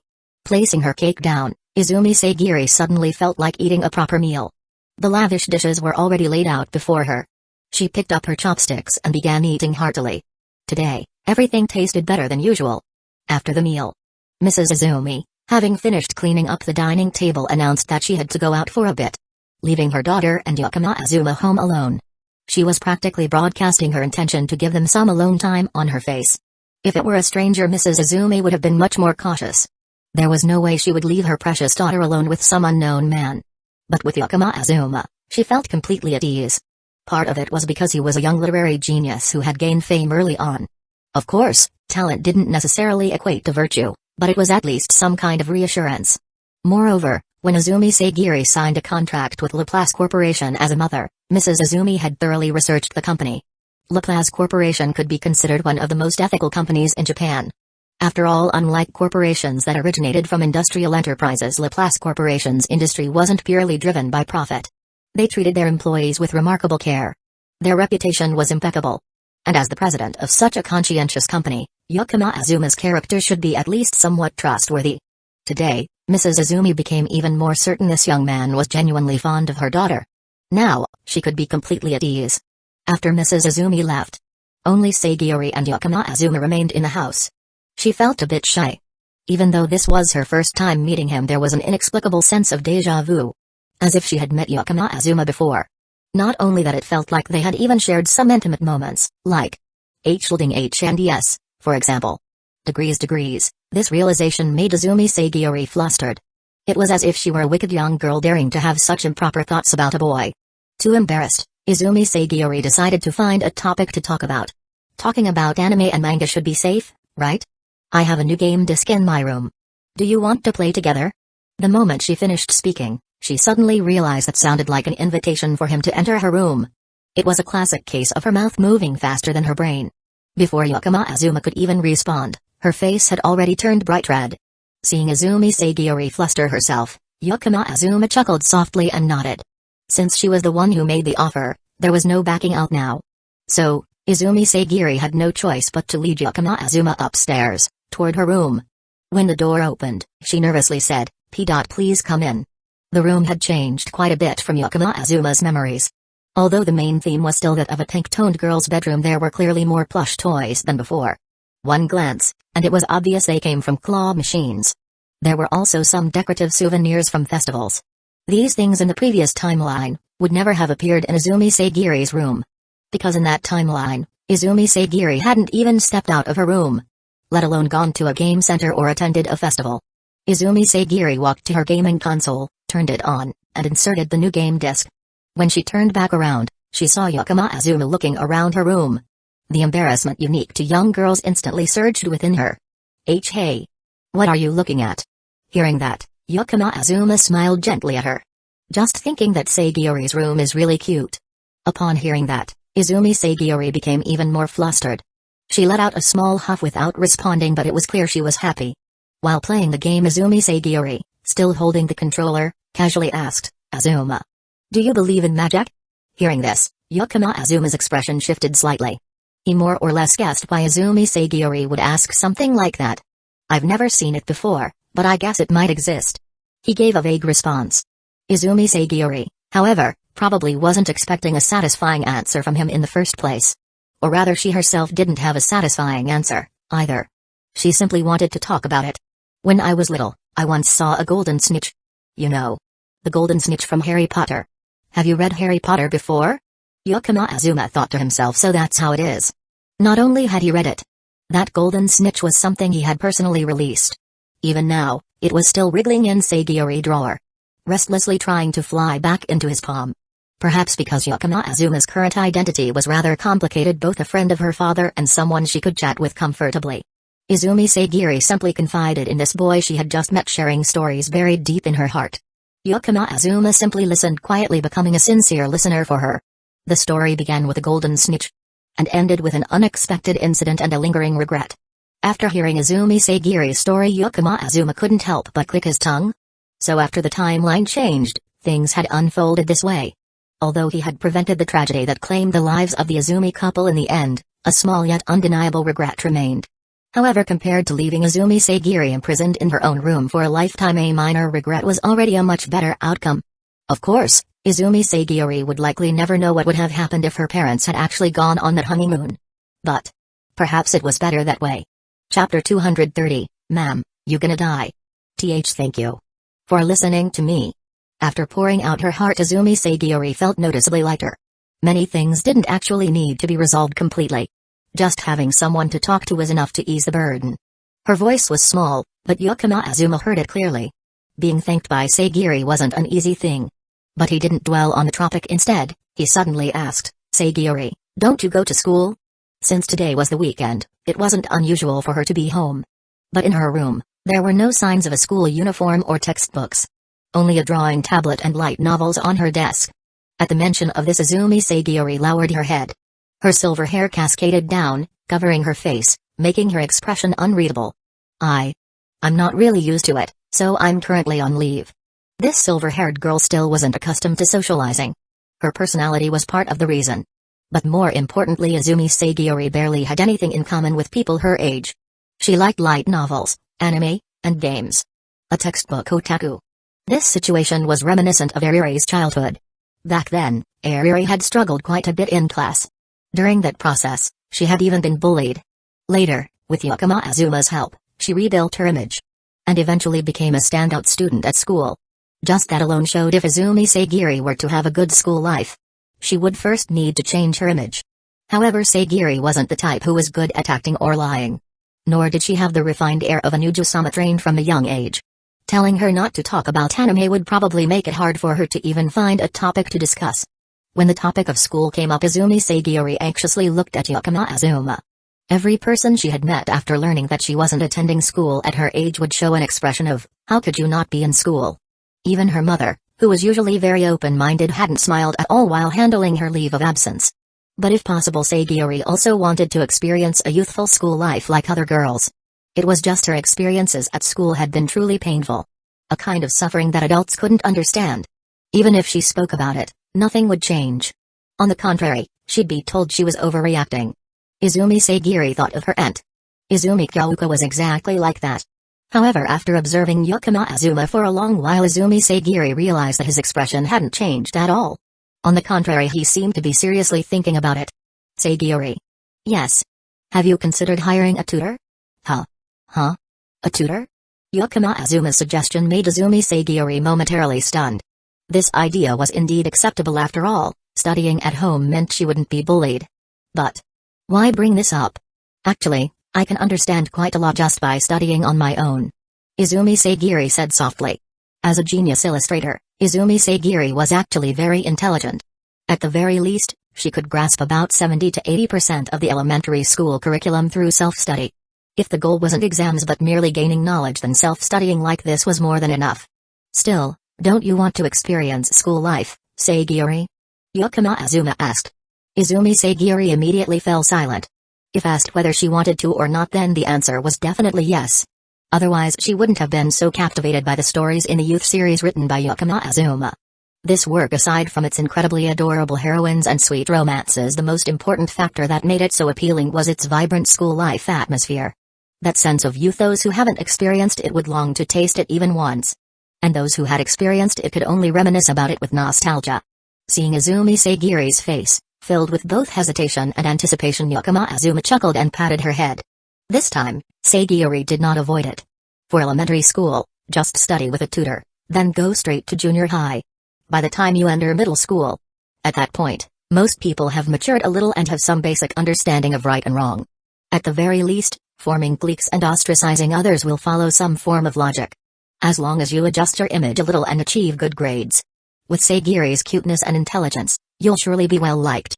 Azuma raised his other hand, waving a finger gently in front of Izumi Sagiri's eyes. As someone with experience in handling school bullying, he was exceptionally skilled at crafting the image of a school star. As long as he carefully packaged Sagiri and placed her into a quality junior high school, even if she wasn't celebrated, at the very least, she wouldn't be isolated or bullied. At worst, there was still another option. That was to directly enroll Izumi Sagiri into the junior high division of Shuchen Academy. At that point, simply attaching the title of Laplace Corporation's descendant to her would be enough. Children raised as elites from a young age, they would know exactly what to do. Wasn't Shinomiya Kaguya known for her ice-cold personality during junior high? Yet at Shuchen, she was still revered as an idol. Izumi Sagiri's eyes wavered slightly as she followed Azuma's fingertip. Her heart skipped a beat. Degrees, if things could truly turn out as Azuma described, if she could really be like, then attending school might actually be wonderful. Can I really do it? Oh, grave, feeling a bit uneasy, Izumi Sagiri looked up at Azuma for confirmation. Of course you can. Because Sagiri is very cute and also a genius. Azuma did not hold back his praise. His words of affirmation made Sagiri feel a little giddy.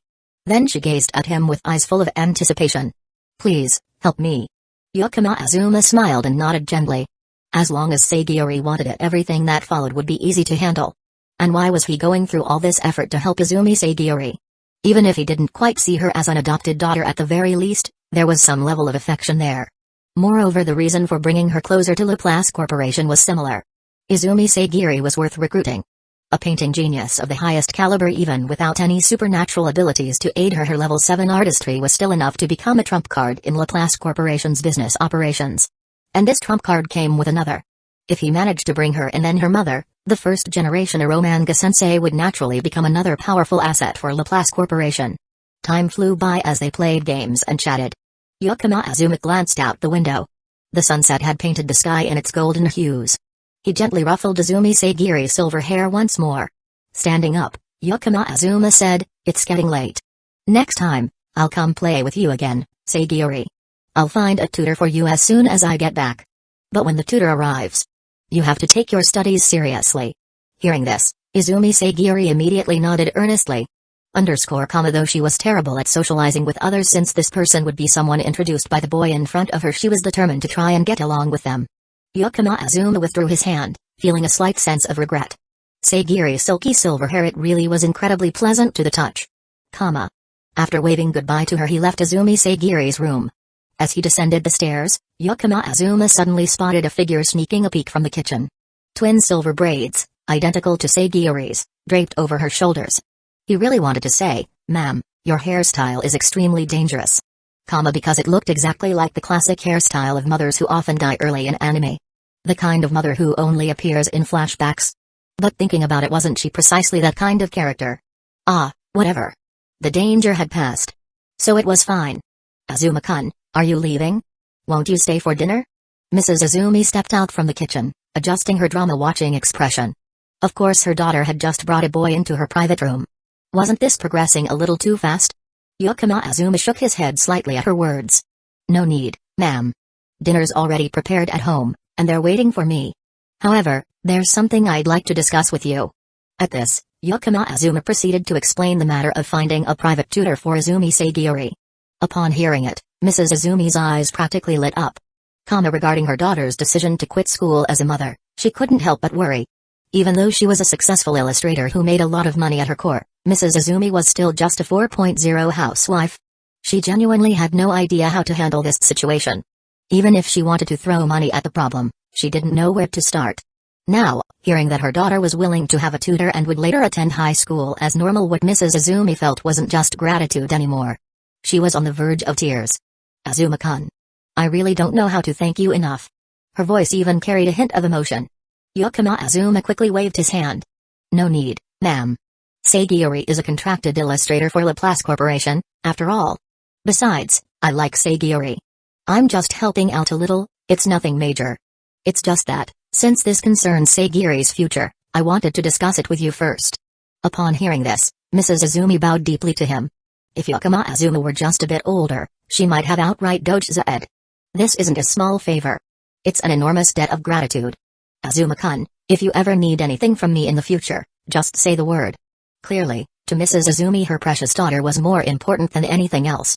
Chapter 231, Mufanizan. When returning home to Yakama, the sky had already turned completely dark. I'm back. Welcome home. The usual conversation. Yakama Azuma was used to it. Kasumijoka Uchiha, who responded to Yakama Azuma, waved her hand to call him over. Waiting until Yakama Azuma changed into indoor slippers and stepped closer. He saw a steaming hot plate of amaris on the dining table. Uchiha-senpai treats me so well. Stop talking nonsense, go wash your hands and eat. Kasumijoka Uchiha glared at Yakama Azuma, but the corners of her mouth couldn't help but curve slightly. Yakama Azuma immediately ran to the bathroom. He seemed very eager. Before long, he had finished washing his hands and rushed back out. As soon as he picked up the spoon, Yakama Azuma started eating right away. Even though Kasumijoka Uchiha's cooking skills weren't that great. This amaris, however, Yakama Azuma felt it tasted even better than when he made it himself. Perhaps he was a little biased because he cherished the person who made it. But since he was the one eating it, a subjective evaluation didn't really matter. While Yakama Azuma was eating, Kasumijoka Uchiha softly asked, how was it over there? Nom fine nom. Comma don't talk while chewing your food. Opening parenthesis closing parenthesis. Kasumijoka Uchiha was somewhat exasperated. Clearly, he acted very mature, but these little habits made him seem just like a child. Yakama Azuma swallowed all the amaris in his mouth, then said, it was actually quite alright. Then he summarized the current situation of the Azumi household. Apparently, even though it was just a widowed mother and a small child left, they still had a considerable income and a decent main house. Kasumijoka Uchiha let out a quiet sigh of relief. That was good. Despite her cold, sharp-tongued, and somewhat distant exterior, this long-haired black-haired senpai was actually someone who cared deeply about emotions. If the relatives of a deceased acquaintance had to live on the streets, begging for food, Kasumijoka Uchiha would definitely feel heartbroken. But after she had finished sighing in relief, the long-haired senpai suddenly realized something suspicious. Now that I think about it, is the Azumi family's child a boy or a girl? Kasumijoka Uchiha looked at Yakama Azuma with a skeptical gaze. Earlier, he had mentioned that he would help find a private tutor for the Azumi family's child. Based on what Kasumijoka Uchiha knew about Yakama Azuma, although he valued loyalty and relationships, if there weren't any other reasons, he wouldn't go out of his way to care this much. If it were just a simple matter of giving them some money, Kasumijoka Uchiha wouldn't find it strange.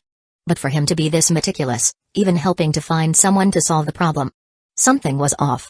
The corner of Yakama Azuma's mouth twitched. Uchiha-senpai, what are you thinking? That child is still an elementary school student. Hearing this, Kasumijoka Uchiha rolled her eyes. So what if they're an elementary school student? It's not like you don't have a precedent. Yakama Azuma looked puzzled. A precedent? What precedent? After thinking for a moment, he finally realized. Kasumijoka Uchiha was definitely talking about Hinetsuru I swear to FBI-sama, I'm completely innocent. Yakama Azuma raised both hands to the sky and swore. FBI, are you sure about that, boy? Kasumijoka Uchiha let out a small snort. Injustice? If you were wrongly accused, only a ghost would believe it. How did she not realize it before? This lonely kun turns out to be quite the lady killer. At this point, the number of girls in the house had grown so much that it was almost overflowing. It wouldn't even be wrong to call it the harem house of Yakama Azuma. But thinking back, Kasumijoka Uchiha sighed inwardly. The boy from back then was as dense as reinforced concrete. And yet, she had been so prideful, unwilling to lower her head even a little. In the end, they broke up because of it. Now, she could only blame herself. But, even so. Lonely kun, come to my room tonight. I have something to talk to you about. Kasumijoka Uchiha flashed a mischievous little devil's smile. Yakama Azuma. Although the two hadn't taken that final step yet. Their relationship was incredibly intimate, but that thin barrier had yet to be broken. However, this older senpai had plenty of tricks up her sleeve. Aside from that, there was nothing she wouldn't dare to do. This trip was unlikely to be an easy one. What? Do you have a problem with that? Kasumijoka Utaha shot a glare at Yakama Azuma. He immediately shook his head. Opening parenthesis closing parenthesis but inside, negation. That night. But instead of going to Kasumijoka Utaha's room first, Yakama Azuma knocked on Garasumifu's door. When she opened the door and saw Yakama Azuma, Garasumifu looked a little confused. It hadn't been that long since he last helped her clean her room, had it? Even so, Garasumifu still opened the door and pulled Yakama Azuma inside. Seeing the familiar boy sitting on the edge of her bed, Garasumifu's face unconsciously turned a little red. Then, she reminded herself, I'm a teacher. How can I be having strange thoughts just because I'm alone with a student? A little closeness between teacher and student is normal. Even if the student is a bit rude, as a teacher, it's only natural to be tolerant. With that thought, Garasumifu calmed herself down. Yakama Azuma tilted his head, looking at Garasumifu. Why did he feel like Garasu-sensei's emotions had just fluctuated quite a bit? Garasu-sensei. Yes. Garasu-sensei, are you okay? It's nothing. Why you? You troublesome student, what do you want? Oh, I actually do have something. Yakama Azuma then explained that he was looking for a reliable tutor. The one teaching Sagiori had to be someone familiar. The reason behind that went without saying. Even if they weren't a close acquaintance, at the very least, they had to be someone of good character. After that, Laplace Corporation could try recruiting them. After hearing Yakama Azuma's request, Garasumifu thought for a moment and then said, actually, I have someone quite suitable to recommend. Yakama Azuma was a bit surprised. Garasu-sensei thought of someone that quickly? Could it be Hiratsuka Shizuka? But thinking about it carefully, that didn't seem right. Hiratsuka Shizuka was teaching at Shuchin and was even a homeroom teacher. She was busy from morning till night. She probably wouldn't have much time to take on a private tutoring job. Garasu-sensei, who do you want to recommend? Yakama Azuma asked curiously. Garasumifu clapped her hands, my younger sister. Yakama Azuma blinked. Sister-in-law? What do you mean sister-in-law? Degrees Garasumifu reflexively nodded. But right after, she realized something was off. She immediately shot up and grabbed Yakama Azuma's ear. Opening parenthesis closing parenthesis. Yakama Azuma also realized that his joke might have gone a bit too far. Without hesitation, he bolted, dashing around the room. The two of them chased each other around Garasumifu's bed for several laps before stopping on opposite sides, facing off. You really are one troublesome student. Garasumifu panted as she scolded him, her chest rising and falling with each breath. Meanwhile, with Yakama Azuma's level 8 physical prowess, this much movement was nothing but a gentle breeze. He immediately waved his hands frantically. Garasu-sensei, I was just joking. Don't take it seriously, Garasumifu huffed. She sat down on the edge of the bed. With an expression that clearly said, Humphrey.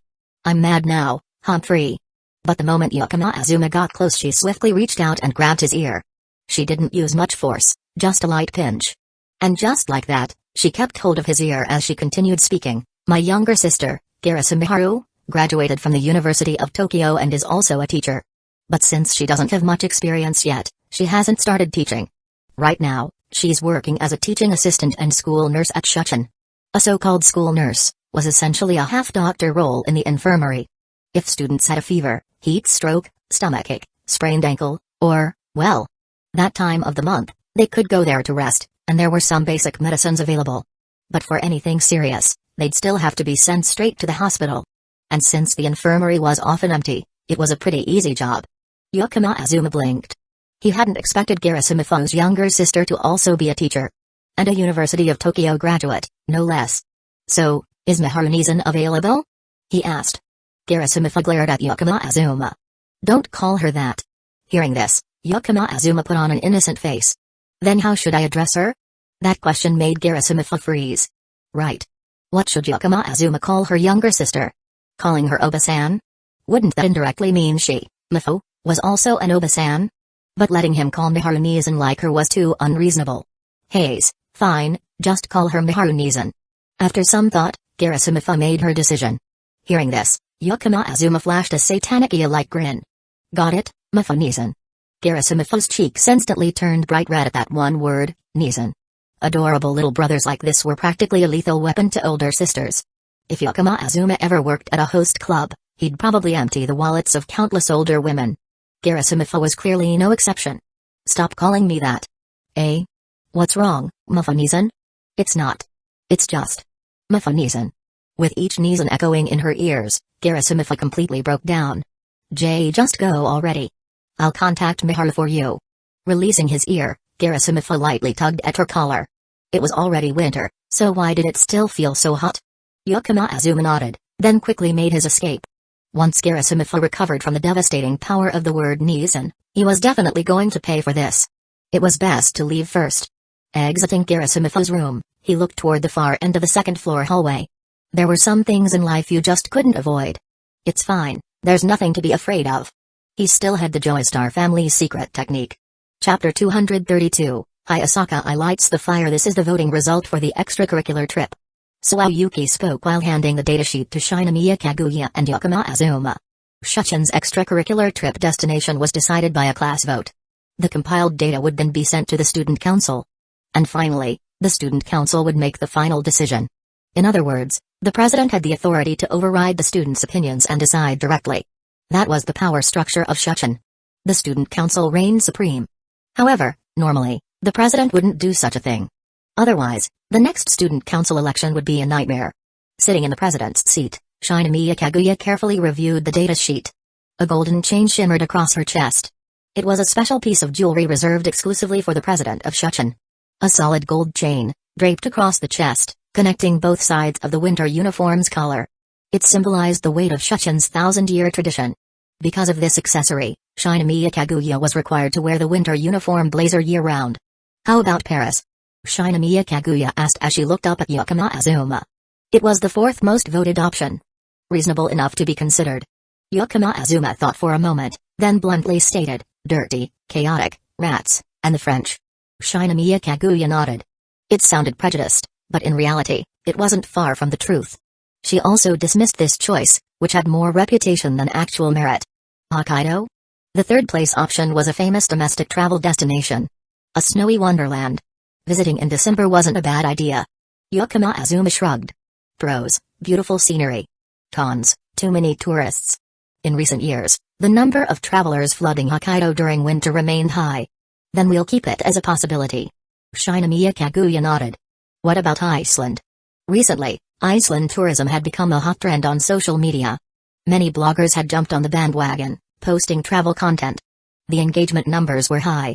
Even Shuchin couldn't escape the influence of internet trends. Poor infrastructure, mediocre scenery, no cultural or culinary value. I don't see any reason to go there. Yakama Azuma dismissed it outright. Iceland's infrastructure was indeed underdeveloped. Not to mention Tokyo. Even compared to Japan's second-tier cities, Iceland fell short. And Japan itself only ranked average in infrastructure development. Hearing this, Shinomiya Kaguya decisively crossed Iceland off the list. That leaves only the top choice, Hawaii. This time, before Yakama Azuma could say anything, Fujiwara Chika immediately jumped in. Hawaii is amazing. I spent my spring break there last year. It's never cold, and we can go to the beach. Let's pick Hawaii. Shinomiya Kaguya nodded at Fujiwara Chika. But then, she still turned to Yakama Azuma. Downsides: dirty public beaches, expensive costs, but all of that can be solved with money, so it's not a problem. Hawaii had its minor flaws. However, for Shuchin Academy, none of them would ever be an issue. Then let's settle on Hawaii. Shinomiya Kaguya made the final decision. Yay, Hawaii. Fujiwara Chika cheered with both hands raised. That means we'll need swimsuits. Suayuki, who had been silent until now, finally spoke up.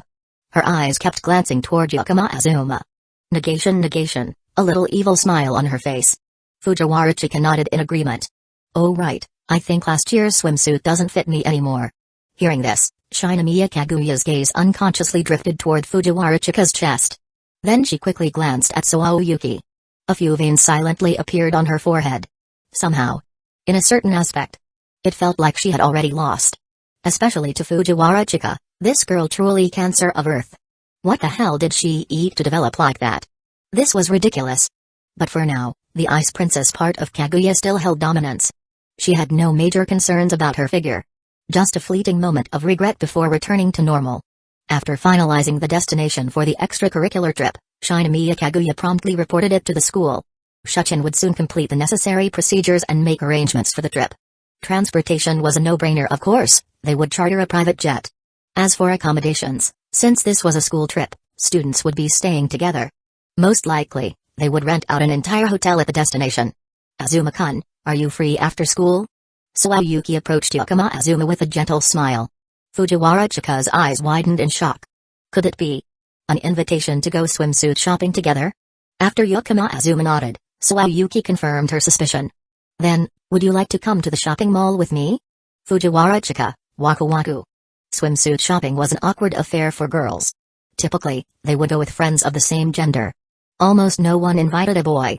Unless their relationship had already reached the stage of being lovers. Or at the very least, if there was some ambiguity, and the girl wanted to take things a step further. Shinomiya Kaguya's eyes widened in disbelief. Degrees. With her limited understanding of love, this kind of invitation was practically a confession. The Suawa family's young lady. So she was that kind of person. What the hell? Recalling the information she had on Sawayuki, Shinomiya Kaguya felt extremely suspicious. Could it be that this girl was here to steal her person? Shinomiya Kaguya, red alert. Sawayuki, sensing the stares from the two beside her, merely smiled elegantly. Sawayuki, hi he. Meanwhile, deep inside, he. Sure. Yakama Azuma, however, thought nothing of it and agreed casually. He knew Sawayuki's little devil personality all too well. This invitation wasn't anything serious. Besides, he had no plans after school today anyway. Yakama-san, Suawa-san, are you two planning to go swimsuit shopping together? Shinomiya Kaguya couldn't hold back her question. At this rate, Yakama Azuma was bound to get lured in by the Suawa family sooner or later. She had to do something. That was the idea. Sawayuki admitted it without hesitation. You two seem quite close, huh? Swimsuit shopping is a rather personal matter. Shinomiya Kaguya tried to invoke a sense of embarrassment in Sawayuki. Well, we're childhood friends, so this is completely normal. Sawayuki tilted her head, feigning innocence as if she didn't understand. Completely normal, my ass. Shinomiya Kaguya was speechless. Meanwhile, Fujiwara Chika had a look of the couple I ship is about to get married, hooray. But then, a sharp pain hit her stomach. She suddenly thought of Hasaka. That love that would never reach its destination. A love triangle that brought nothing but suffering yet was impossible to escape. And so, the school day finally came to an end. Watching Yakama Azuma and Sawayuki walk side by side as they left, Shinomiya Kaguya pinched the bridge of her nose. She was getting a headache. Kaguya-sama, is something wrong? Hayasaka, having just finished her disguise and returned to her true self, saw the scene and asked in confusion. What kind of person is Sawayuki, really? Not only did she make up this childhood friend relationship, but now she's even using the swimsuit shopping trick to lure in Yakama Azuma. Hearing that, the corner of Hayasaka's mouth twitched. Could it be that it was just a normal friend interest? But then again, even she found it a little strange. That boy obviously liked her, didn't he? And now, he was being dragged away by another girl? Was she being anti-red? Degrees. An idea suddenly popped into Hayasaka's mind. Kaguya-sama, that's just one of the advantages women have. It's only natural for her to use it.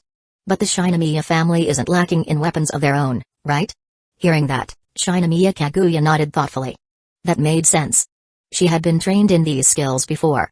Knowing how to smile at just the right angle, how to create the perfect expression to capture someone's heart. It was the art of fully utilizing a woman's beauty. Up until now, Shinomiya Kaguya had never had a reason to use these skills. But now, it seemed like the time had come. Seeing how easily her Ajawa-sama was being swayed, Hayasaka decided to fan the flames even more. The Shinomiya family doesn't let others take what they want, right? And Kaguya-sama is a Shinomiya. You must have some pride, don't let yourself be humiliated. This time, the fire within Shinomiya Kaguya ignited completely. Hayasaka, you're absolutely right. What should I do now? There are only a few shopping malls nearby that sell swimsuits. If Kaguya-sama also wants to shop for one, accidentally running into them would be completely normal, wouldn't it? Brilliant. Alright, Hayasaka, let's go. Shinomiya Kaguya strode out of Shuchin with determination. Watching her Ajawa-sama's unwavering resolve, Hayasaka felt a bit uneasy. Did I just add a little too much fuel to the fire? But on second thought, it didn't really matter. She had already advised Kaguya-sama countless times before. And yet, Kaguya-sama was so stubborn about her plan to lure in Yakama Azuma. So, might as well let things play out. Hayasaka followed Shinomiya Kaguya out of Shuchen. She also wanted to enjoy the show a little. He confessed to her, and now he's off swimsuit shopping with another girl? Hayasaka could understand. Wait. Could I really understand that? Either way, Hayasaka decided she was definitely going to stir up some trouble for Yakama Azuma. To Azuma, Chapter 233, My little sister says purple is very attractive. Ginza shopping mall. Ani-sama, is this cute? Suayuki hugged a plush toy and held it up in front of Yakama Azuma. It was a black cat with deep red eyes. It looked rather cold. Yakama Azuma nodded. It's quite decent. When it came to cats, Yakama Azuma always had a pretty good sense. Perhaps it was due to the influence of Kato Megumi and Yukino. After all, he and Kato Megumi had adopted their first cat together. Shiridomaru, and Yukino was a hardcore cat fanatic. Yuki Nyan, and Kasumijoka Utaha have one too. Hogi Okamaru, hearing Yakama Azuma's response, Suayuki gave a mischievous smile. Ani-sama thinks it's cute? I guess it really is, huh? Doesn't it look a lot like President Shinomiya? So that means Ani-sama also thinks President Shinomiya is cute, right? Hearing Suayuki say that, Yakama Azuma also felt that the plush cat did resemble Shinomiya Kaguya. Cold and aloof, yet carrying a bit of an air that made one want to pet it. Very fitting. This one looks more like you. Yakama Azuma pointed at a plush Shiba Inu. Ugh, Ani-sama, are you trying to turn me into your dog again? Suayuki protested, but she said it with a laugh. Yakama Azuma raised his hand and flicked her forehead lightly. This little sister was getting more and more mischievous. In the end, Suayuki put the black cat back down. But she bought the Shiba Inu plush and stuffed it into Yakama Azuma's hands. Her reasoning, since it looks like me, Ani-sama should keep it at home. That way, when you look at it, you'll remember me. After leaving that store, the two continued walking to another shop. It didn't feel like they were picking out swimsuits at all, more like they were just strolling around town. After they left Shinomiya Kaguya and Hayasaka happened to walk past the same store. It really does look a bit like Kaguya-sama. Hayasaka glanced at the black cat plush and nodded in agreement. Shinomiya Kaguya glared at her maid. Like hell it does. But, after thinking it over, Shinomiya Kaguya still decided to buy the black cat plush. Perhaps it would come in handy later. Weren't those two supposed to be picking out swimsuits? Watching the two wander from store to store, Shinomiya Kaguya furrowed her brows slightly. After browsing a few more stores, Yakama Azuma and Suayuki finally stepped into a swimwear shop. Suayuki looked at the array of swimsuits displayed before her. There were modest one-piece designs, as well as standard three-piece bikinis. There were even some skimpy string styles with extremely minimal coverage. Upon seeing these, Suayuki slightly curled her fingers. But she still kept a carefree expression as she turned to Yakama Azuma. Ani-sama, can you help me choose? A store clerk who was about to introduce some products stopped in her tracks upon hearing this. Degrees. Siblings came together? She had worked at a swimwear store for years. But she had never seen siblings go swimsuit shopping together. Could this be what they call love that transcends all social norms? Hearing Suayuki's request, Yakama Azuma was about to tell her to pick for herself. But before he could speak, Suayuki leaned in close to his ear. Ani-chan-sama. My current 3 sizes are 90, 59, 85. After saying that, she even winked suggestively at Yakama Azuma. Yakama Azuma immediately reached out and pinched Suayuki's cheek. Don't go telling me things like that. But Ani-sama should obviously know these numbers. Know your head. My name is Yakama Azuma, not Kasugano Haruka. But if Ani-chan wants, Yuki wouldn't say no. Negation, Konowaho baka. Opening parenthesis, closing parenthesis. Yakama Azuma had seen through it, wanting to see Suayuki embarrassed. That was impossible.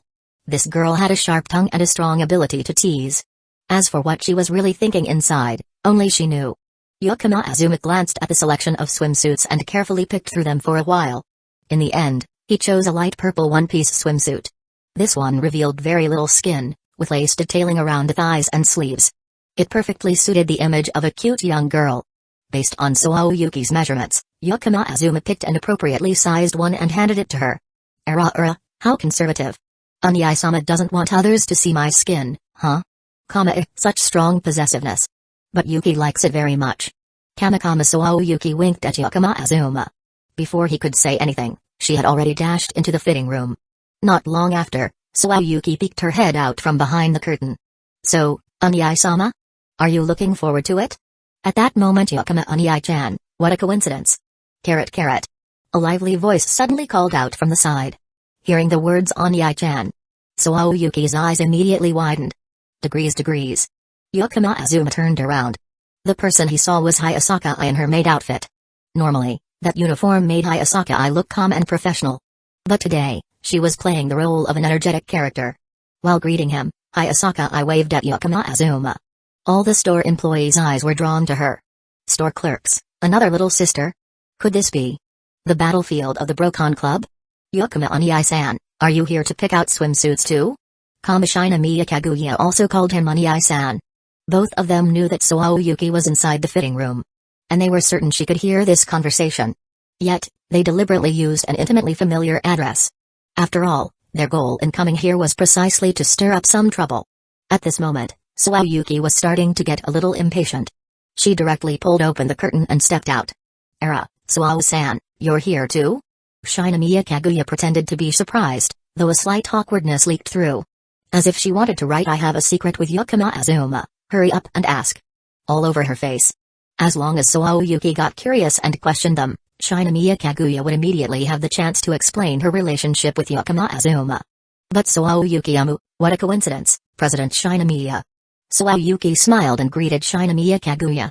She showed absolutely no intention of questioning their choice of words. Instead, she placed her hands on her hips and struck a striking pose. Even though it was a relatively modest one-piece swimsuit. Once she wore it, the effect was astonishing. Shinomiya Kaguya's eyelids twitched slightly. She wasn't sure if her previous move had dealt any damage. But she was absolutely sure she had just been counterattacked straight through the armor. Seeing Shinomiya Kaguya stay silent, Yuki turned to Yakama Azuma. "Azuma-kun, what do you think? Does it suit me?" Yakama Azuma nodded honestly. Imuto-chan looked good in anything. But this light purple one-piece swimsuit, despite covering a lot, carried a unique allure. The lace design enhanced the youthful charm of the lively girl. It suited Yuki perfectly. I think so too. As expected of Azuma-kun, your taste is spot on. Going swimsuit shopping with Azuma-kun was definitely the right choice. Opening parenthesis closing parenthesis with that, Yuki slipped back into the fitting room. She changed back into her clothes, ready to check out. Outside the fitting room, the three fell into a brief silence. Shinomiya Kaguya felt a bit helpless. As expected of the Suawa family, Ujizama not falling for traps at all. She had miscalculated this time. As for Hayasaka, she had been completely hit by the splash damage from that earlier clash. Even though, on the surface, Hayasaka looked much fuller than Shinomiya Kaguya. In reality, her estimated size was only around a B cup, with a fair amount of padding. To put it bluntly, it was all enhanced. Just some little tricks girls use. Yet even so, she still got KO'd by Yuki, suffering a devastating blow. Especially since Hayasaka's feelings were completely different from Shinomiya Kaguya's at this moment. She genuinely had romantic feelings for Yakama Azuma. So, when another girl overshadowed her in front of the guy she liked, emotional damage, critical hit x2. By the time Yuki finished changing and stepped out, she cheerfully waved at the two left behind. "President Shinomiya, Maid-san, you guys keep shopping, okay? Azuma-kun and I are done, so we're heading out." Shinomiya Kaguya could no longer bring herself to ask Yakama Azuma for help in choosing a swimsuit. She could only nod. Watching the two of them walk away. The Shinomiya master and servant duo sighed in unison. Result of today's battle, Yuki total victory. After leaving the swimwear store, Yuki leaned in closer to Yakama Azuma, blinking as she stared directly at him. "Oniai-sama, so you have secret Imuto-san outside too?" Yakama Azuma's mouth twitched. What the hell was a secret Imuto-san? He quickly gave her a brief explanation about his relationship with Hayasaka Nao, Hayasaka and Shinomiya Kaguya. After hearing that it was merely a respectful way for juniors to address seniors, Yuki let out a relieved sigh. Phew, turns out the only real little sister was still just her. Earlier, when she first heard the word Oniai-chan, she almost couldn't hold back from questioning them on the spot. Good thing she restrained herself in the end. And even successfully counterattacked. Feeling pleased, Yuki carried her shopping bag and began to hum a tune. "She is just my little sister says purple has a certain flavor." Her pronunciation was extremely accurate. Hearing such fluent Chinese, Yakama Azuma was momentarily stunned. Yuki secretly observed his reaction from the corner of her eye, the corners of her lips curling up mischievously.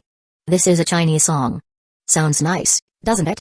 Anii-sama seems quite knowledgeable about Chinese culture, and your preferences lean towards China as well. So, when I was learning Chinese, I took the chance to jump the wall and explore Chinese pop culture too. Even though their exchange program only lasted a month, Yuki had keenly picked up on subtle details about Azuma's interests. To have more common topics to talk about, she had put in the effort to study deeper into Chinese culture. Chapter 234, Shuchen Academy's field trip. That morning, Azuma once again brought up the field trip with Calamity, Uchiha. She had already known about it for a few days. She simply nodded indifferently. Got it. Be safe while you're out and have fun. It felt just like a mother reminding her child before a school excursion. And usually, when the long-haired senpai used this tone, it meant she was reluctantly accepting the situation, but deep down, she wasn't happy about it at all. Toei Agasaki Academy also had a field trip coming up soon.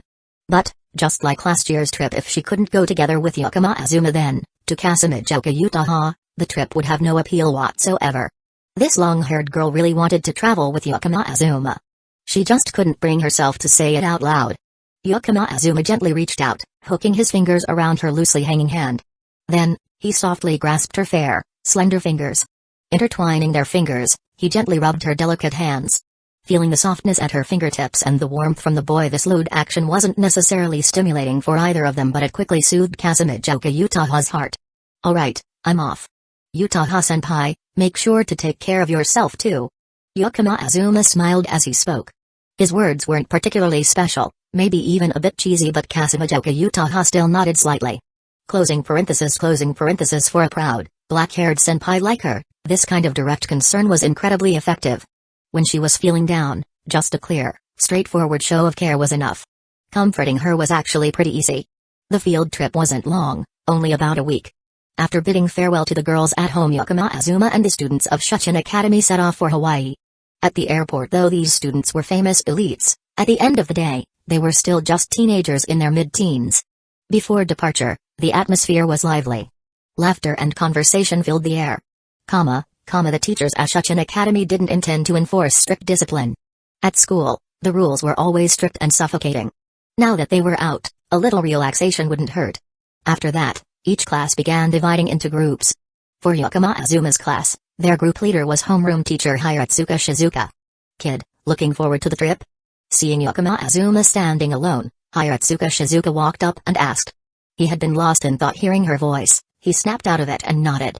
Yeah, I guess I'm looking forward to it. Do you want to switch seats later and sit with the student council? Hiratsuka asked. Though Azuma wasn't exactly isolated in class after transferring between schools, he had taken an extended leave shortly after. And in his free time at school, he was almost always in the student council room. As a result, in his own class, he barely had any close friends. Fujiwara Chika was one, but right now, the energetic girl was busy hanging out with her board game club friends. Other than that, if he had to name someone, maybe Shijo Maki counted as an acquaintance. But given Shijo Maki's personality, of course, she wouldn't actively approach Azuma. So, from an outsider's perspective, he looked a little lonely. After all, he was still her student and, more importantly, the boy her close friend had entrusted to her care. When it came to Azuma, Hiratsuka Shizuka was always willing to bend the rules a little. For example, allowing him to temporarily leave his class group and join the student council group. However, Azuma shook his head. No need, Hiratsuka-sensei, you don't have to worry about me. If I wanted to make friends, I'd have no problem getting to know people in class soon enough. Hiratsuka Shizuka let out a small "oh." She didn't doubt it. With her sharp insight ever since Azuma transferred in, Hiratsuka Shizuka had noticed. This boy was not the type to be withdrawn. The way he handled social relationships was no less skilled than a seasoned teacher like her. There was absolutely no need to worry about him. Snapping out of his wandering thoughts, Azuma decided to stop thinking about unrelated things and focus on the field trip. Instead, he actively started a conversation with Hiratsuka Shizuka. Hiratsuka-sensei, what exactly are we going to do on this trip? Hearing that, Hiratsuka Shizuka sighed softly, pressing a hand to her forehead in mild exasperation. Let me guess, you didn't even bother to read the school's guidebook, did you? Azuma grinned, laughing sheepishly, pretending to play dumb. Seeing his reaction, Hiratsuka Shizuka didn't scold him any further. She simply began explaining the itinerary for the trip. This time, our destination is Hawaii. The first 2 days will be spent exploring local towns, after which students must write a report about traditions and customs. On the third and fourth day, we'll have time to experience the beaches. From the fifth to the seventh day, the school has rented a ship for us to sail out to sea, where students can try deep-sea fishing. Hearing that, Yakuma Azuma couldn't help but be amazed. What a grand itinerary. As expected of Shuchin Academy. Most ordinary schools only organized field trips for formality's sake. After arriving at their destination, there were usually very few hands-on experiences. Most of the time, it was just staying at a designated camp. After all, allowing students to try new and exciting activities was not only expensive and troublesome, but also risky. For normal schools, it simply wasn't worth the investment. But Shuchin was different. As an elite academy that emphasized comprehensive education, they never did things half-heartedly. While Yakuma Azuma was chatting with Hiratsuka Shizuka, it was finally time for Class 1B to board the plane. Blending into the crowd, he passed through the boarding gate. He wasn't sure if the seating arrangement followed the classroom seating chart, but somehow, the seat next to him ended up being Shijo Maki. The Uji-sama from the Shinomiya Group's branch family, upon seeing Yakuma Azuma, immediately crossed her arms, huffed, and turned away in displeasure. Well, that was expected. Ever since they were at school, Yakuma Azuma had loved teasing Shijo Maki. Being constantly pestered by him, this kind of tsundere reaction from the twin-braided girl was nothing new. "Ah, a spider," Yakuma Azuma casually remarked, his voice flat and emotionless. Shijo Maki, who had just turned away, immediately flinched and snapped her head back. Her eyes darted around in panic, searching for the spider. Even for a Nuju-sama, certain instinctual fears were unavoidable. But after looking around for a while, she found nothing. Letting out a relieved sigh, Shijo Maki glanced at Yakuma Azuma with suspicion. Only to see the boy calmly reading a Russian novel in his hand, continuing to the next line as if nothing had happened. At that moment, she realized she had been tricked. Shijo Maki immediately glared daggers at him. But Yakuma Azuma remained completely unfazed. "Want to read a light novel? Humphrey, no need." Shijo Maki huffed coldly, turning her head away once again. The plane took off. As they soared through the sky, Shijo Maki started to regret her decision. On the plane, phones had to be turned off. She did have a few things in her backpack to kill time during the flight, but the problem was, her backpack had already been stored in the overhead compartment. And her seat was on the inner side, which meant she'd have to ask Yakuma Azuma to move if she wanted to retrieve it. More importantly, with her height, getting the backpack down by herself seemed to be a bit challenging. She had needed the flight attendant's help to put it up there in the first place. A sense of boredom slowly crept over her. Especially with a certain someone sitting next to her, completely engrossed in his book. Just as Shijo Maki was hesitating, a light novel was suddenly extended toward her from the side. Out of reflex, she accepted it. She glanced at the book's cover. The youth of a lonely boy will not dream of a passerby heroine. What is this? She read the title aloud with a puzzled expression. For a young lady like her, who had never touched a light novel before, her impression of novels was still limited to classic literary works from various countries. A school romance story? Try reading it yourself. Yakuma Azuma responded, eyes still glued to his own book, not even bothering to look up. Hearing that, Shijo Maki scoffed mockingly. So, just another cheap, mainstream book? Your taste is really... Before she could even finish her sentence, Yakuma Azuma cut her off. This series has sold over 15 million copies across Japan. Shijo Maki froze. Degrees? 15 million copies, that number alone was enough to prove the book's worth. If she continued insulting it, she'd only end up making herself look ignorant. At the same time, her curiosity was piqued. A book like this, what exactly made it so special? With that thought in mind, she flipped to the first page. Immediately, her eyes landed on a signature from the author. The name written there was Yakumi Azuma. Shijo Maki couldn't help but glance at him again. This book. I wrote it. This time, Shijo Maki was completely speechless. 15 million copies, and the person who wrote it was sitting right next to her. That number, whether in terms of profit or fame, was an incredible achievement. Beyond curiosity, a subtle desire to unravel the mystery behind this book began to take root in her heart. She turned to the first chapter. The words on the page, brimming with the youthful spirit of a school romance, danced before her eyes as if pulling her into a radiant summer, where the chorus of cicadas echoed in the air. Some might assume that students, those who were already living through their youth, wouldn't be too interested in reading school romance stories. But in reality, that wasn't the case. Precisely because they were experiencing youth, they resonated with such stories even more deeply. It wasn't about admiration or nostalgia, it was about a genuine connection, making them even more immersed. After just a few pages, Shijo Maki had completely forgotten all her initial doubts. She was utterly engrossed in the world of words. Chapter 235, Shinomiya Kaguya starts getting serious. It's time to get off the plane. Yukima Azuma gently poked Shijo Maki on the forehead. The girl, who was completely immersed in Sakano, was startled upon hearing that. She looked up and glanced out the window. Sure enough, the scenery outside was no longer the blue and white sky. Instead, it was a foreign airport in a distant land. The flight from Japan to Hawaii was not short at all. Yet for Shijo Maki, it felt like just a blink of an eye. Realizing that she had been so absorbed that she completely lost track of time, she was momentarily dazed. Even when Yukima Azuma poked her forehead, she had not yet fully recovered.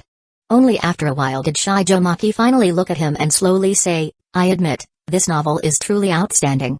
In her eyes there was astonishment, a hint of reluctance, and a trace of admiration. Her expression of "you're better than me now, huh?" made Yukima Azuma want to reach out and tug at her twin braids. But instead he simply took his backpack down from the luggage rack. Yukima Azuma conveniently grabbed Shijo Maki's backpack as well and tossed it to her. Watching Yukima Azuma easily reach up and take the bags down, while she had to stand on tiptoes just to barely touch them, Shijo Maki felt a strange sensation welling up inside her. Like the protagonist in a novel. Is he really 1.8 meters tall?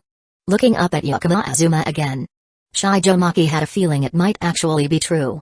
In Japan, where the average height is relatively low, Yukima Azuma's height was indeed quite striking. But for some reason, it was only today that Shijo Maki noticed this. After mentally comparing Yukima Azuma to the protagonist in the book, Shijo Maki immediately realized the two had a lot in common. After all, the protagonist under Yukima Azuma's pen was based on himself. And upon discovering this, Shijo Maki instantly began applying the psychological descriptions from the book to Yukima Azuma. Suddenly, she felt like she understood him much better. "What are you spacing out for? Give the book back." Yukima Azuma saw Shijo Maki still looking dazed. He really couldn't figure out what this tsundere girl was thinking. He simply reached his hand out toward her, demanding the light novel back. Hearing that, Shijo Maki instinctively hugged the book tightly to her chest. She hadn't finished reading it yet. She was already completely engrossed in Sakano's storyline. If the book was taken away now, it would be no different from taking Shijo Maki's life. The craving to read was serious, okay? Seeing Shijo Maki looking like a mother tiger protecting her cub, Yukima Azuma couldn't help but let out a faint smile. As for Shijo Maki, at this moment, she suddenly realized something. "You did that on purpose, didn't you? You never intended to take the book back, you just wanted to tease me, didn't you?" She stared straight at Yukima Azuma, emphasizing each word. Yukima Azuma was slightly taken aback. Huh? Did the tsundere just get smarter? In truth, although Shijo Maki was a tsundere, she was undeniably a true genius. Her intelligence level was nearly identical to Shinomiya Kaguya's. In terms of IQ, her scores were extremely high. It was just that before, her IQ had been somewhat lacking. But after understanding Yukima Azuma better, Shijo Maki immediately grasped this teenage boy's wicked little habit. After all, in the book, the protagonist would also occasionally tease the heroine. The only difference was the frequency. With the heroine in the book, he only teased her once or twice for fun. But with her every time they met, he just had to mess with her a little. Shijo Maki took a deep breath, puffed her cheeks, and glared at Yukima Azuma. So annoying. This guy. How much is this book? I'll buy it from you. Shijo Maki shot him a glare and asked. This is a collector's edition, not for sale. Plus, it has my autograph. Yukima Azuma stated the truth. Hearing that, Shijo Maki's expression drooped slightly. If it was a non-sale edition, then she really couldn't buy it with money. But returning the book to Yukima Azuma right now, she really couldn't bear to do it. She wasn't even sure if bookstores in Hawaii sold Japanese light novels. Just as she was struggling over what to do, but if Shijo-san likes it, I'll just give it to you for free. Yukima Azuma, after pausing deliberately, finally chuckled and spoke. At first, Shijo Maki was overjoyed, nearly jumping in excitement. But then, she realized. This guy was teasing her again. He could have just said it straight from the start, yet he had to drag it out like that. Annoying. Even though she felt a little fiery inside, Shijo Maki still obediently thanked Yukima Azuma. Sometimes, free things were the most expensive. Since she wanted this book, she had no choice but to accept the favor from Yukima Azuma. Hugging her backpack, she carefully placed the light novel into an inner compartment. Finally, she glared at Yukima Azuma once more before hurriedly running off the plane. What's up with Shijo-san? Fujiwara Chika watched Shijomaki's retreating figure, looking puzzled. Ah, well, girls, you know. The culprit, Yukima Azuma, shrugged nonchalantly. Girls, indeed. Fujiwara Chika nodded in agreement. With absolutely no awareness of being a girl herself, Shuchin had booked an entire beachfront hotel. After that, room keys were distributed, with several people sharing a room. Initially, Yukima Azuma thought he would be sharing with some other guys from the class. But unexpectedly, he received the key to a presidential penthouse suite. Glancing around, he noticed that Fujiwara Chika was holding an identical key card. He immediately understood. It seemed that the student council members would be staying together. That made sense after all. The student council of Shuchin held a special status. Getting the best rooms was only natural. Besides, they even had authority over an annual budget of hundreds of millions of yen. A little privilege like this was nothing. Moreover, even though they were technically staying together, the presidential penthouse suite had many private rooms. There wasn't even a hint of the ambiguous atmosphere one might imagine. Carrying his luggage, Yukima Azuma headed toward the room that matched his key card. The moment he stepped into the penthouse, Suayuki, who had arrived early, immediately approached with a playful grin and whispered, "Hee hee, Onyai-sama, who would have thought we'd get to live together like this?" Yukima Azuma pinched Suayuki's cheek. "This is just a school field trip. It's basically the same as living together." "No, it's very different. A field trip is a serious academic activity. Here's my room key. You're welcome to a midnight raid, Onyai-sama." "Ah, no, actually you must come for a midnight raid." Suayuki shoved a key into Yukima Azuma's hand. A vein popped on his forehead. Just as he was about to discipline this brat, footsteps echoed behind him. Shinomiya Kaguya and Fujiwara Chika entered one after another. To protect Suayuki's reputation, Yukima Azuma swallowed back his words and quietly slipped the key into his pocket. Seeing this, Suayuki flashed an Aizen-style smirk. Superscripto, Yukima-san, Suao-san." Shinomiya Kaguya greeted the two of them. She was still brooding over her previous loss. "Good morning, President Shinomiya." Suayuki replied with a smile. After that, all four of them returned to their rooms to unpack. Today wasn't officially the first day of the field trip. The school didn't call for any assemblies, allowing students to unpack and rest freely, shaking off fatigue from the long journey. Once he was done organizing his belongings, Yukima Azuma was the first to step out of his room. He walked over to the penthouse's floor-to-ceiling window and gazed outside. A vast, deep blue ocean stretched before his eyes.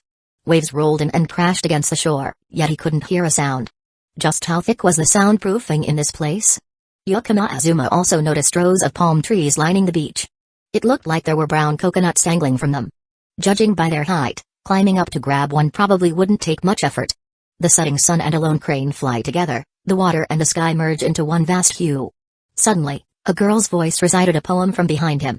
Just now, when Yukima Azuma looked at the horizon where the sky met the sea, he had also thought of this famous verse. Hearing someone else mention it at this moment, he couldn't help but feel a sense of resonance. Turning around, he saw that the person behind him was Shinomiya Kaguya. "President Shinomiya is quite knowledgeable about Chinese culture, I see." Shinomiya Kaguya nodded slightly. "Since childhood, I've studied all 6 official languages of the United Nations. Out of them, Chinese was the hardest. I had to put in a lot of effort, but thanks to that, I learned a lot about its culture as well." Since she knew Yukima Azuma's interests, subtly showcasing her cultural background was a clever way to gain favor. Even though Yukima Azuma understood that Shinomiya Kaguya was deliberately saying this, he still couldn't help but feel a bit of camaraderie. This could be considered a kind of open conspiracy. At that moment, Suayuki and Fujiwara Chika also stepped out of their rooms. "Shall we go for a walk outside? What do you all think?" Shinomiya Kaguya suggested with a gentle smile. Fujiwara Chika immediately raised her hand in excitement. Yukima Azuma also wanted to go out, so he nodded in agreement. Suayuki, however, glanced at Shinomiya Kaguya. Something about President Shinomiya seemed different today. Could it be that she's finally getting serious? Chapter 236, Shijomaki's first kiss. The second day after arriving in Hawaii. Today was the sightseeing day. Each class would tour and experience the local culture in Hawaii, then write a report to submit. Early in the morning, everyone gathered in the hotel dining area. Yukima Azuma immediately noticed Shijomaki with 2 huge dark circles under her eyes. She looked completely sleep-deprived. "What's wrong? You're not used to the time zone yet?" Yukima Azuma asked in confusion. Shijomaki slightly opened her mouth, intending to say something. But when the words reached her lips, she didn't say them anymore. In the end, she only nodded slightly as if admitting it. Although the time difference between Japan and Hawaii was quite significant, as a Nuja-sama of a Shinomiya family branch, Shijomaki frequently traveled abroad. Jet lag had long become a routine matter for her. Normally, it could never cause her to lose sleep to this extent. The only reason she looked like a panda right now was because she stayed up late last night reading a light novel. It was her first time encountering entertainment like light novels, and she happened to start with the Masterpiece Youth series. It would be strange if she didn't get hooked. Last night, right after returning to her room, Shijomaki read Sakano straight through. However, there was no way she could tell Yakama Azuma that she had binged his book to the point of forgetting to eat or sleep, and that was why she ended up like this. Saying that wouldn't just be embarrassing, it would also feel like slapping herself in the face. Is there a volume 2 of the light novel? After a brief silence, Shijomaki still asked. With her personality, this kind of slightly pleading tone was extremely rare. But Shijomaki had really been drawn into the story. Seeing Shijomaki's expectant eyes, Yakama Azuma gently nodded. Just as the girl's eyes lit up, Yakama Azuma continued speaking. Well, there is, but unfortunately, since this is a trip, I only brought volume 1. Hearing that, Shijomaki's small face immediately fell. Didn't that mean she had to wait until the school trip ended? That was still a whole week away. Even if she ordered it online from Japan and had it shipped express, it would take at least 3 days. 3 days without reading the next volume of this youth novel, Shijomaki felt like she was going to die. She didn't know whether it was because she couldn't continue reading or because of the lack of sleep, but her whole body swayed as if she was about to collapse. The corner of Yakama Azuma's mouth twitched slightly, and he reached out to support her. He hadn't expected the Suja-sama to be this addicted. Maki, are you okay? Beside them, a short-haired girl ran over and asked worriedly. Yakama Azuma also knew this girl. She was a classmate from 1B. The only friend Shijomaki had, and also her childhood friend. As for her specific name, Yakama Azuma had never bothered to remember it. But he knew her background quite well. Her father was the president of a major shipbuilding corporation. Her grandfather was a board member of the Japan Business Federation, aka Kaidanran, one of Japan's 3 major economic organizations.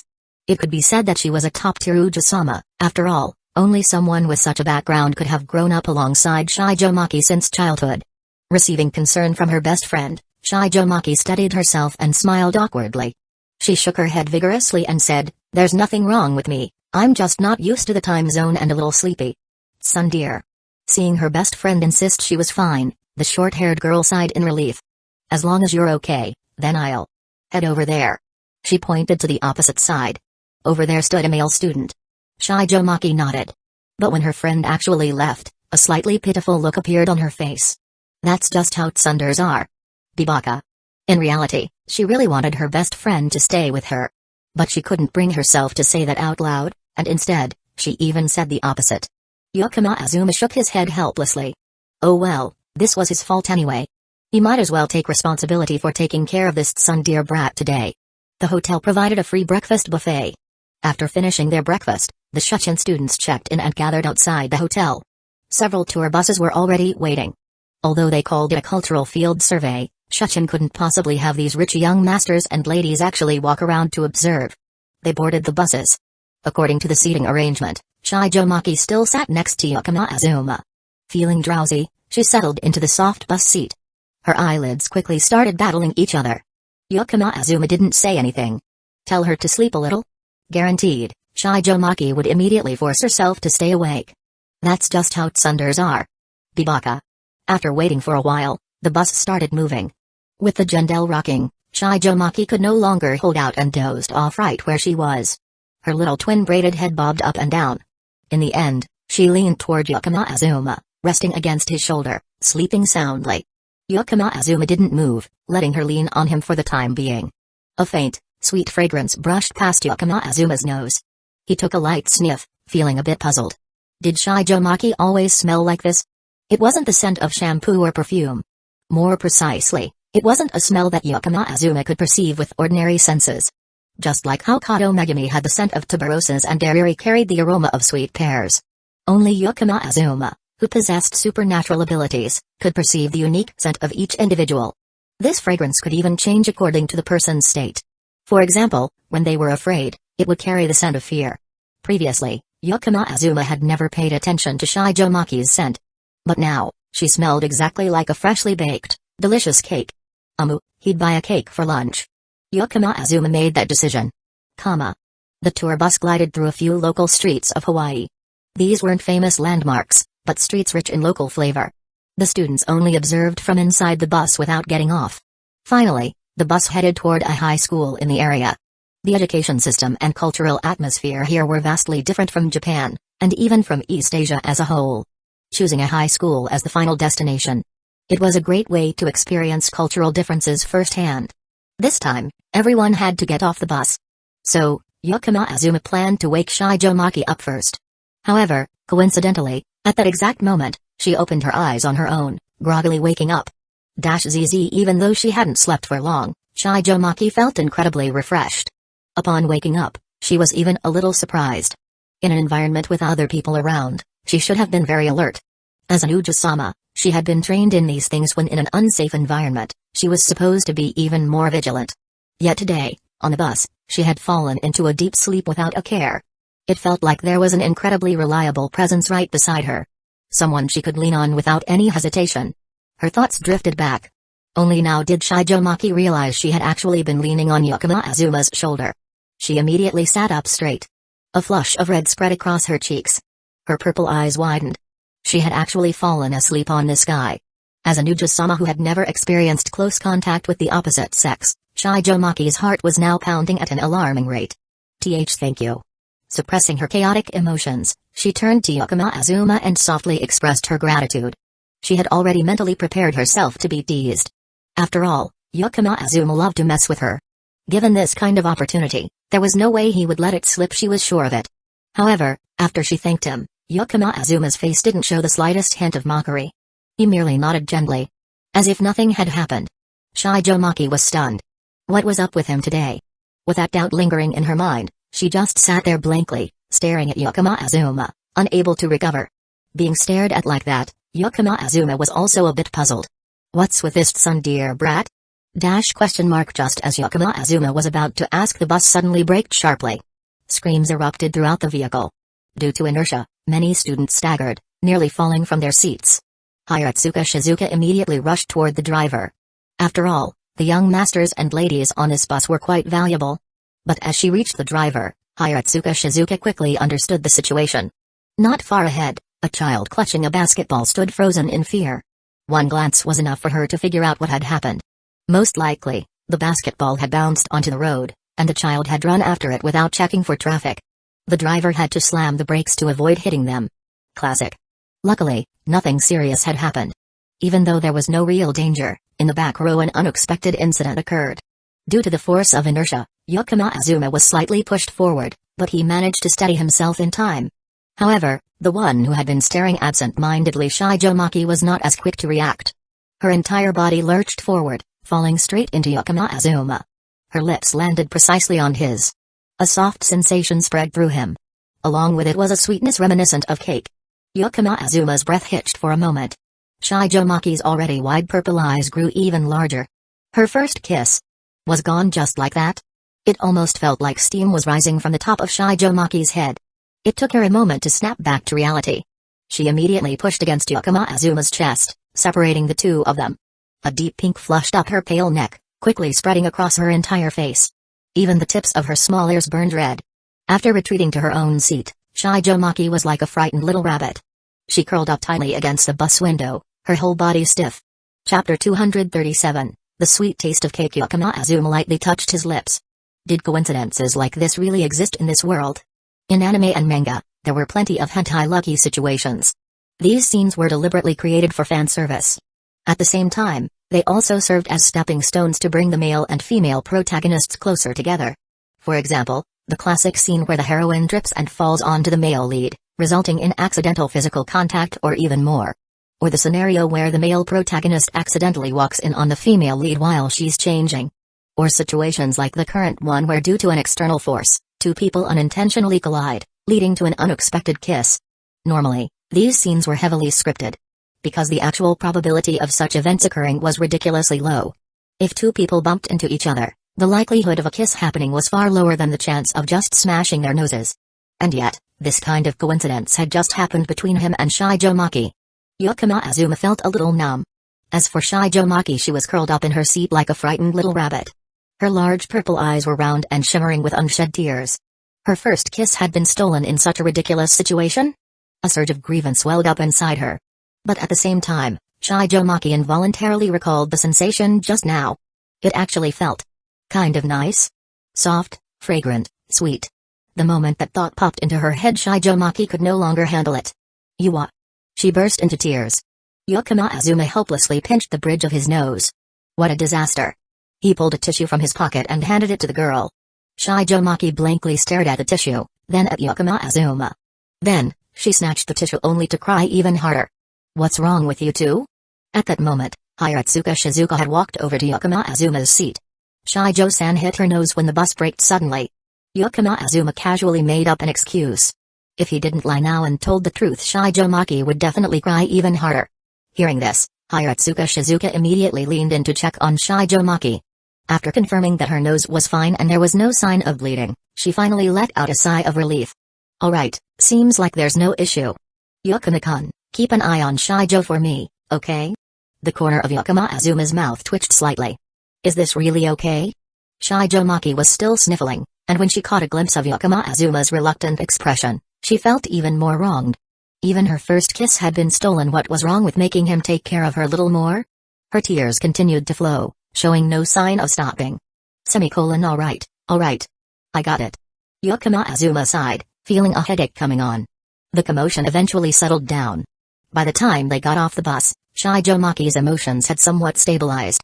However, the moment she stepped off, she immediately kept a considerable distance from Yukima Azuma. Shijo Maki's close friend, a short-haired girl, approached her. "Maki, are you okay?" This was the first time she had ever seen Shijo Maki cry like that. Shijo Maki pouted and shook her head. I'm fine. I just bumped my nose on the bus. You know, when you hit your nose, it stimulates the tear glands. It's a physiological reaction that can't be controlled." The tsundere desperately tried to cover up the truth. "Bibaka." Hearing this, the short-haired girl finally breathed a sigh of relief. But even as she said that, Shijo Maki's fingers unconsciously brushed against her cherry blossom lips. Was a kiss really that pleasant? This was too strange. Have you ever kissed anyone before?" Shijo Maki suddenly turned to ask her best friend. The short-haired girl froze for a moment, then blushed and shook her head. "Of course not. Maki, why are you asking this all of a sudden?" Hearing that, Shijo Maki let out an awkward laugh. "It's nothing, just a random thought. So don't mind it." She quickly changed the subject to brush it off. But she still seemed a little dazed. Her mind drifting somewhere far away. On the way back, Shijo Maki switched seats with another girl, acting as if she was deliberately avoiding Yukima Azuma. Yukima Azuma didn't really care. After all, what happened earlier was purely an accident. If there was anything to say about it, it was that the coincidence was just way too suspicious. Back at the hotel, as soon as he entered the room, Yukima Azuma saw Shinomiya Kaguya and Soaoyuki sitting on the sofa. The two of them seemed to be discussing their observations and thoughts after visiting Hawaii High School today. "Azuma-kun, you're back? Come sit here." Soaoyuki patted the seat beside her, signaling him to sit down. Yukima Azuma walked over, casually picked up the cup on the table and drank the remaining tea in it. Wait, Soaoyuki had only gotten half a sentence out, but it was already too late. Yukima Azuma put the cup down, blinking in confusion. Then his gaze shifted and landed on Shinomiya Kaguya, whose cheeks had turned slightly red. Moreover, her left hand was pressed against her cheek. Yukima Azuma knew this gesture very well. This was something Shinomiya Kaguya often did when trying to calm herself down. Like pressing a Mandel reset button. As long as she did this, no matter how chaotic her mind was, she could regain her composure. It was a technique Shinomiya Kaguya had deliberately trained herself in. But why did she need to activate her calm mode at this moment? Yukima Azuma's gaze fell on the cup in front of him. A bad premonition suddenly rose in his mind. That cup was used by President Shinomiya. Soaoyuki explained helplessly. "I really didn't know. I sincerely apologize." Yukima Azuma apologized with complete sincerity. But internally, he had already collapsed. What the hell was going on today? The situation on the sofa was as follows. Soaoyuki sat in the middle. Shinomiya Kaguya was to her left. And Yukima Azuma sat to her right. The cup he had just drunk from was the one placed directly in front of him. Every time they gathered in the student council room, Soaoyuki would thoughtfully prepare tea in advance. Yukima Azuma was used to it, so he didn't think much of it. It's okay." Shinomiya Kaguya lightly waved her hand. I was sitting there earlier, but I got up to grab something from my bag and switched seats. This is partly my fault too. Don't mind it, Yukamikun, it was just an accident. She actively explained the situation. If she was planning to win this guy over, then of course, she wouldn't get upset over something this trivial. Tolerance and generosity were the keys to earning trust. But an indirect K-kiss. As the Uchiha of the Shinomiya family and someone completely lacking in knowledge about romance, having been isolated from the opposite sex since childhood, at this moment, Shinomiya Kaguya's inner state was far from as calm as it appeared. If not for her calm mode holding her together, her face would surely have been burning red by now. This is exactly the kind of scene you'd see in an anime, huh? So Aoyuki winked at Yukama Azuma, mouthing the words. Things like an indirect kiss were just too anime. Yukama Azuma shot her a helpless glance. At the same time, he felt that today had been utterly ridiculous. A faintly sweet scent drifted over from beside him. Yukama Azuma froze. His gaze unconsciously shifted in that direction. If he didn't know it was impossible, he would have thought Shijomaki was here. That sweet, cake-like fragrance was coming from Shinomiya Kaguya. Could it be that, because they were blood relatives, even their scents were similar? Yukama Azuma mused. Thinking about it, maybe it wasn't so far-fetched. Even though Shijomaki and Shinomiya Kaguya belonged to the main and branch families respectively and their blood ties were distant, with a large generational gap between them, the two were eerily similar. Their birthdays, blood types, even the number of times they attended school and left early at Shuchen were completely identical. Both were from prestigious families, both took pride in their heritage and lineage. Both were tsunders, with similar ways of thinking, appearances, and demeanor. Even their complete lack of knowledge about romance, their inexperience with first-time experiences were exactly the same. To put it bluntly, Shijomaki was like a failed version of Shinomiya Kaguya. If that were the case, it wasn't surprising that they shared the same scent. Yukama Azuma shook his head, gradually pushing aside his stray thoughts. President Shinomiya and I were discussing education. Noticing the awkward atmosphere, Aoyuki quickly smiled and shifted the topic to something more serious. Thanks to Aoyuki's lead, the atmosphere in the room gradually relaxed. After visiting the schools in Hawaii, I have some thoughts. Shinomiya Kaguya continued the conversation. The whole indirect kiss matter was just too much for her.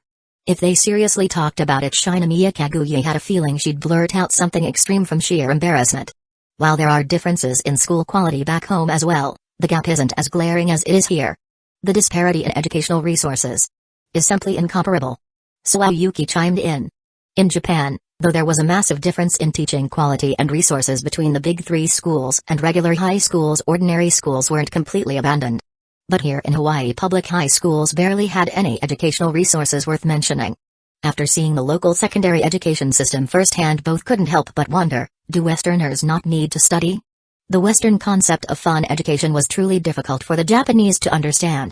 Chapter 238, Aoyuki, President Shinomiya, why did you end up conquering yourself?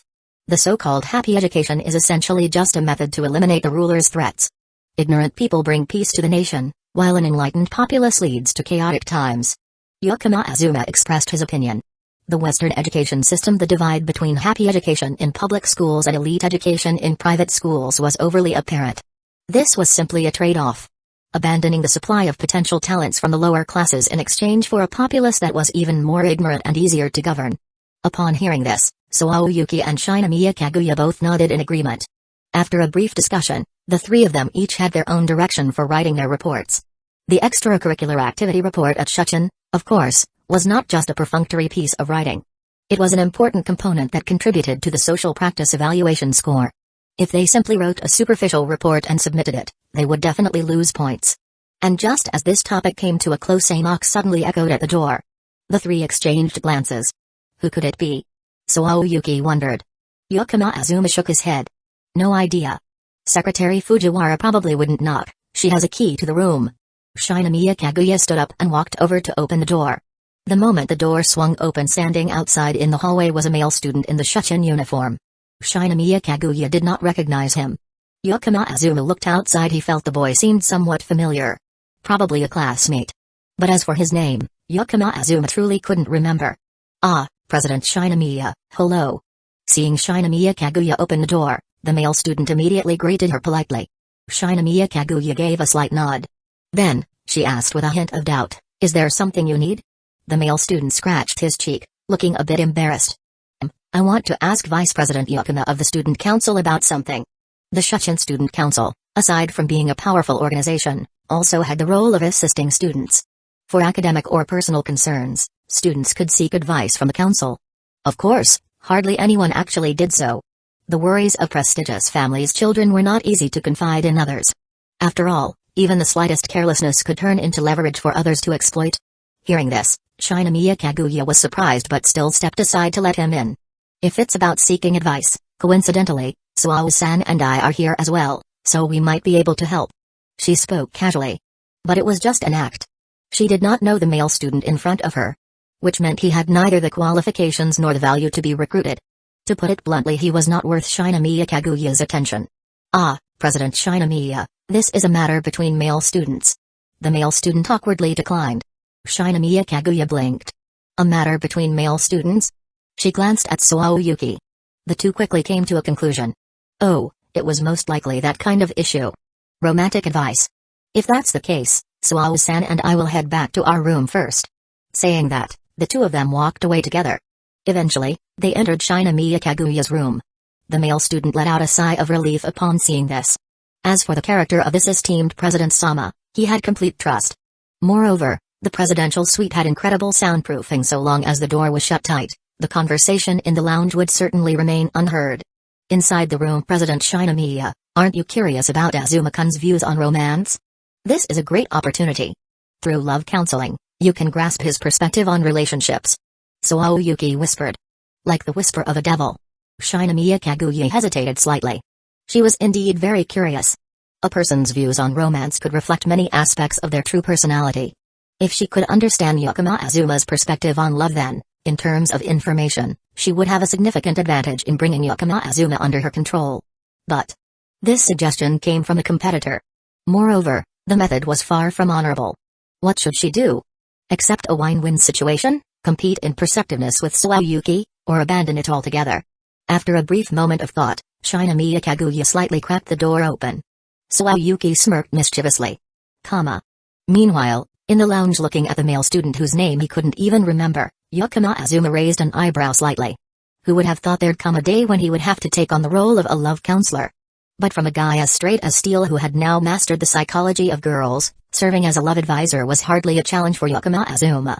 Vice President Yakuma, actually, I wanted to ask for love advice. You must be really good at romance. After all, even with someone as intimidating as Shijo-san, you can still get along well. The male student got straight to the point, so it was indeed a love consultation.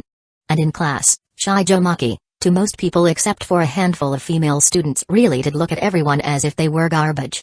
That was just the typical demeanor of its tsundere. And Yakuma Azuma, the expert in teasing tsunders, had become the only male student who had a publicly good relationship with Shijo-maki. Meanwhile, the two people secretly eavesdropping in the other room, besides getting insights into his romantic views, had unexpectedly also received an important piece of intelligence. Suao-yuki glanced at Shinomiya Kaguya and whispered, if I remember correctly, Shijo-maki is related to President Shinomiya, right? Shinomiya Kaguya gave a small nod. Her expression turned somewhat unpleasant. The person she had her eyes on was already being contested by outsiders. But why was even her own family trying to dig up her foundation? Just thinking about Shijo-maki, Shinomiya Kaguya felt a headache coming on. By familial relation, Kaguya was technically Maki's third-generation grandaunt. Though they were blood relatives, their generational gap was absurdly wide. Despite being the same age, even born on the same day, their relationship was extremely poor. Shinomiya Kaguya had initially planned to recruit that girl into her faction. But Maki always maintained a distant, strictly professional stance, which made Shinomiya Kaguya unable to like her at all. Back in the lounge, Yakuma Azuma nodded. Though there was a bit of misunderstanding, he saw no need to explain anything to the male student in front of him. Alright, I got it. Do you have a specific question? A girl in my class. I want to confess to her. To be honest, Yakuma Azuma had no impression of the person this guy was talking about. But since these two had nothing to do with him anyway, it didn't matter if he didn't know. So, you're asking about how to confess. Actually, I'm still a bit hesitant. I don't know what she thinks of me. Have the two of you interacted before? On Valentine's Day, I received chocolate from her. Oh? What kind? Oh, 3 chocolate candies, so probably obligation chocolate, right? Of course, it's obligation chocolate. She also once asked me if I had a girlfriend. I said no, and then she and her friends burst out laughing. She was definitely teasing me, right? Of course, she was teasing. Yukima Azuma bluntly affirmed, making the male student's face turn pale. Coach, do you think I still have a chance? Carrying a final glimmer of hope, the male student asked. Meanwhile, the two girls in the room exchanged glances. There was no chance at all no matter how they looked at it. Both of them shared the same thought. It didn't seem like a relationship that could develop into love in any way. However, Yukima Azuma's answer was, you have a chance. Upon hearing that, the male student immediately brightened up. He was on the verge of kneeling down in gratitude. Confess directly, don't use a love letter or anything like that. You have to say it to her face. Use a method like Pendant, be decisive. Yukima Azuma offered his advice. The male student listened and nodded seriously. But soon after, he hesitated and asked, but she doesn't have feelings for me, does she? Yukima Azuma shrugged. That's right. Which is why you need to make her realize that you're someone who has the potential to enter a romantic relationship. If you keep going like this, you'll only become a certain kind of friend, and the closer you get, the further you'll be from love. But right now, the two of you already have a certain level of acquaintance. If you confess immediately, under the influence of a shift in perception, there's still a chance of success. After hearing this analysis, the male student nodded vigorously. Naruto. I understand now. Thank you, Vice President Yukima, for your immense grace. With that, he charged out of the room, brimming with determination. Yukima Azuma watched his retreating figure and took another sip from Shinomiya Kaguya's tea. He hadn't deceived the guy. That was indeed the optimal choice for him. After all, the kid was already a fool. There was no other way to maneuver, so charging straight ahead was his best bet. But if it were Yukima Azuma in this situation, he wouldn't confess right away. Instead, he would skillfully create events to cultivate an ambiguous atmosphere. He would gradually make the other person recognize the possibility of seeing him as a romantic prospect. From there, he would shift their perception while increasing their affection.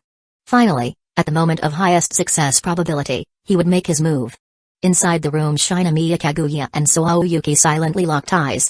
Was that really the case? The two of them carefully reconsidered. It seemed. He was right. At the very least, when Shinomiya Kaguya asked herself if Yukima Azuma were to suddenly confess to her. Until now, she had only seen him as someone to recruit. But perhaps her heart would beat faster. Under the influence of a shift in perception. If Yukima Azuma confessed. It didn't seem entirely unacceptable. At this thought, Shinomiya Kaguya immediately placed her left hand against her cheek. If she didn't quickly activate her calm mode, her expression was going to fall apart. Just from a simple hypothesis, her view of Yukima Azuma had suddenly shifted into a vague kind of affection. Shinomiya Kaguya's eyes widened. This was terrifying. Things she hadn't even realized about herself, he understood them so clearly. No, wait. Why was he so proficient at this? At that thought, an inexplicable sourness welled up inside her. Beside her, Soaoyuki observed Shinomiya Kaguya's change. The corner of her eye twitched slightly.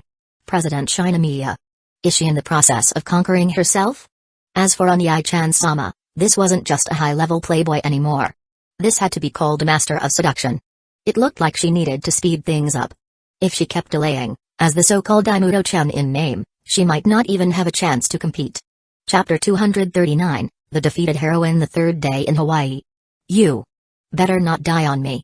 Seeing Shijomaki with her pale face and the dark circles under her eyes even more pronounced, Yukima Azuma couldn't help but click his tongue. Hearing that, Shijomaki glared at him angrily. Her exhaustion. Wasn't it all thanks to his contributions? The night before last, she had stayed up late reading light novels. Last night, even though she had gone to bed early to rest. As soon as she recalled what had happened in the car during the day. Remembering the feeling of her first kiss. Shijomaki kept tossing and turning, unable to sleep. It wasn't until the middle of the night that she finally drifted off in a state of exhaustion. No matter how one looked at it, these two incidents couldn't be entirely blamed on Yukima Azuma. But in the end, they were both closely related to him. Even so, at this moment, Shijomaki no longer had the energy to be angry. She just felt drained, her mind a tangled mess. She just wanted to avoid Yukima Azuma for a while. Even though it felt somewhat like running away from reality. At the very least, Shijomaki wanted to wait until her mind had cleared up before facing Yukima Azuma. No matter what, he was the one who had taken her first kiss. That was an undeniable fact. So, after shooting Yukima Azuma a glare, Shijomaki quietly shifted to the side. She was planning to sneak away. Yakama Azuma saw through her attempt to escape. He wasn't sure if all Ujisamas were like this. But he didn't intend to force the issue. He would just let her be for now and deal with it later. But at that moment, a familiar short-haired girl approached from the side. Maki. The short-haired girl called softly. Hearing her friend's voice, Shijo Maki turned around blankly. The short-haired girl looked a little embarrassed. Her fingers fidgeted in front of her chest before she finally spoke. Maki, he confessed to me. And I accepted. Upon hearing this, Shijo Maki's already lagging brain immediately froze. Ah, a confession? As long as you're happy, congratulations, congratulations. As she said that, she slowly realized that something was off. Her gaze gradually shifted behind the short-haired girl. Yakama Azuma also looked in the same direction. And then, he saw that the person standing behind her was the male student who had came to him yesterday for love advice.